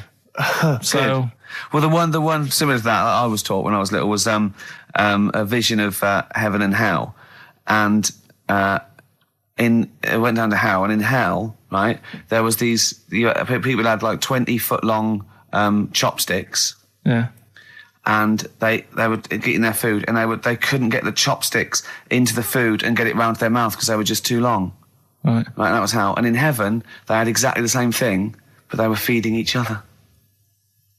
What? Right. You don't like Chinese food? Is that what you're thinking? Is that what your concern is, Karl? No, I'm just... The one I remember, I can't remember the ending of it. It's about two nuns in a bath. Yeah, oh, I know. I can't remember what it is. Yeah, Do you remember that's that it, one? yeah. Or are they on a bike? Maybe? That's two adventures. It's the same nuns, but they go to all sorts of adventures. They're They're normally quite erotic adventures. Yeah, well, they are. But there's one where they're driving down a cobbled street, I remember. Go on. And then there's the other. Then, of course, Whalebones on XFM 104.9. I'm Ricky Gervais. With me, Steve Merchant, and Karl. Well, Karl, I really don't think you got your teeth into the fables, really. I don't think you... There wasn't anything to learn. I read a couple, thought, yeah, that's all right, and put it down again. There wasn't anything to learn. It was all stuff I knew already, but made up with nice little foxes and bears and stuff. So... Yeah. But that one about, like... That one we spoke about, like, when the hares are going, we should share all our food, and the lion said, that's a good argument, but it hasn't got the teeth and claws that we've got. That's lovely, because it's sort of like, you know, that's an indictment on sort of, you know, you could say it's an anti-equality almost. You know, you could get really sort of deep into that. You know what I mean? You could... No? Big philosophical ideas in a nutshell. Not interesting? No, not really. Okay.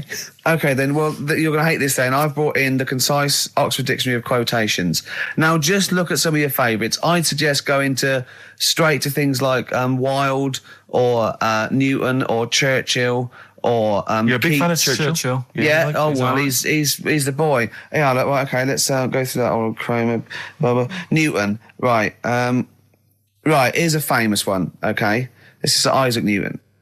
If I have seen further, it is by standing on the shoulders of giants. Do you like that one? So there's a meaning in it. Yeah. Yeah. Well, he hasn't actually stood on the shoulders of giants. So remember, he's an amazing inventor and mathematician, and he discovered the incredible laws of the universe. And he's saying, If you want a good view, move into a multi-story. He's saying, right? He's saying, if I have seen further than the people, and he's being modest here, it's because I've stood on the shoulders of giants to get that view. If it weren't for all the people that have come before him with their great insight and knowledge, he wouldn't have seen what he's seen. He's taken his learning, isn't it? Those people have given him just say that instead of making up. That's what I've got a problem with. People don't say what they mean. Poetry, art, and in life, though, people never say what they actually mean, and there's loads of books on it. I don't know. But the point is that he's just summarised quite a tricky idea beautifully. It's beautiful. That gets into you much deeper than just the words, just the literal words. You know what I mean? One of my favourites is from an American novelist, and the quote is talking about the subject of fame and being famous. Yeah. Fame is a mask that eats into the face. Don't you think that's amazing? Meaning? Well, meaning that fame is something that is artificial, that you wear initially, you become famous, but it's ethereal, it's nothing, it's intangible, it's just an artifice. But if you stay famous long enough, you begin to think that mask you're wearing is really your real face, so that you begin to, think that you are more than you perhaps are. Do you see what I mean? In the way that fame and power can corrupt. Oh, who said that? It's an American novelist, I forget his name. Yeah, it's all right. Yeah, there's something in that. Yeah. Okay. Pick another one, right? Yeah, let's have a look. Bernard Shaw, he's no slouch. I think maybe when you take this book of quotations home, Karl, you should maybe just draw up maybe a list of 3 or 4 of your favourites and tell them next week. I want to do Shaw and Wilde. I look at Shakespeare as well. He's. Are you a fan of Shakespeare? No. Go on. What's your problem with it? Just the way they speak. I can't follow it. Yeah. Yeah. Do you like West Side Story? It's really old as well. I can't relate to it. It's like years and years ago, isn't it? That's why I like Churchill. Because 1940s. Yeah. Look at this. This is Shaw, okay? There are 2 tragedies in life. One is not to get your heart's desire. The other is to get it. Again, how would you see that in your little... Well, that's one homework then. I'll mark that. That's your homework. You've got to work that out. You've got to tell me what you think of it. Say again? Don't ask Suzanne. It's there. Right. There are 2 tragedies in life. One is not to get your heart's desire. The other is to get it. Okay? Take that home with you. And we'll be hearing Karl come up with some amazing quotations next week. Yeah, pick out your favourites. Well, just read that book anyway. Can I just say it? This is one of a beautiful. It's Keats, right? What do you think of this? A thing of beauty is a joy forever. Its loveliness increases. It will never pass into nothingness. See, this is just like how it was at school now. The last couple of weeks have been quite interested in what you've been giving me. Now it's really like, okay. I really don't care. Now, what about this? Now, I did philosophy, and philosophy is obviously the quest for knowledge. And look, listen to this though. This is what Keats came out with. Philosophy will clip an angel's wings. Isn't that beautiful? Yeah. Don't be constrained by what's, dream a little. You know what I mean?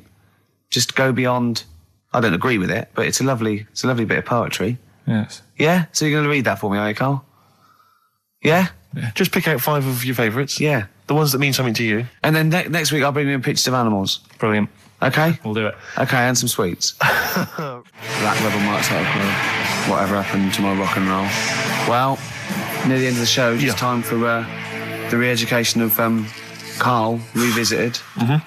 Still got Nick Cave to come, haven't we? Absolutely. Now, Karl, you read a quote book. What did you learn from it? Tell us some pearls of wisdom. Just keep it down to 1 or 2, your favourite things and why you like them. Right, well, you said just pick a couple. Yeah. Right? So I wrote a couple down last night. And what I did, so they weren't boring, right? I've sort of... Don't think you can ever be boring, No, but I've done, I've took like different ones. So I've took a good one that I think, that's a good quote. That was worth putting in a book. I've put one that isn't really a quote, so I don't understand it. Oh, yeah. One that isn't clever, and a funny one. So a bit of variation all out of one book. Oh, how long did this take you? What did you do? Did you sort of like sit? About half an hour last night. And did you sit sort of like quietly at a desk or something? No, just in the lounge with the telly turned down. Oh, right. Just to give a bit of light to the room. Just had it on, but turned down. Have you figured out lights yet? So, so the first one, never heard of him. This guy called Dean Axon. Right. And this is a good one. He said, the memo is written not to inform the reader, but to protect the writer. That's good, yeah. Stuff, that's very good. That's Very, relates a lot to, office life and so on. Yeah, modern world and that. Mm-hmm. Right, so then, thought, so I wrote that down because I liked it, and that's what he said to do. Second one isn't really a quote, it's more of a poem. Okay. So how does that work? Well, that's okay. Just read it. Right, well, it's about suicide. Okay. Right? Razors pain you, rivers are damp, acid stain you, drugs cause cramp. Guns aren't lawful, nooses give, gas smells awful, so you might as well live. Lovely. That's from Dorothy Parker. I'll tell you what. It is, yeah. I hate it. I hate that. Why? It's nothing to me, that. I think it's just a weak, shallow piece of mock comedy. This is why I did it in that order, because that's what I thought. It's like a zany vicar would write from living in Frome when he's about 55 and get it published in the. I hate it. All right, so you're saying you're not a fan of Dorothy Parker's work, right? Yeah. Now the next one, Oscar Wilde. Yeah. Right, he's known, isn't he? Yes. Look what he comes up with. All art is quite useless. Well, that's what's up with that? Well, it isn't. I did art. No, I know, but it's. Go on next. But how has art helped you? How has it been useful to you? It was a bit of it's one of the only things I like doing at school. Right. Do you know what I mean? When I made that little clay man, fixing a car. Yeah. You made a clay man fixing a car. I forgot about that. How can he? I think that's stupid, and especially that it's gone in a book. Sure. Do you know what I mean? Okay. It's easy to diss things. Yeah. It's hard to do things. Exactly right. I don't think art is useless, by the way. But then you don't have to agree or disagree with some of these things. Some of them are, sometimes it's just their thoughts put eloquently or poetically, isn't it? And it's just, to provoke a reaction as much as anything. Yeah. Well, and the good one, Ozzy Osbourne. I mean, sorry, but just go back there. The irony is that is art. That he was an artist, wasn't he? So, but so you don't like Oscar Wilde, but you prefer Ozzy Osbourne. Yeah, go on. Ozzy Osbourne, cracking one. This funny and educational. I bit a head off a bat the other night. It was like eating a crunchy wrapped in a chamois leather. Genius. You're right, Karl. Yeah. So what do you like about that?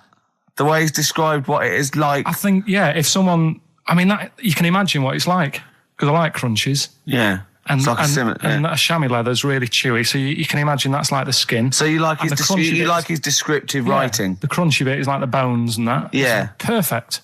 But Karl, it's interesting because you've analysed Ozzy there, and in a way, that is the first step on maybe doing a new English GCSE. Yeah, being able to study you said why you liked it. You said because it describes you've never eaten about yourself. Yeah, but my teacher, Mrs. Kane, if I would have come into school with, a quote by Ozzy Osbourne, she wouldn't have been happy. Really? Do you know what I mean? And that's the difference between She'd go, right, Karl, get your horse and go home. Well, listen, though, we were talking about other quotes. Yeah. Neil Armstrong. Yeah. Do you know his one? Yeah. What one... Giant leap for mankind. Do you know it wasn't meant to be that? It says it's one small step for man, one giant leap for mankind, right? Yep. It was meant to be, this is one small step for a man. Right. I.e. me, the individual, on a microcosmic level, one giant leap for mankind. And he mucked it up, because if you say this is one small step for man, one giant leap for mankind, man there means mankind. I know, it's embarrassing. So you shouldn't give people... He's not a trained actor. That's true. He's more of an astronaut, to be honest. Has he won any awards, Rick? No, there are no awards. Is he BAFTA nominated? Don't think so. But listen, right, he said another quote as he got back into the rocket. Have you heard about it? Go on. We're running out of time, and I'm just wondering whether it's worth saving as a bit of a teaser for next week. What did Neil Armstrong say as he got back into the rocket? Yeah. Is it going to be something like, that was boring, wasn't it? The mic's not still on, is it? Yeah. They're not still listening. Well, that's what I was saying to you. He could have said that and it would have still gone down. That's not cheese. it would have still gone down as an amazing quote, wouldn't it? Well, listen, I think you should save it, Carl. You tosser, I was meant to go first. No, I'll tell you what we'll do, Carl. We'll squeeze it in before the end of the show, because, Ricky, you got to play your song for the lovers. Oh, we should play this. I don't think we'll fit it in. We might have to save it. Don't worry, we'll see what we can do. Well, Let's next play, week, by the way, you've got happiness quotations, a collection of thoughtful words and beautiful paintings. I'll just give you an example of one. Happiness is a perfume you can pour on others you cannot pour on others without getting a few drops on yourself. Lovely that, isn't it? Brilliant. You can't be happy with that. This is Nick Cave and the Bad Seed from the Boatman's Call. It's a beautiful song. Any song that starts off, I don't believe in an interventionist God is all right by me. And this is Into My Arms. Nick Cave and the Bad Seeds, Into My Arms. Well, that's it. We've run out of time. We have indeed. So no time for Karl's quote. That'll have to come next week. Yeah, we'll save that for next time. Armstrong. Well, I hope you enjoyed it. Goodbye. All right, Rick. Come on, I'm sounding a bit chirpier. It's not that depressing. Well, yeah. Sports next. You know how excited you are? Go on. You love the sport, do you?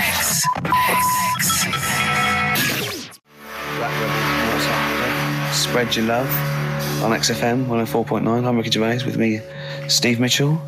And now it's Karl's bit. It's the re-education of Karl. He's like Liza Doolittle. And now he's coming to, or Lawnmower Man, if you've seen that film. More like Lawnmower Man, if you've seen the film. You'll know what I mean. And his homework was to just study quotes, really, on happiness and stuff and general well-being. He's not a big happiness quote fan, are you, Karl? Not really. So what have you done? You've come up with something, haven't you? Right, yeah, I told you, right? Because a lot of these are just things you say every day. They're nothing special. So what I'm doing... Well, you say them every day. Well, the sort of things you come out with and you don't even think about it. Do you know what I mean? Yeah. They're on the TV all the time. People on the radio are saying these sort of little quotes. Sure. And what I've done is, remember that programme on Channel 4, Faking It? Yeah. Where they got some, like, posh kid to be on a door and all that. What I've done, I've... Imagine if that was the pitch for the show. Dear Channel 4. Just going to get a posh kid on a door or something? Yeah. Yours Come sincerely, in, Karl. come in. Yeah. TV producer. Yeah, go on. So what I've done, this little book of quotes, happiness quotes, I've picked two that are real. Okay. And I've made one up. Right? And we've got to guess. And you've got to guess. Okay, then, go on. Well, I'll tell you what, Rick, why don't we, when we've heard them, we won't confer. No. You'll write down yours, A, B, or C, and I'll write down mine, and we'll see how it Okay, works. Karl, off you go. Right, and just because I'm looking at this book, it doesn't mean I'm actually reading. No, I know. Don't worry, I know. we're clever. No, we know. We can't see yet. Like, call my bluff. Yeah, go on then. Nothing is worth more than this day. Okay. Yeah. Yeah. All right. Yeah. The way I see it.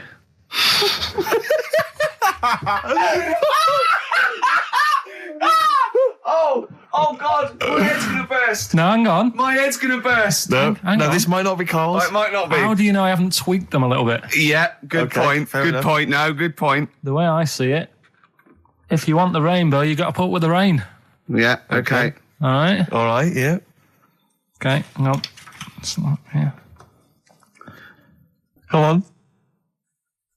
Cat food. Cat food, go on. It stinks a bit. But if you don't put up with the smell, the little kitten will die. Steve, I don't know what to say. I don't know what to say. Imagine this in faking it. Imagine their faces when he says that, and they're going, "Oh my God." Oh. Karl, play a song, mate. We'll have to confer on this one. Well, that's just amazing, Karl. Just read them again. Two were real, one was fake. Go on in. Right. First one. Nothing is worth more than this day. Excellent. Next one. What does that mean? Well, cherish now, cherish your time. Okay. Because you can't get it back, and you know that's the way I saw it. Carpe diem, whatever it is, seize the day, and all that. Okay. If you want the rainbow, you've got to put up with the rain. Yeah, of course. Yeah, rough with the smooth. You know, it's not all plain sailing, but you know, rainbow's beautiful, but it comes because of the rain, which you might not like. So make the most of everything, and good. Cat food doesn't smell good, but if you don't put up with it, then the little kitten will die. Right, now, Karl, that is a good effort. Now, that one's yours. I mean, obviously, right? Right. Right, no, but it's a good effort, right? I mean, it slipped seamlessly into the others.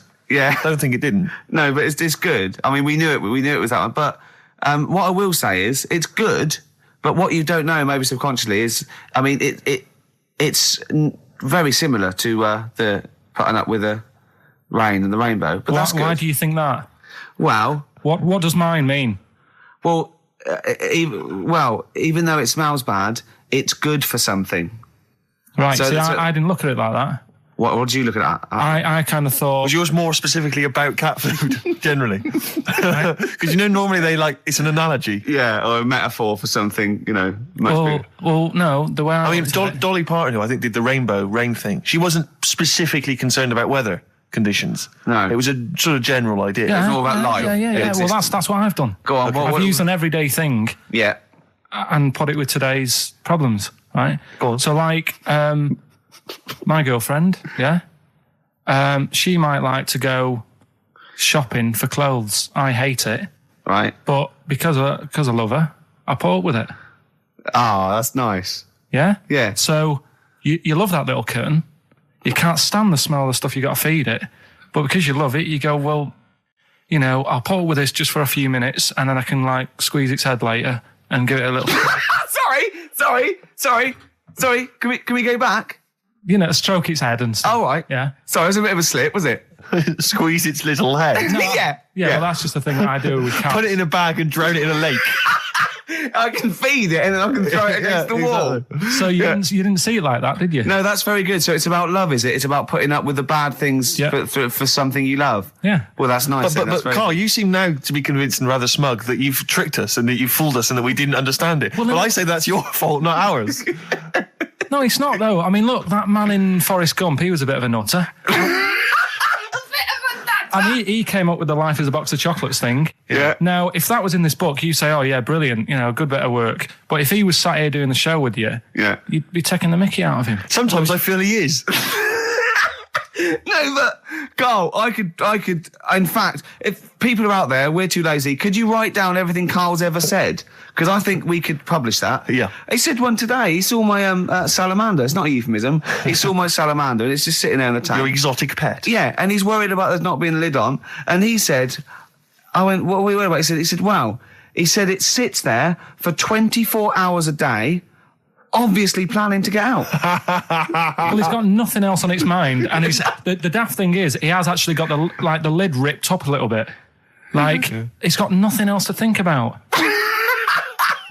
And he'll be looking up there, and it's going to get out. But what's the worst that could happen? What's it thinking? What do you think it's thinking, this salamander? It's got its eye on the DVD player. I could have Ian be down the market. Well... Oh, God. Are they dangerous? Can I just say something? Are they dangerous? I think the salamander's thinking exactly the same things as you. I mean, to look at you, you've got the same expression on your face. You know what I mean? You're dressed in green as well. You've got a little round sort of Hamburglar type head, like the salamander. Very similar. And yet I think you bonded with it, didn't you? Yeah, but I probably would have tried to get out, but my little paper round bag would just hang on the corner. Yeah. Some doctor or something who was into the way bodies work, they got their head cut off. Who did? The doctor? Yeah, he was doing a bit of an experiment. And he cut his own head off? Yeah. Okay. And it was about, he said, when my head's in the basket, I'm going to blink my eyes. Right. Okay, sorry, hang on, let him finish. And, so the doctor has chopped his own head off, and he's told everyone, I'm going to blink my eyes. He's in the basket, and he goes right, I'm going to blink my eyes about, as many times as I can. So quick, count them. And they count, and he got to 15 before he died. Now this is how Karl told me that. Till Nick Frost explained that, Karl told he said, right, well, a bloke, right, he had his head cut off, and when his head was in the basket, he went, count how many times I can blink. And I went, well, that's rubbish. He went, no. And Nick went, well, no, he actually said, when my head's in the basket. He went, and Karl went, all right. I said, Karl, do you know the subtle difference? Do you see the subtle difference? I have to say, though, guys, I still don't really understand what went on there. You've both lost me. The story is that a bloke who'd been found doing... you mean that Karl just explained it and that was a clear version? Because I still don't know what you're talking about, Karl. Well, this bloke had his head cut off for experiments against God. He was a doctor in the, in olden times. Yeah. And when they cut his head off, Why did they cut his head off? because it was He was executed. crimes against. Exactly, he was executed. Yeah, and he said to his assistant, "When my head's in the basket, I'm going to blink. Count how many times I blink and write it down as an experiment." Right? Karl told it to me like his head was cut off and he went in the basket, and when his head was in the basket, he looked up and said, "Count how many times I blink." Yeah, I love that. I love the difference in that story. Yeah. Both rubbish. Yeah. But one's possible and one isn't. You believe anything that you're told, except when we tell you the truth. Right, here's one. Christ. Ghosts and that we got talking about. Sure. And Nick said, right, he said, you'll like this one. He said, my auntie was having loads of problems. Why are you whispering? It's not illegal to talk about ghosts on the radio. No, but It's hearing this. so the auntie's in the house and that, and furniture's moving about all the time. Oh, God. And they were like, no, this is... Steve, he told me this one. This is such rubbish, mate. No, come on, let's listen. I'm going to leave it to you. I'm going to sit back and enjoy it. I'm just going to watch your face, Steve. Right. Sorry, so I missed the beginning there, Karl. There's an auntie in the house. Basically, Nick's auntie. Right. In the house, things moving around all the time. And it was just annoying every time she tidied up. It was like... It's just annoying. Making a mess. It was one part annoying to two parts scary. Yeah. So stuff was moving around all the time, and they said, right, we need an housekeeper. rather than having the house a mess, until we sort this out. I've got the vicar coming round. Stop moving stuff around. Oh, yeah, go on. They said, That shouldn't be in the pants drawer. let's put all the furniture in one room, right? Right. So just have one room that's a mess, and have all the others empty. Because I love the poltergeist can't really... It can move wardrobes around, but it can't open the door to put it in another room. Yeah. Poltergeist going, I'm just making this room messy. I wish someone would open the door so I could... Go on. Yeah, but... So all this stuff's in this room. So they moved all their furniture into everything, one they room. put like the drawers in there and everything, and it was really uncomfortable because they were all like on top of each other. They sat in the room with all the stuff. Yeah, they had to, because that's where the three-piece suite was. Okay. Oh, God. Right? All right. Oh, God. So they sat there, like, all crumpled up and that, but nothing can move because it's so tight. I think things were trying to move, but everything was so tight. It's They just like, foxed that poltergeist. So anyway, one night they sat there, like, sort of a bit awkward watching the telly and that, and they hear some banging in the next room. So she goes, oh God, what's that? Oh, he hadn't moved in, had he, the ghost? So to some of the empty rooms. So there's this He's moved some friends and family in. There's this banging about going on. She gets up, right? Yeah. And what it is, they had the baby in the next room because there wasn't much room for the cot. Right, so they left the baby with the ghost. So they go into the room where the baby is, and the banging. Yeah. Is like, do you know those plastic balls you get that you can chuck around the room and like they go mental? Right. The ones that you chuck once and you keep bouncing for ages. Yeah. That was bouncing around the room. Wow, what, the baby had thrown it? Hitting all the walls, and the baby was there, stood in the cot, sort of laughing. Right. And looking at the ball, and wherever it looked, the ball went. Yeah. And then she said, stop doing that.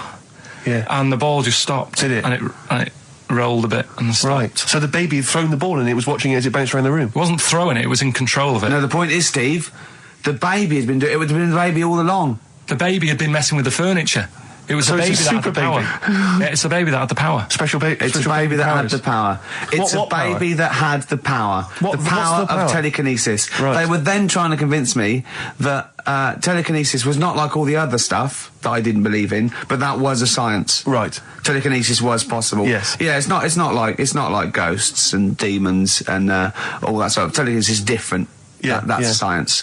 But Nick's auntie saw it, and I love the fact that you're telling me that someone else's auntie saw it. So I should be satisfied with that. Yeah. I should be satisfied with that. I mean, no. So does she still live in one room with all her possessions? No, I think the baby grew out of it. Apparently, it grew the up. baby grew out of it. So it doesn't use its telekinesis powers anymore? Well, no, it's like in Carrie, innit? She was upset for a bit, and then she got over it. Okay, I'm just going to say one thing, Karl. That was a film. Do you want to play a record or? Can I just tell you a story that Karl told me a couple of weeks ago? Is this another ghost story? Another yeah, spooky it is, story? yeah. I called him out. I was, what are you doing? He said, I said, I've just been reading ghost stories again. He said, you don't believe in them, but how do you explain this? Right, I went, go on. He said, I'll tell you as he told me it. He went, bloke, right, just sitting at home, doing, watching telly with his cat. And, the phone rings, and it's a bloke going, is that fire, in your oven okay now? 'Cause your wife called. And he went, Karl went, well, 1, there was no fire in the oven. 2, he wasn't married. I went, right. Go on. He went, well, then, right, there was a knock at the door, and there was 2 sort of people in sort of white coats, and they came and said, we've come about that fire. Your wife called us. He went, 1, there isn't a fire in my oven, and 2, I'm not even married. Right? And he said, they saw the cat, and they looked at the cat. It looks a bit weird at the cat came out, nothing. And he said, and then he went back, sat down, phone rings, and they said, did they sort out the fire in the oven that your wife told us about? Oh. He went, 1, there is no fire in my oven. 2, I haven't got a wife. And Karl went, what do you think of that? I went, that's not it. He went, yeah. I went, that's the end of the story. What? He went, well, how'd you explain that? I went, explain what? I thought he was going to say, a year later we got married, but she died in an oven fire. Right? I thought it was going to be that. And I went, that's what? People winding him up. Yeah, or someone did report a fire oven, and their name was Johnson, and they looked up Johnson, they got the wrong thing, it was the gas board, and they sent it round to the wrong person, right? You know, he went, yeah. I said, I explained it to him, he went, yeah. Why did they look at the cat funny? Oh, man alive, Karl. This is really weird, right? I was in my house once, right, and the doorbell rang. Yeah. Right, I opened the door, and there was no one there. Yeah. Right? And then I looked across the street, right, and there were some kids running away. Yeah. Now, how do you explain that? Yeah. There was another time, right, where, like, I opened the door, and there was a bloke goes, you've ordered pizza. I went, I haven't ordered pizza. And I heard my mate upstairs giggling and putting the phone down. Yeah. How do you explain that? Karl, seriously, why did you tell me that story? What do you think it was weird about that? The fact that it was 3 different people. Is this all the information? Is that the entire story? It was 3 different people. Did you fall asleep and not read the end? A fire that didn't happen, about a wife that didn't exist, and a cat that didn't look happy.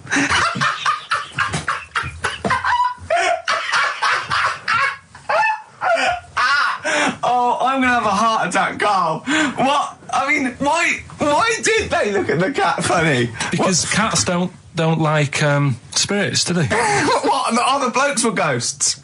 Yeah. Yeah, that's it. So these are kind of beetle about type ghosts.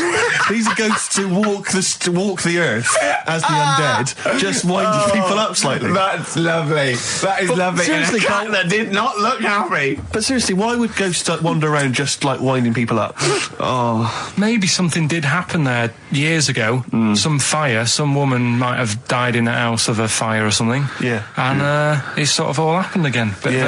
Yeah, it's certainly a mystery. It's a mystery. I mean, I can't. What's this book you were reading? You were reading a book, which is interesting enough. It was the Fortean Times. Oh, Karl.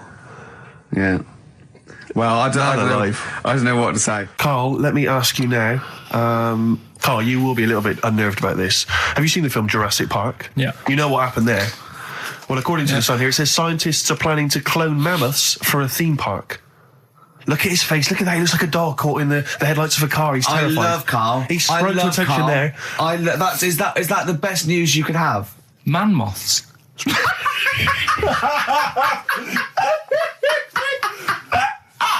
Right. Yeah, man moths. I love the fact that that's why he was so excited that they bred a man moth. What is this? Yeah, it's a human being that hides in your wardrobe and eats an entire jacket in a day. Yeah. What do you mean, man moths? Mammoths. Mammoth. The big hairy cow from the Ice Age. I mean, elephant. You're not so excited about that, then? You can take or leave bringing back mammoths to life, but a man moth... A man moth is a different matter. Oh. If we'd have never brought that up, he'd have gone and told someone now, they've bred an half man, half moth. That's how things start. This is what we mean when you hear these ghost stories. Are you slightly deaf? Is that it? When you hear these stories, is it... Karl, is English your first language? Are you actually foreign? Is that the thing?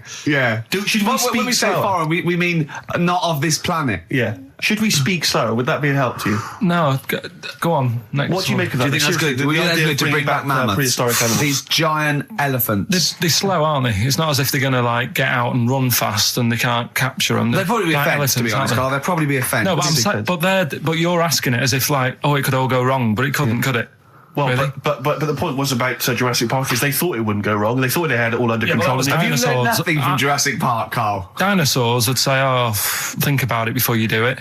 But with a airy elephant, it's not going to... not a concern for you.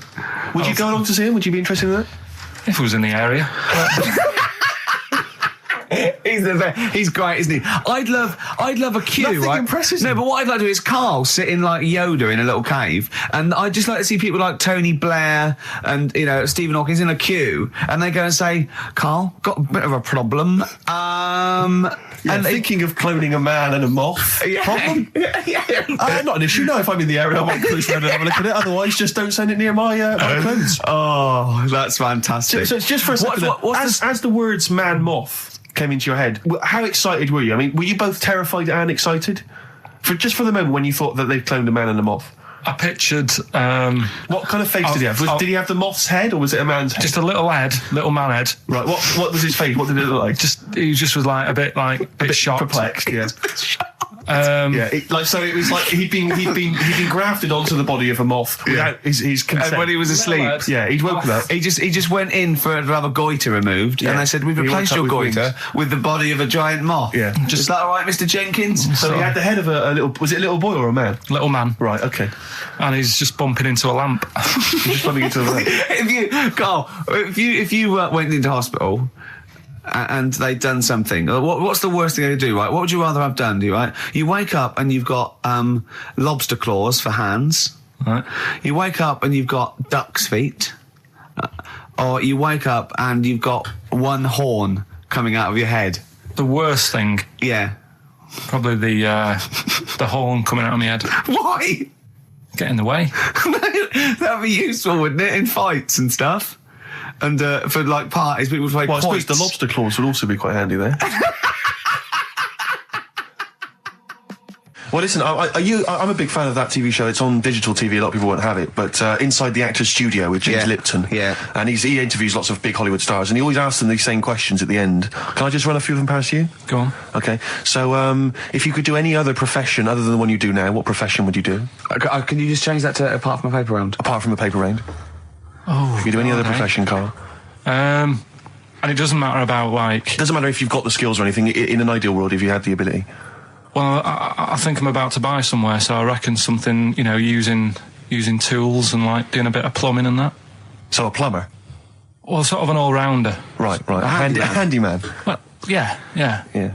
I think, you don't get paid that much, but it's useful, isn't it? So... But you'd get your own show, couldn't you, with Carol Smiley eventually? Well, all that, but the money that you don't make, you save by not having to pay someone else to do the chores. Do you know what I mean? I don't know what that sentence meant. Right.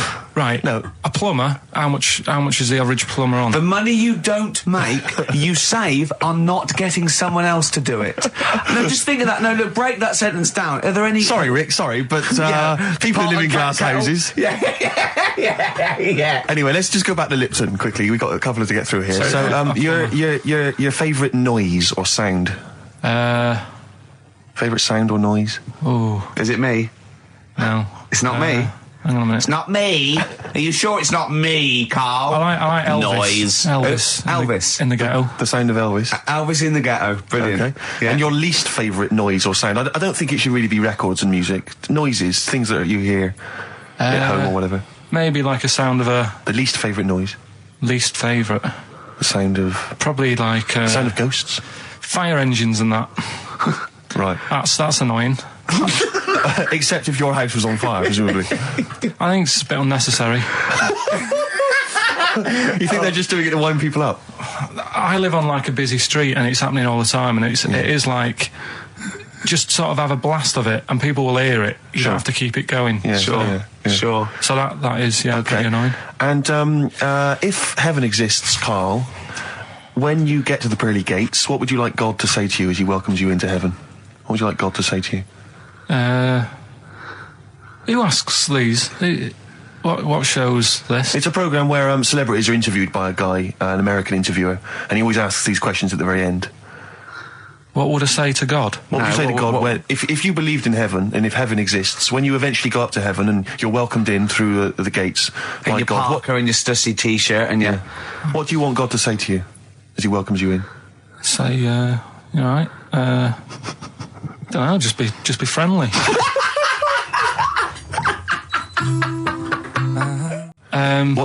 Is this something that happened to a friend of yours, or is this... No, I read about it. You read about it, okay. There's this little lad, right? Okay. First of all, it's years ago, right? When they didn't have decent doctors in, like, every town and that. Yeah. And, this little kid is dead ill, right? Yeah. And the local doctor... Well, there's a phone call involved, so I don't really get the impression that it's like medieval times. Yeah. Yeah. But I didn't say that. I just said it's years ago. So this kid's ill, right? Yeah. And he's lying in the bed, and he's all going funny colour and that. Yeah. And his mum says, "I'm going to get the local doctor round." The local doctor comes round, and she says, "Oh, so I don't know what's up with him."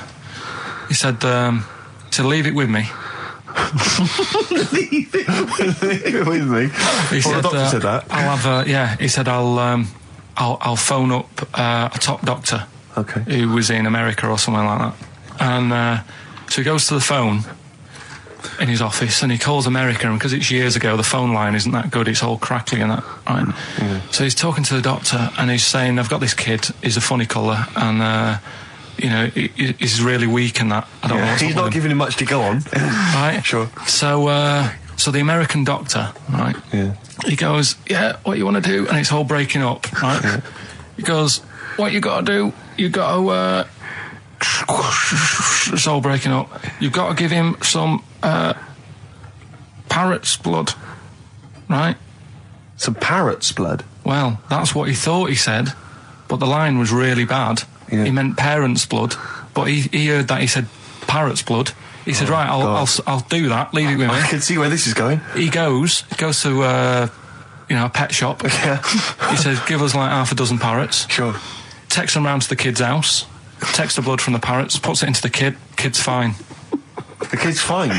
It worked. Such a load of shite in my life. I've never heard such twaddle, such just made up, enhanced, exaggerated bollock in my life. A load of old rubbish, Karl. I mean, when he told me this, he said, the doctor said, "What do I do?" And the doctor on the other end said, "Give him some blood." And the doctor went, "Where do I get blood from?" So hang on, wait, I just need to where do I get blood from? Give him some parents' blood. Give him some parents' blood. Give him some parents' blood. Yeah. But hang on, I just need to know where you read this. Karl. Where was this? Where did I stitched you up. You know what he said? He said, "So do you believe it?" I went, "Tell it to Steve." He went, "Do you believe it?" I went, "Tell it to Steve." Karl. Where did you read it? That was on the internet. What? About Where illnesses. is it on the internet? I'm always looking at stuff. I was looking at stuff this morning because of Yoragella last night. eating all that funny food and that, and also they all got a bit scared last night, didn't they, with a snake? I didn't see that. So is this I'm a Celebrity, Get Me Out of Here? Yeah, he got all worried about a snake getting on the sort of wandering about in between the sleeping bags and stuff. Yeah. And they were all scared, and it's so easy. Leave it with me. Sorry, the doctor says, "Leave it with me." Yeah. Leave it with me. Well, they were all scared because there's a snake, and it's so easy to find stuff out. Before they, where are they? Where is this jungle? Australia, I think. Before they went, give it half an hour on the internet. I found out with snakes, you don't need to worry, right? They're deaf. They haven't got any ears.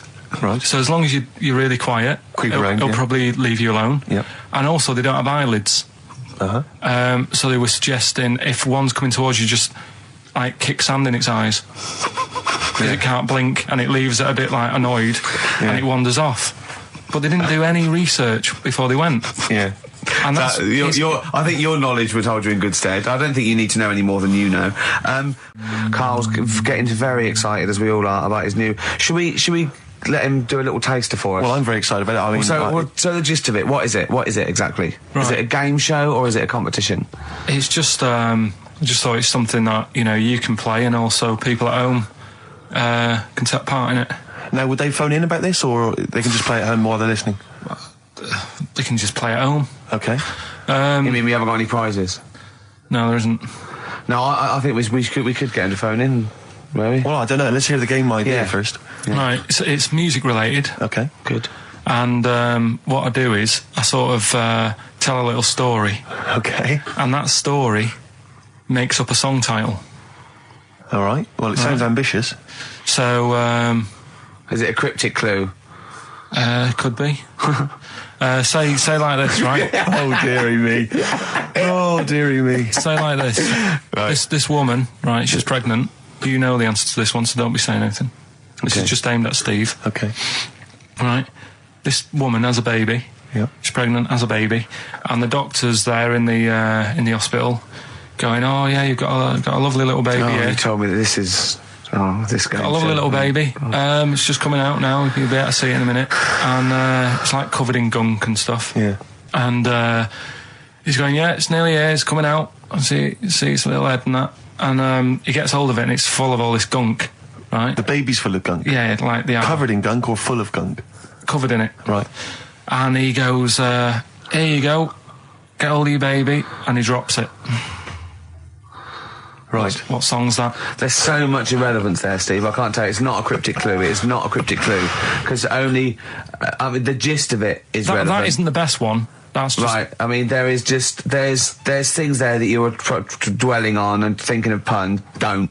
Just go for gut instinct. What was it? What was that? Right, I just need to try and get the basics of this. There's a woman, she's pregnant, she has a baby. Yeah. The baby's covered in gunk. Yeah. Right. And because of the gunk, the doctor drops the baby. Yeah. And that's all I need to know. Yeah, that is all you need to know, yeah. The pregnancy is largely irrelevant. Okay, what are the key elements? It's the birth and the doctor dropping it that are the irrelevant. The relevant birth thing. and the dropping of the baby. Yeah. I've absolutely no idea. I can't even begin to guess. Think about what's happened here. Oh, Karl, she's had a baby. The doctor's trying to deliver it. He's saying it's a nice little baby you've got here. This is all irrelevant. Right, let me tell you this. So just to be fair to Steve, so he can get into your mind. Right, this is not a traditional cryptic clue, logical problem or other. This is Karl. What song am I thinking of? Right, that is Underworld, Born Slippy. I have to say, actually, that makes textbook sense. Yeah. No, that does actually. No, I'm sorry. Do you like all the story about? It's all right. You can see it in a minute. Oh, it's just covered in gunk. Yeah. No, I agree. There is some extraneous detail, Yeah, but I have to say, that Born was good because it was. That's the look of it. Was Born was good. Yeah. And Born Slippy, no, I was quite impressed by that, Karl. I have to say, no, to be fair to you, I'm not just patronising you. Oh, well, wow. I actually think that was really good, and I disrespect Ricky Gervais for slagging that off, because I actually think that was quite good. Well, let's go ahead with it then. I feel we could maybe open this up to email correspondence or okay, or the let's phone go lines. for it then. Okay, this is Karl Pilkington's new game show idea. It's just what's the song? Karl Pilkington presents What's the Song? Ladies and gentlemen, please welcome to the stage Mr. Karl Pilkington. And Karl Pilkington with his brand new show, What's the Song? What song am I thinking? No, I mean... You're nervous about this, aren't you, Rick? I am. You're worried. Well, because I've heard some of these clues before. And they're ramblings... Sometimes they're close to ramblings of a fool. Right? And it really is like those what am I thinking? Yeah. I don't know though, I actually was genuinely impressed by Born Slippy. I have to give him the benefit That's of one the of the doubt better ones. Because that was short, sweet, and it worked. Some of these, you say, they're not going to be quite as pissy. Some of them are like Emily Bronte novels. Now listen, we're just going to go for it then. You do it, and we'll just get people to call up because I want to see the general public's confusion trying to work out. Why don't you give us your next clue, and then we'll play a track, and then we'll hopefully have people on the line after the track to try and answer it, and you can recap briefly. So give us your clue now for what song am I thinking of? Right, this one. It's about a woman. And she's just normal, nothing wrong with her, or so she thinks, right? But there's the twist. Is this like the Tales of the Unexpected? And she's got she's got her mates and she's having a normal life, having a good time and that. And then this thing happens, right? And she starts to stink. And she can't have a bath. right? And she really wants to have a bath. She's dead sweaty and stuff. She's going about her daily stuff. She can do everything else normal. She can eat, she can talk, everything. But for some reason, she can't have a bath. Is there a coal mining husband in the bath? Yeah. Is this born stinky? She can't have a bath. So a woman can't have a bath? Yeah. Even the rest of her Or a life. shower. She can't. Okay, leave it there, Rick. Don't try and guess. It's not for us to guess. The general public can phone up and ask questions, so I just I'm go not sure for they it. can they? I think so. Otherwise, we don't want just people just phoning Well, up and I'll tell getting you it. what about this? Why don't they can ask one question? Yeah. They can ask one question of Karl, then they have to make a guess. Okay. 08700 800 1234. Have we got someone on the line now? We'll just go. Let's do it. Let's go for one. Let's go for one. This I'm is excited. edgy radio. This is Letting Karl dynamite stuff. Right, live. Go on. Hello, XFM. Hello, I'm ringing about what's the song? Absolutely. What do you think? Well, I'm going for Dirty Diana. Dirty Diana. See, that works. That's a great guess. It does. Yeah, but it doesn't work because why can't she have a bath? Okay, so the answer is in I was going to there. ask you. Well, that's your one question. That'd be the answer. That would be the answer, I'm afraid. What was your name? Shelley. Shelley, thanks very much. Shelley, I'm afraid I should tell you that, that you should never take this personally because no one can really get into the mind of Karl. So don't beat yourself up about this. I don't expect anyone to get these clues. No. So well done. That good is guess. a fine guess. strong Thank you. Thank you. Okay. Anyone else there? Let's hello, XFM. Who's that on the line? It's Chris. Hello, Chris. A question for Karl? Before you give us your guess? I haven't thought of a really good question or anything yet. You just want to go for the guess? No, what I thought was, I'm sure Simon Mayo used to do this when he did the breakfast show on Radio 1 years ago. No, it didn't. So you've just pinched this idea, Karl? If you're going to rip someone off, Karl, do not rip off Simon Mayo. I haven't ripped this off. I thought this was a new idea. I was going to do it with sound effects instead, but that's Yeah, he used to do that, and he used to get his team to play other characters. In the You idiot. Well, no, hang on. Not you, Chris. I'm saying you idiot to Karl. Yeah, but nothing's new anyway, is it? So I'm not getting annoyed about it. Very true. What do you think the answer is? Is it Cornflake Girl by Tonny Amos? Good answer. She couldn't have a bath because she'd go all She goes floppy sloppy and and that. then go down the plug hole. Good answer. She's all soggy. Yeah. So It's not, is it Cornflake Girl? No, it's not, but That's a great answer. It could have been. All right. Okay. You're already seeing the error of this, aren't you? I think this is great radio. I'm I know. really hooked on this. I'm But genuinely excited This now. is really like that, those so-called lateral thinkers. A man got into a field and dies. Why? Yeah. He ran out of air. No, Yeah. not the one I'm He thinking was of. shot. No. Yeah, That go was a on. good answer, Well, but couldn't Simon Mayo sue you or something for doing it? Will you stop? Don't mention that. Yeah. Listen, I think if you're going to steal ideas from someone, it should be a brain box like Mayo.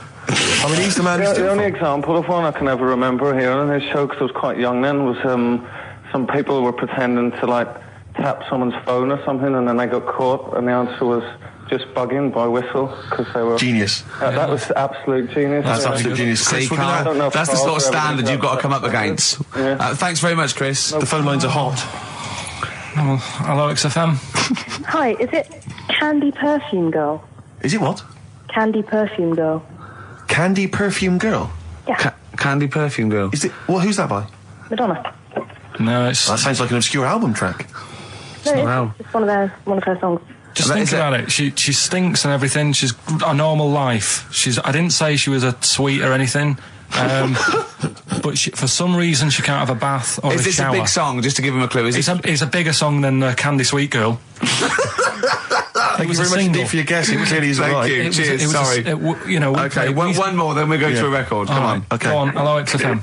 Carl, Yeah. is it High and Dry by Radiohead? High and dry. High and dry. Now that's great. She smells, which is another word for high. She's dry because she doesn't have a shower. Karl, if it isn't that, yours will never be as good as that. He's the winner. Whatever you're thinking of, that clue is brilliant. What's your name, mate? It's Richie. Richard. I mean, you can't beat that. That's a bit too lateral.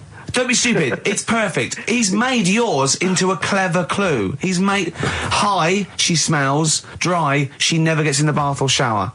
It's not that, is it, Karl? No, it's You not. don't even get that, do you? Not Have really. you ever heard of the word high being used to mean sort of smelly? No. No. Oh, what? That was where you went wrong there, mate. Richard, I'm declaring you the winner, even though that isn't the I answer. don't think Thank we you. should give up this early. Can we Rick. just What? let's play a song and, Let's play a and song. give it one more chance because Yeah. if people think about it, it is really easy. I'm not going to find out the answer now because I've got to go out. Okay, we'll do it very quickly. Stay in for 10 minutes. We're just going to play a new Okay. Coldplay track. Aren't Okay, we? let's hear Brilliant. Coldplay and then we'll come Cheers. back with this.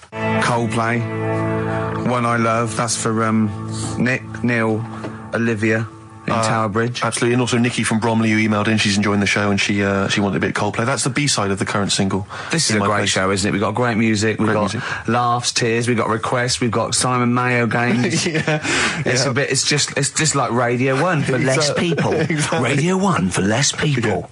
This is great, isn't it? So go on then. So listen, Karl, you were so excited about this game, weren't you, earlier? You came in with a hop, skip and a leap in your step. Although I must say, the phones are going mental. We're going to have to take some more calls. People love Karl. High and Dry is great. I mean, it works. That's it. Can we have a very quick recap in case someone's just very quick Can you make it so High and Dry doesn't work now? Give us a bit of information that makes it different to High and Dry, or can't you? So for those that have just tuned in, Karl describes in a roundabout way a story which somehow is representative of a song. Is that right? A song title. Yeah. Okay. So this woman, she's all right. You know, she has a normal life.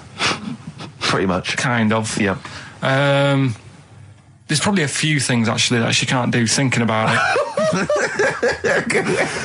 But the main problem would be having a wash or having a bath or having a shower. Yeah. Maybe going for a swim thinking about it.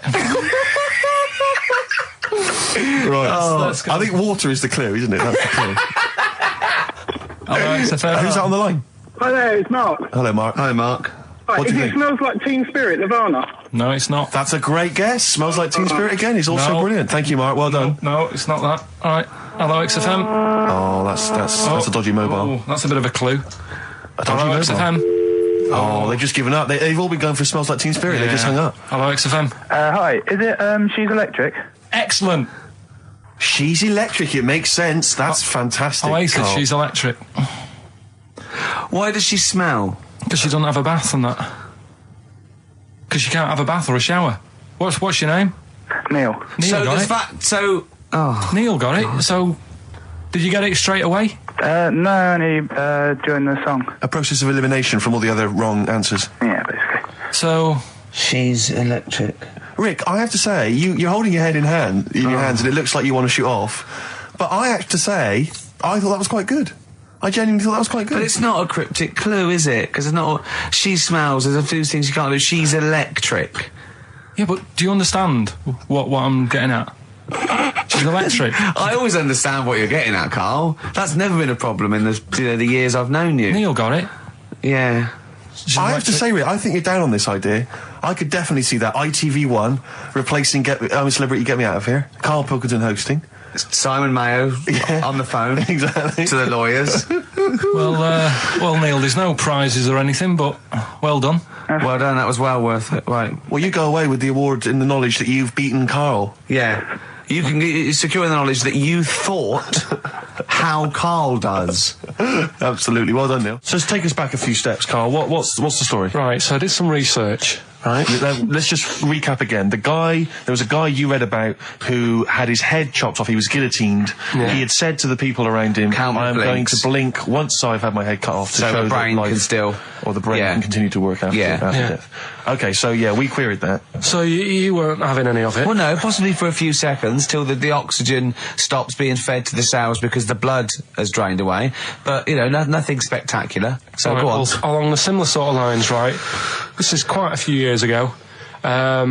This fella sort of upset the royal family doing something. Right, so they said this isn't good. It wasn't Ben out under that Jubilee thing, was it? I can't remember what it was. And they said, right, that was terrible. We're gonna cut your head off. You gotta show people that you can't be doing what you've been doing. What was this? The 1970s? What you said a couple of years ago? You mean maybe sort of? Was it the olden days when the phones weren't very good? Ages ago. Yeah, ages ago, sure. So yeah, fair enough. Yeah. So very philosophical. Yeah, imagine that when you wasn't here doing it. This was literally ages ago. Yeah, exactly. Yeah, Simon Sharma's History of Britain. Yeah. Oh, and even before that, which is yonks before, when it was all mental and different. Sorry, Karl, go on. So he's having his head cut off, and he's resigned to it. It's a day before. He's kind of got it into his head now that I'm not going to have my head much longer. Sure. So he said, let's make use of this. Yeah. He said, I wonder how long the body can stay alive without my head on it, right? So they were like, I don't know. So, Hoover. So the jailers, whoever he was asking. These jailers with one eye. Yeah. Get out, pal. So he said, "No, wait a minute. I've got an interesting scientific experiment, jailer." Well, fair enough. What is it?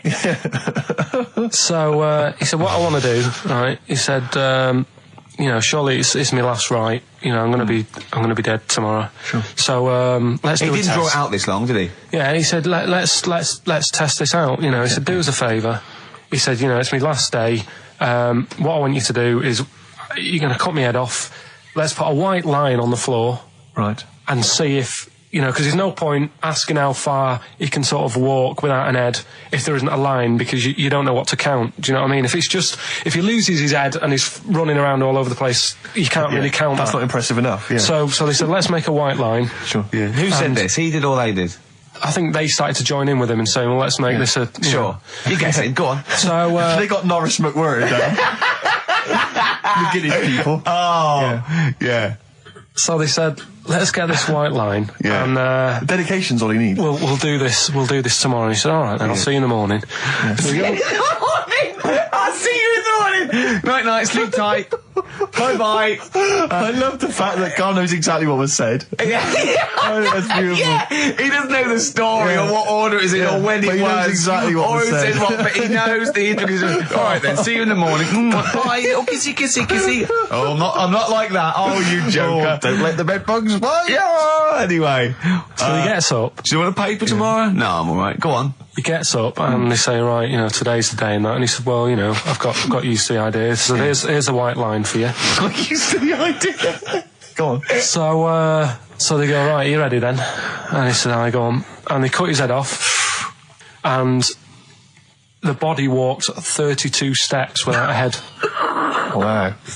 32 steps. Incredible. And that's the lesson, really. Did it get as far as it walked along the white line, did it? Yeah, it stayed along the white line, did 32 steps, and then started to stumble a bit, and it just fell over. Yeah. But, it was a test that your body can still keep alive for a little bit. Yeah. When you've lost your head. Absolute twaddle. Absolute twaddle. What do you reckon you can do then without an head? How many steps? Nothing. There'd be muscular spasm, right? Yeah. It would twitch a bit. It would, yeah. You could not distinctly take 32 steps. The body don't... Yeah. Is the doctor still on the line? Yeah. The fella that bought 6 parrots. Yeah. And, you could have got 32 steps. Right, so you don't beheaded believe man that. doing a bit of line dancing. Right, you don't believe that, but something that you do believe that a cockroach can live a week without an head. It can. Slightly different kettle of fish there. Why? Wow, insect to human is what I'm thinking. Yeah, that difference. There's not that much difference in Well, of some course there insects. Do you know that a snake has a heart and lungs and kidneys and stuff? Go on. No, well, I'm just saying. So? You're making out as if they're a totally different, species.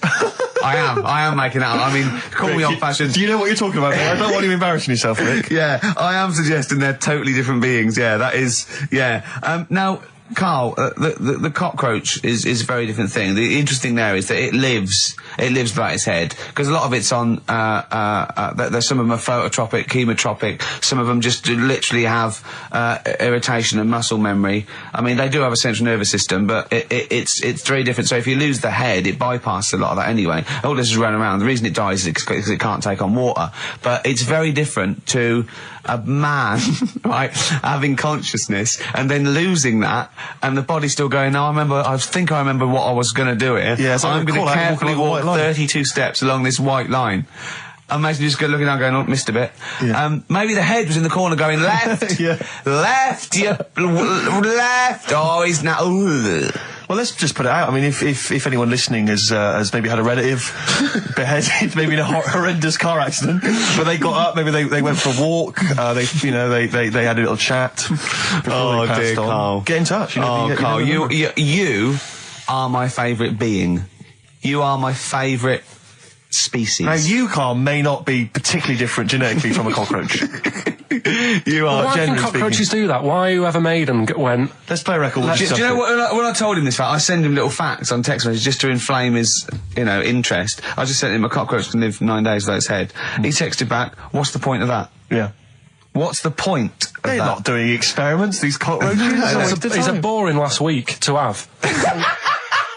And he went, and on top of all that, you're thirsty. So it's the worst week of your life, isn't it? That week without your head. Play a record. Play a record, Karl. Competition time next. Oh. Look at his little face. Look at his little You've not heard face. Karl's competition. Oh, he could do with that, Ned.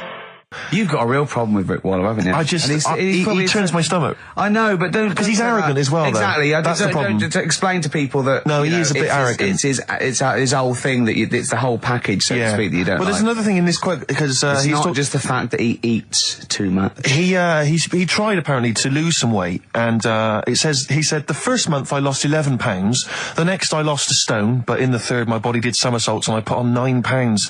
I had a slip up. I can't say when, why, or how, but it just sneaked up on me. Yeah. I don't believe it. Yeah. Don't believe it just sneaked up on him. That body's never done a somersault in its life. No. It just sneaked up on him. Yeah. It was the cakes again. Yeah. It was the same old cakes as before. It was exactly the same problem. Sleep eating. Yeah. It's called. It was the KFC bucket again. It was the family-sized KFC bucket for breakfast. Dear. Poor man. The other thing is that I don't think that's a very good shock tactic for a doctor to tell a 20-something, well, to be honest, you've got 20 years to live. Yeah. That's not, and when I was 20, the thought of dying at 40 was fine. Yeah. I didn't want to live to 40. I just thought, what can you do when you're 40? Yeah. Just laying around doing nothing. Eating cheese. And then you got there and you discovered... No, but someone sent me... Sophie here sent me something and she said, I realise you're not Graham Norton, but I had to send you this. And she sent me the top of a little cream cheesy thing. And it's the brand name is Gervais. How odd that is. Have you been... They've named a cheese after you. I think it's a big French company, and this is from the Czech Republic. It's all over Europe, and so that would be a dream come true, wouldn't it? If they named a cheese after you. No, I think it's probably ancestors, and so I've cheeses in my blood. Sure, quite literally. It literally is. Yeah. Another heavy Friday night, was it? It comes out of pores like those Play-Doh things. I can squeeze out different shapes. Jane, bring the Stilton in. It's Friday night. This isn't fried. Exactly. But yeah, so we can't really have a go at Rick Waller. I eat too much, but you're not big. I mean, one of the other contestants on the Fat Club, Celebrity Fat Club, is another one is Jono Coleman. Oh, we love Jono. Now Jono, I don't know, you know Jono. He's that guy who does. He used to be on TV, and I think he does a breakfast show on a rival station, doesn't he? He's happy, isn't he? He's so true, and he's a really nice bloke, Jono. It's funny because he does a breakfast show on Heart, which is wrecking his own. There's a bit of irony. Oh, I love Karl. Thanks, Karl. Do you know what I mean? Yeah, I love you. I can see where you're coming from. Yeah, that's good. But we've met Jono a couple of times. We saw him at a couple of, not wishing to say not to show off, but a couple of awards dues. Yeah, like that's showing off. But like people would have seen dead there. Well, yeah, but we went to one where everyone was in like tuxedos or suits and ties. Not Jono. Jono was wearing a pair of Bermuda shorts, big Bermuda shorts, knee-length Bermuda shorts with just these little. But I saw him again another time, and he had shorts on at a similar event, and I've seen him since in the street, and he's all. I'm wondering if he can wear trousers. I don't think he can actually wear trousers. I don't know if there's a medical reason for that, whether he's just, his legs are too fat. I think the material is a waste of money. I think it's just that you can get shorts that big and they're comfortable, and, I mean, to be quite honest, I don't want to squeeze into a tuxedo anyway. So, if you can go, I'd love to turn up those things in Bermuda shorts. Well, of course. Flip-flops. But do you think he started off by wearing, maybe he just had the upper half was a tuxedo with the tie and then the shorts for and the shorts underneath, and he would just have to come in, kind of sneak behind, a sideboard. Potted plant. Or a potted plant, or bring his kids ahead of him. Yeah. You are wearing trousers, aren't you? You're wearing trousers. Of course I am, In you go. Kids move a bit. Well, no. Exactly. Of course I'm wearing trousers. Why would I? Wearing trousers. And they just thought, this isn't fooling anyone. So now I'm going to make a wacky effort to sort of, The next zone is, I've heard he's going in a grass skirt and a garland around his, and he's going to come in limboing. But you did ask if you could go to the BAFTAs in a dressing gown, didn't you? Just for ease. Yeah. Yeah. But, right, is this talking about diets and stuff, right? Go on. They've come up with a drug that, they tested it out on a mouse, right? They said, it's a problem that weight is a big issue in the world, and, a lot of people are depressed, and that, probably like Rick Waller. Well, I'm depressed looking at Rick Waller. Well, Oh. I mean, you could sort out Rick by, Jono is an old man, he's got loads of money. He's not old. No, but he's getting on a bit, right? He's about my age. Hang on a minute. What I mean is he does his own shopping, right? So I bet it's hard. What do you mean? Because he's like, how old is he? 35. Right, he's got loads of money, he does his own shopping, so when he goes to the supermarket and he passes, the sponge cake section, it must be tough when you've got loads of money to burn that you go, just one more. Yeah. One more. Look, so we are getting close to libel here, I think. No, but I'm saying how it is, because Right. I've tried, like, losing a little bit of weight. Have you? And it is difficult when you're in Waitrose and you see a little chocolate muffin and you think, well, one more and I'll do without... Do you like a little chocolate muffin now and Well, again? yeah, right. Is that your favourite thing? So the thing is... Let him finish his point. So the thing is, right, now with Rick, he lives at home with his mum, so why doesn't his mum just say, I'm going to buy less this week, and if you eat it all, you're not getting any more? Yeah. That's sort that Does out. he live A with short, his mum? sharp shock. I bet he does. So you don't actually know if this is true or not? No, but anyway, right, so this drug they've come up with... They've tested this on mice, haven't they? They've tested I'm worried if they haven't tested it on mice. Thank God for that. It's definitely been tested on mice. Definitely. They fed a mouse a load of cake. Yeah. Right? And it went a little bit chubby, and they said, right, stop a minute. And then they gave it this drug that makes you lose weight. Yeah. And its weight went down, but the only bad side effect was its eyes were popping out. Well, that seems to be fine then. Let's give it to Jono. There doesn't seem to be any problem. Oh, let's Rick should get some of that. Yes, truth, Doc, look at these. Oh, Jesus, Jono, your eyes are popping out. That happened to the mice. Sorry? That happened to the mice. But what do you mean? That's the option. What do you mean that's the option? So I love the fact that your choice is either be like a fat, happy man who has the odd sponge cake, or a stick man with eyes on stalks. I mean, Steve's chosen that. All right, calm down. I thought we were slagging off Rick Waller and fat people. Sorry, Let's mate. have a go at the fat people before we start on me, really. Yeah, no, I didn't. I forgot. I mean, it's like... Yeah. Because I've got some issues, and body issues. I know. But Rick Waller's grotesque, you know. Yeah, sorry about I'm that. just a little bit weird. I mean, do you know what I mean? Yeah, should we play a song and... Well, I'm just a little bit offended. That's upsetting. I woke up this morning, feeling fine. It's not a blues song, and I turned my phone on, and it was from Karl, and it went, forget it, I've made my mind up. And I thought, wow, what is that? And I forget phoned him. it, I've made my mind. Yeah, I went, Karl, what is it? He went, oh no, it's about the text I sent you last night. I went, well, what was it? I just got this text. He went, I was just wondering, I was thinking last night. He said, supposing you had to have your hands removed. Sure. Right? And the doctor said, well, you can either have them stay like that with stumps, or I can sew feet there. What would you have? And I was bleary-eyed, and I went, the stumps? He went, yeah. I went, all right? He went, yeah. And then what was his follow-up text to that? And then I got the text, it was obviously before it, and it went, and it was like quite serious. What would you do if surgery not doing your hands? Would you have stumps or the feet? Right? Now the way, when I said he's made his mind up, and I went the stumps, he went, yeah. I think secretly he decided on the feet, but was too embarrassed to tell me. There's a little bit of what would you do? Because But why did you think of this? Why did you think of this? Girlfriend's away, right? Yeah, no, that's not why you start thinking bizarre I'll tell you now, devices. right? I'll let you into my little mind, right? Last night, I had some beans on toast, right? She was away. It's good already. She was away, she had some beans on toast, she went wild. Yeah. Right? Now, I was stood up, I live on on a high street, right? So I'm washing up, I'm looking out the window. First thing that had me attention is, I can look into other people's flats, right? Yeah. And it was weird how all these different lives were going on, I was watching them, and everybody had the telly on and was watching Volcano, right? Which was on last night. Right. And I thought, oh, that's weird, right? I can see them all watching it. And it was like a little Chinese lad who was dancing around in some underpants. Yeah. And then there's a little old woman who lives downstairs who was reading a book, and she's always reading a book every night. And it's like, I have a better life than her. And then there's like some sort of bouncer who's always getting ready to go out late at night with all the black on. He looks like a bouncer. So I was watching all this life going on. I thought, did you witness a murder while you were doing this? Yeah. It was like that sort of Sliver film where that bloke had loads of tellies watching people's lives. So that was going on in my mind. And then I was washing up, and I picked up the plate, and I thought, oh, it's amazing, isn't it? The human body, the way you can just sort of, you know, I want to pick that up, and you do. Yes. And the way your hands work, right? You've got 5 little digits, but it's just the right amount to do to do what you've got to do, right? So I'm cleaning the plate. Sorry, Karl. Stop.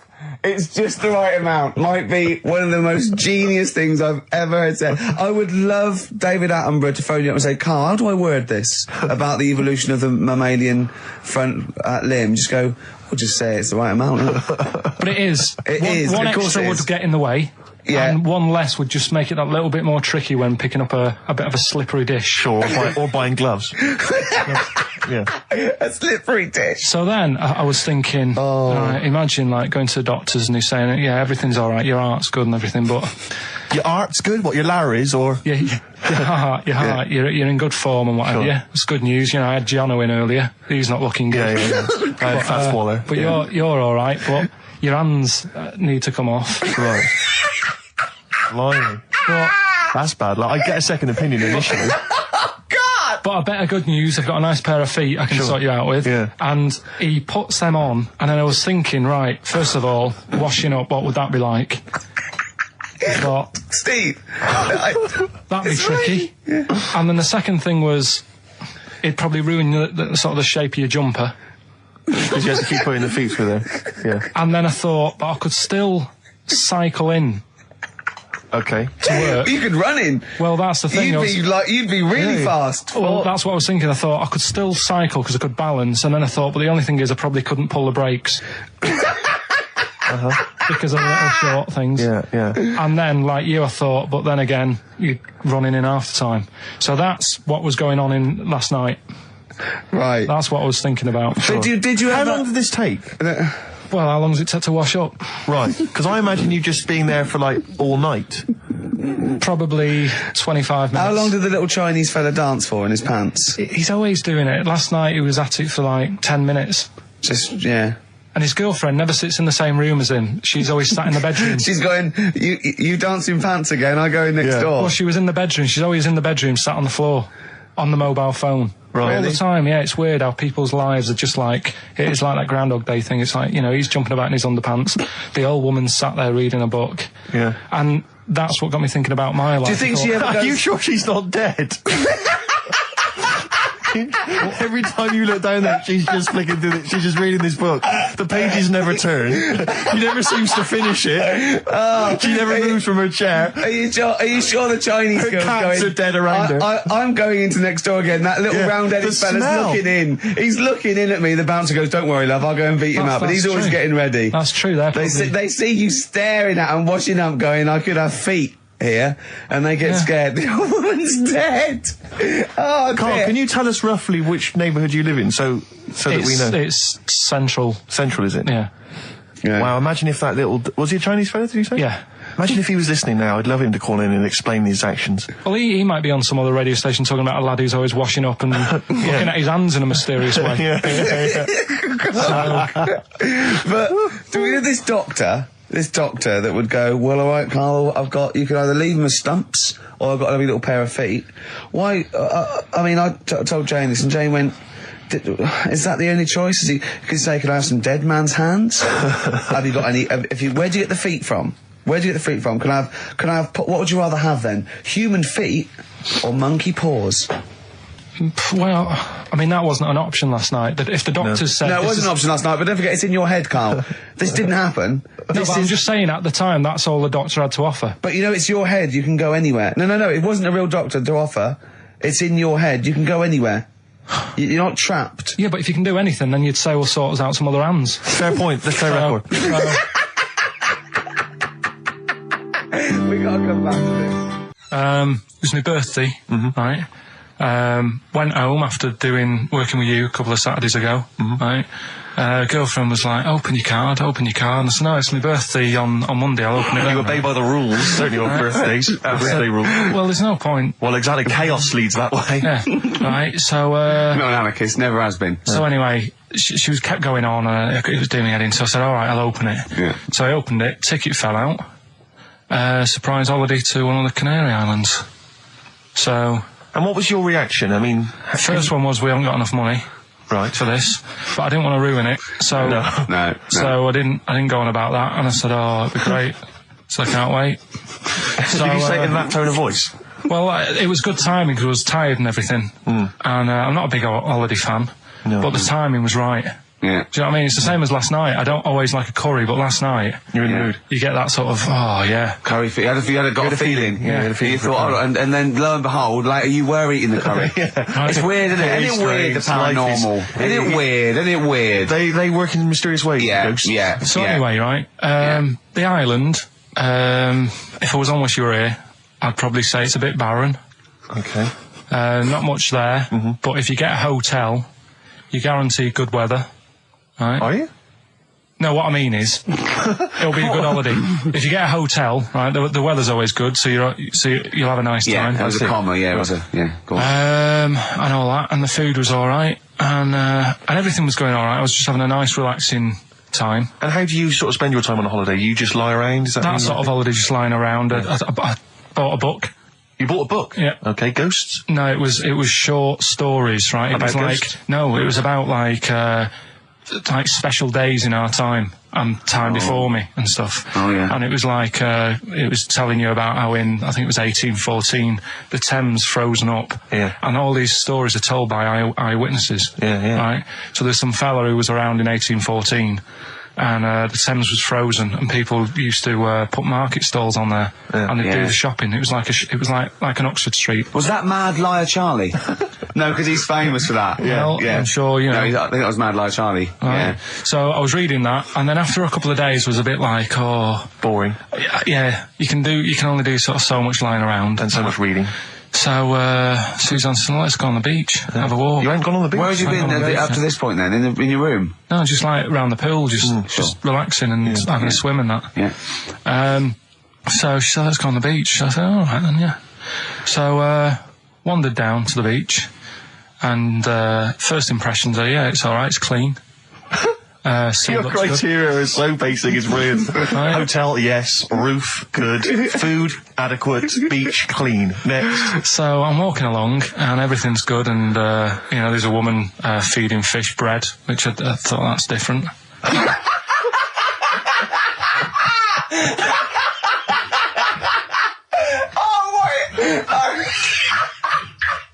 I love that. He likes originality. He loves a bit of originality. He was feeding fish bread? This woman was there, like, up to her knees in water. Yeah. And she was stood there. Was that a sea? Chucking, yeah. All right, good. Chucking this bread, and I thought, what's she doing? And I stood there and watched for a minute, and there was little fish coming up, having the bread. I thought, oh. So I carried on walking, and everything's going well, and then this fella comes towards me. Everything's going well.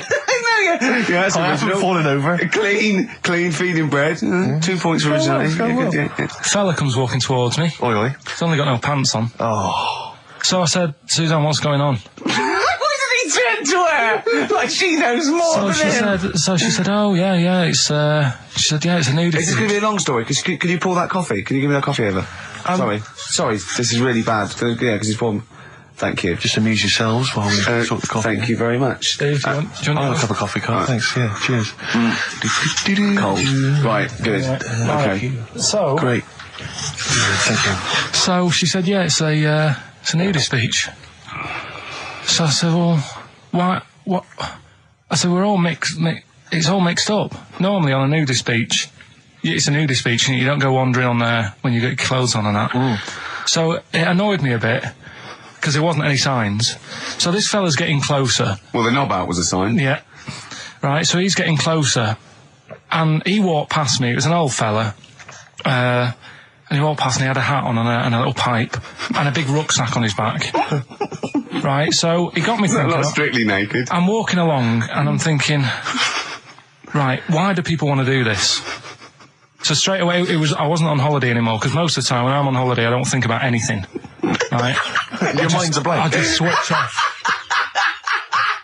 Right?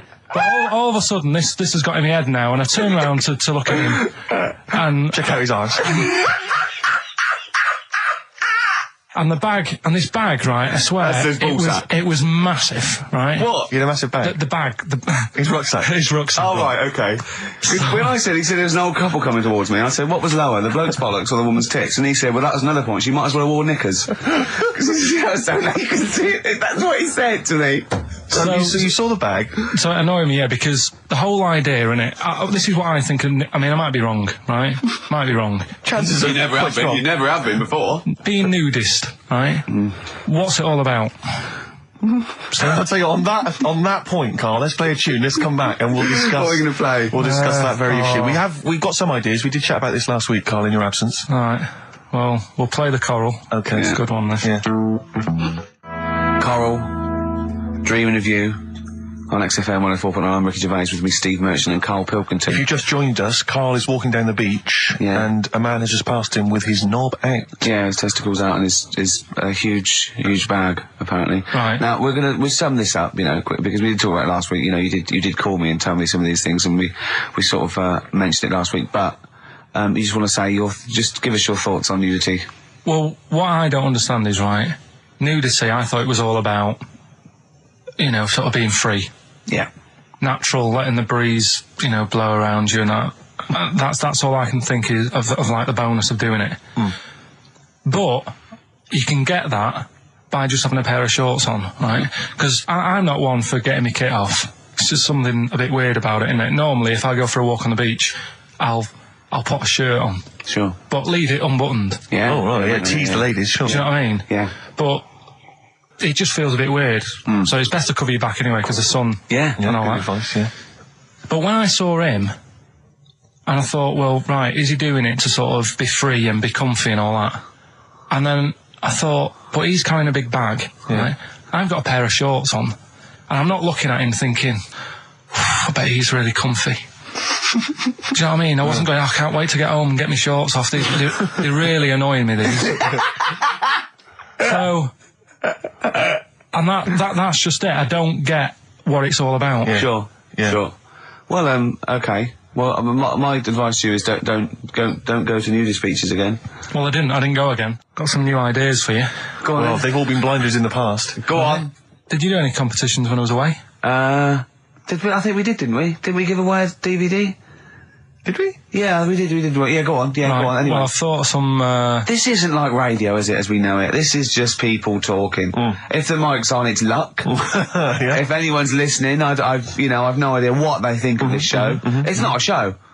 Not in the traditional sense. No. Okay, then you're going to change with that, Karl. Because a show suggests a certain form of presentation. Yeah. A certain pride. And when we do present dare I say it, some planning. Yeah, and when we do, it's ruined by him pressing the wrong button. Yeah, but I've got some planning here. Go on then. Quizzes. What I did was, when I was on holiday, right, you said, come up with a new idea, right? So the best way of coming up with ideas is sort of... thinking. Sort of nicking a TV show name and then twisting it a bit. Yeah. So... Or just rip off Simon Mayo's idea completely. That's good advice for anyone out there. I didn't... Yeah. If you're interested in ideas. Karl is presently running a course writing for TV. Yeah. And that's the lesson one, isn't it? Just rip something else off. Just do it and change the title slightly. Yeah. Well, go on. This one I haven't really got... I don't know what to do on the game, but I'm thinking... Strike It Ricky. That's all you've got? That's what you've come up with. How long did that take? What is that? I just thought it sounded a bit like Lucky. Forget that one then. Yeah, forget that one. Okay, yeah, well, no, good. No, we all have hits of this. Even Spielberg's, not all his films, can hit the. Go on. Right. No, okay, no, it's a good. Go on. Do you remember Big Brother? Yeah. Do I remember Big Brother? No, go on. Big Mother, right? You call in. If your mum's heavy, you win a CD. What do you mean? How can you prove that? All right, forget that. Right, ER. Here's one. Right, ER. Good one. No. Yeah. No. The Price is Right. Remember that? Yeah. Right. The Price is Ricky? No. The Rice is Right. And what I do, I read from an Indian menu and a Chinese menu. You tell me whether you have pilau or egg fried. He's a genius, isn't he? He really is a modern... that one. Go on then. Let's go into this one. Let's not cross this off right away. Go on then. You read from what? Well, I'll get a couple of menus from like an Indian and a Chinese takeaway. Yeah. And I'll go like, chicken korma. Well, could I just suggest that as it's an Indian, it'll be pilau, and anything you read out that is... Yeah, but you don't know which one I'm reading from. What, the chicken korma's Indian, isn't it? Yeah, so you go pilau. But then Well, then you might as well say Indian or Chinese. No, because then the name wouldn't work. The rice is right. Okay, yeah, I forgot you was working for the title backwards, aren't you? Okay, yeah. Okay. I'm so confused. I don't know where I am or what day it is. A programme that they've been in on Channel 4, right? Can you cross that out? We're not doing The Rice Is Right I either. don't understand The Rice Is Right. No, go on. I'll tell you that later. We'll have a game in the office, right? A game that they've been in on Channel 4, but has got really big viewing figures. Well, obviously not. Right. Or they wouldn't be binning it. Go on. Do you know 15 to 1? Yeah. They're getting rid of that, right? Are they? I'm thinking 15 Taiwan. Get some items that are made in Taiwan, right? Get 15 items, and I say what they are, and then you go, oh, I bet it's the vase. Or something. That's the one that's made in Taiwan. Yeah. Can you just explain that again very quickly? No, don't, go. Alright, forget that. Cross it out. 15 Taiwan. Right. Go on. This is the one that I've prepared for, because I think this isn't daft, this is good. Let's play a tune and let's hear it after that. Oh, God. I'm very excited. Are we going to play it after that, or are we going to save it? No, you can explain it after. I'm very excited. Could do that again, Steve? Oh, fantastic. Waiting on a Friend by the Rolling Stones. Yeah? Go on then, Karl. On XFM 104.9, Ricky Gervais, Steve Merchant, Karl Pilkington. Go on. Right, this one. Remember Blockbusters? Uh-huh. Right, this one is good, and we'll do this one. Rockbusters. And remember how Bob Olmus used to give you a letter? Yeah. And it'd give you a question, and the answer to that question is that letter. Yes. Right, well, it works like that. So if I said to you, we'll test it out on you, Steve, right? Right, welcome to the show and that. Hello. Let's play, right? And I say, right, your first one is W. Mm-hmm. And the cryptic clue, because it's done like crosswords. Okay. So not quite like Blockbusters. Well, this young man prepared for his death. And it's a W, so the answer.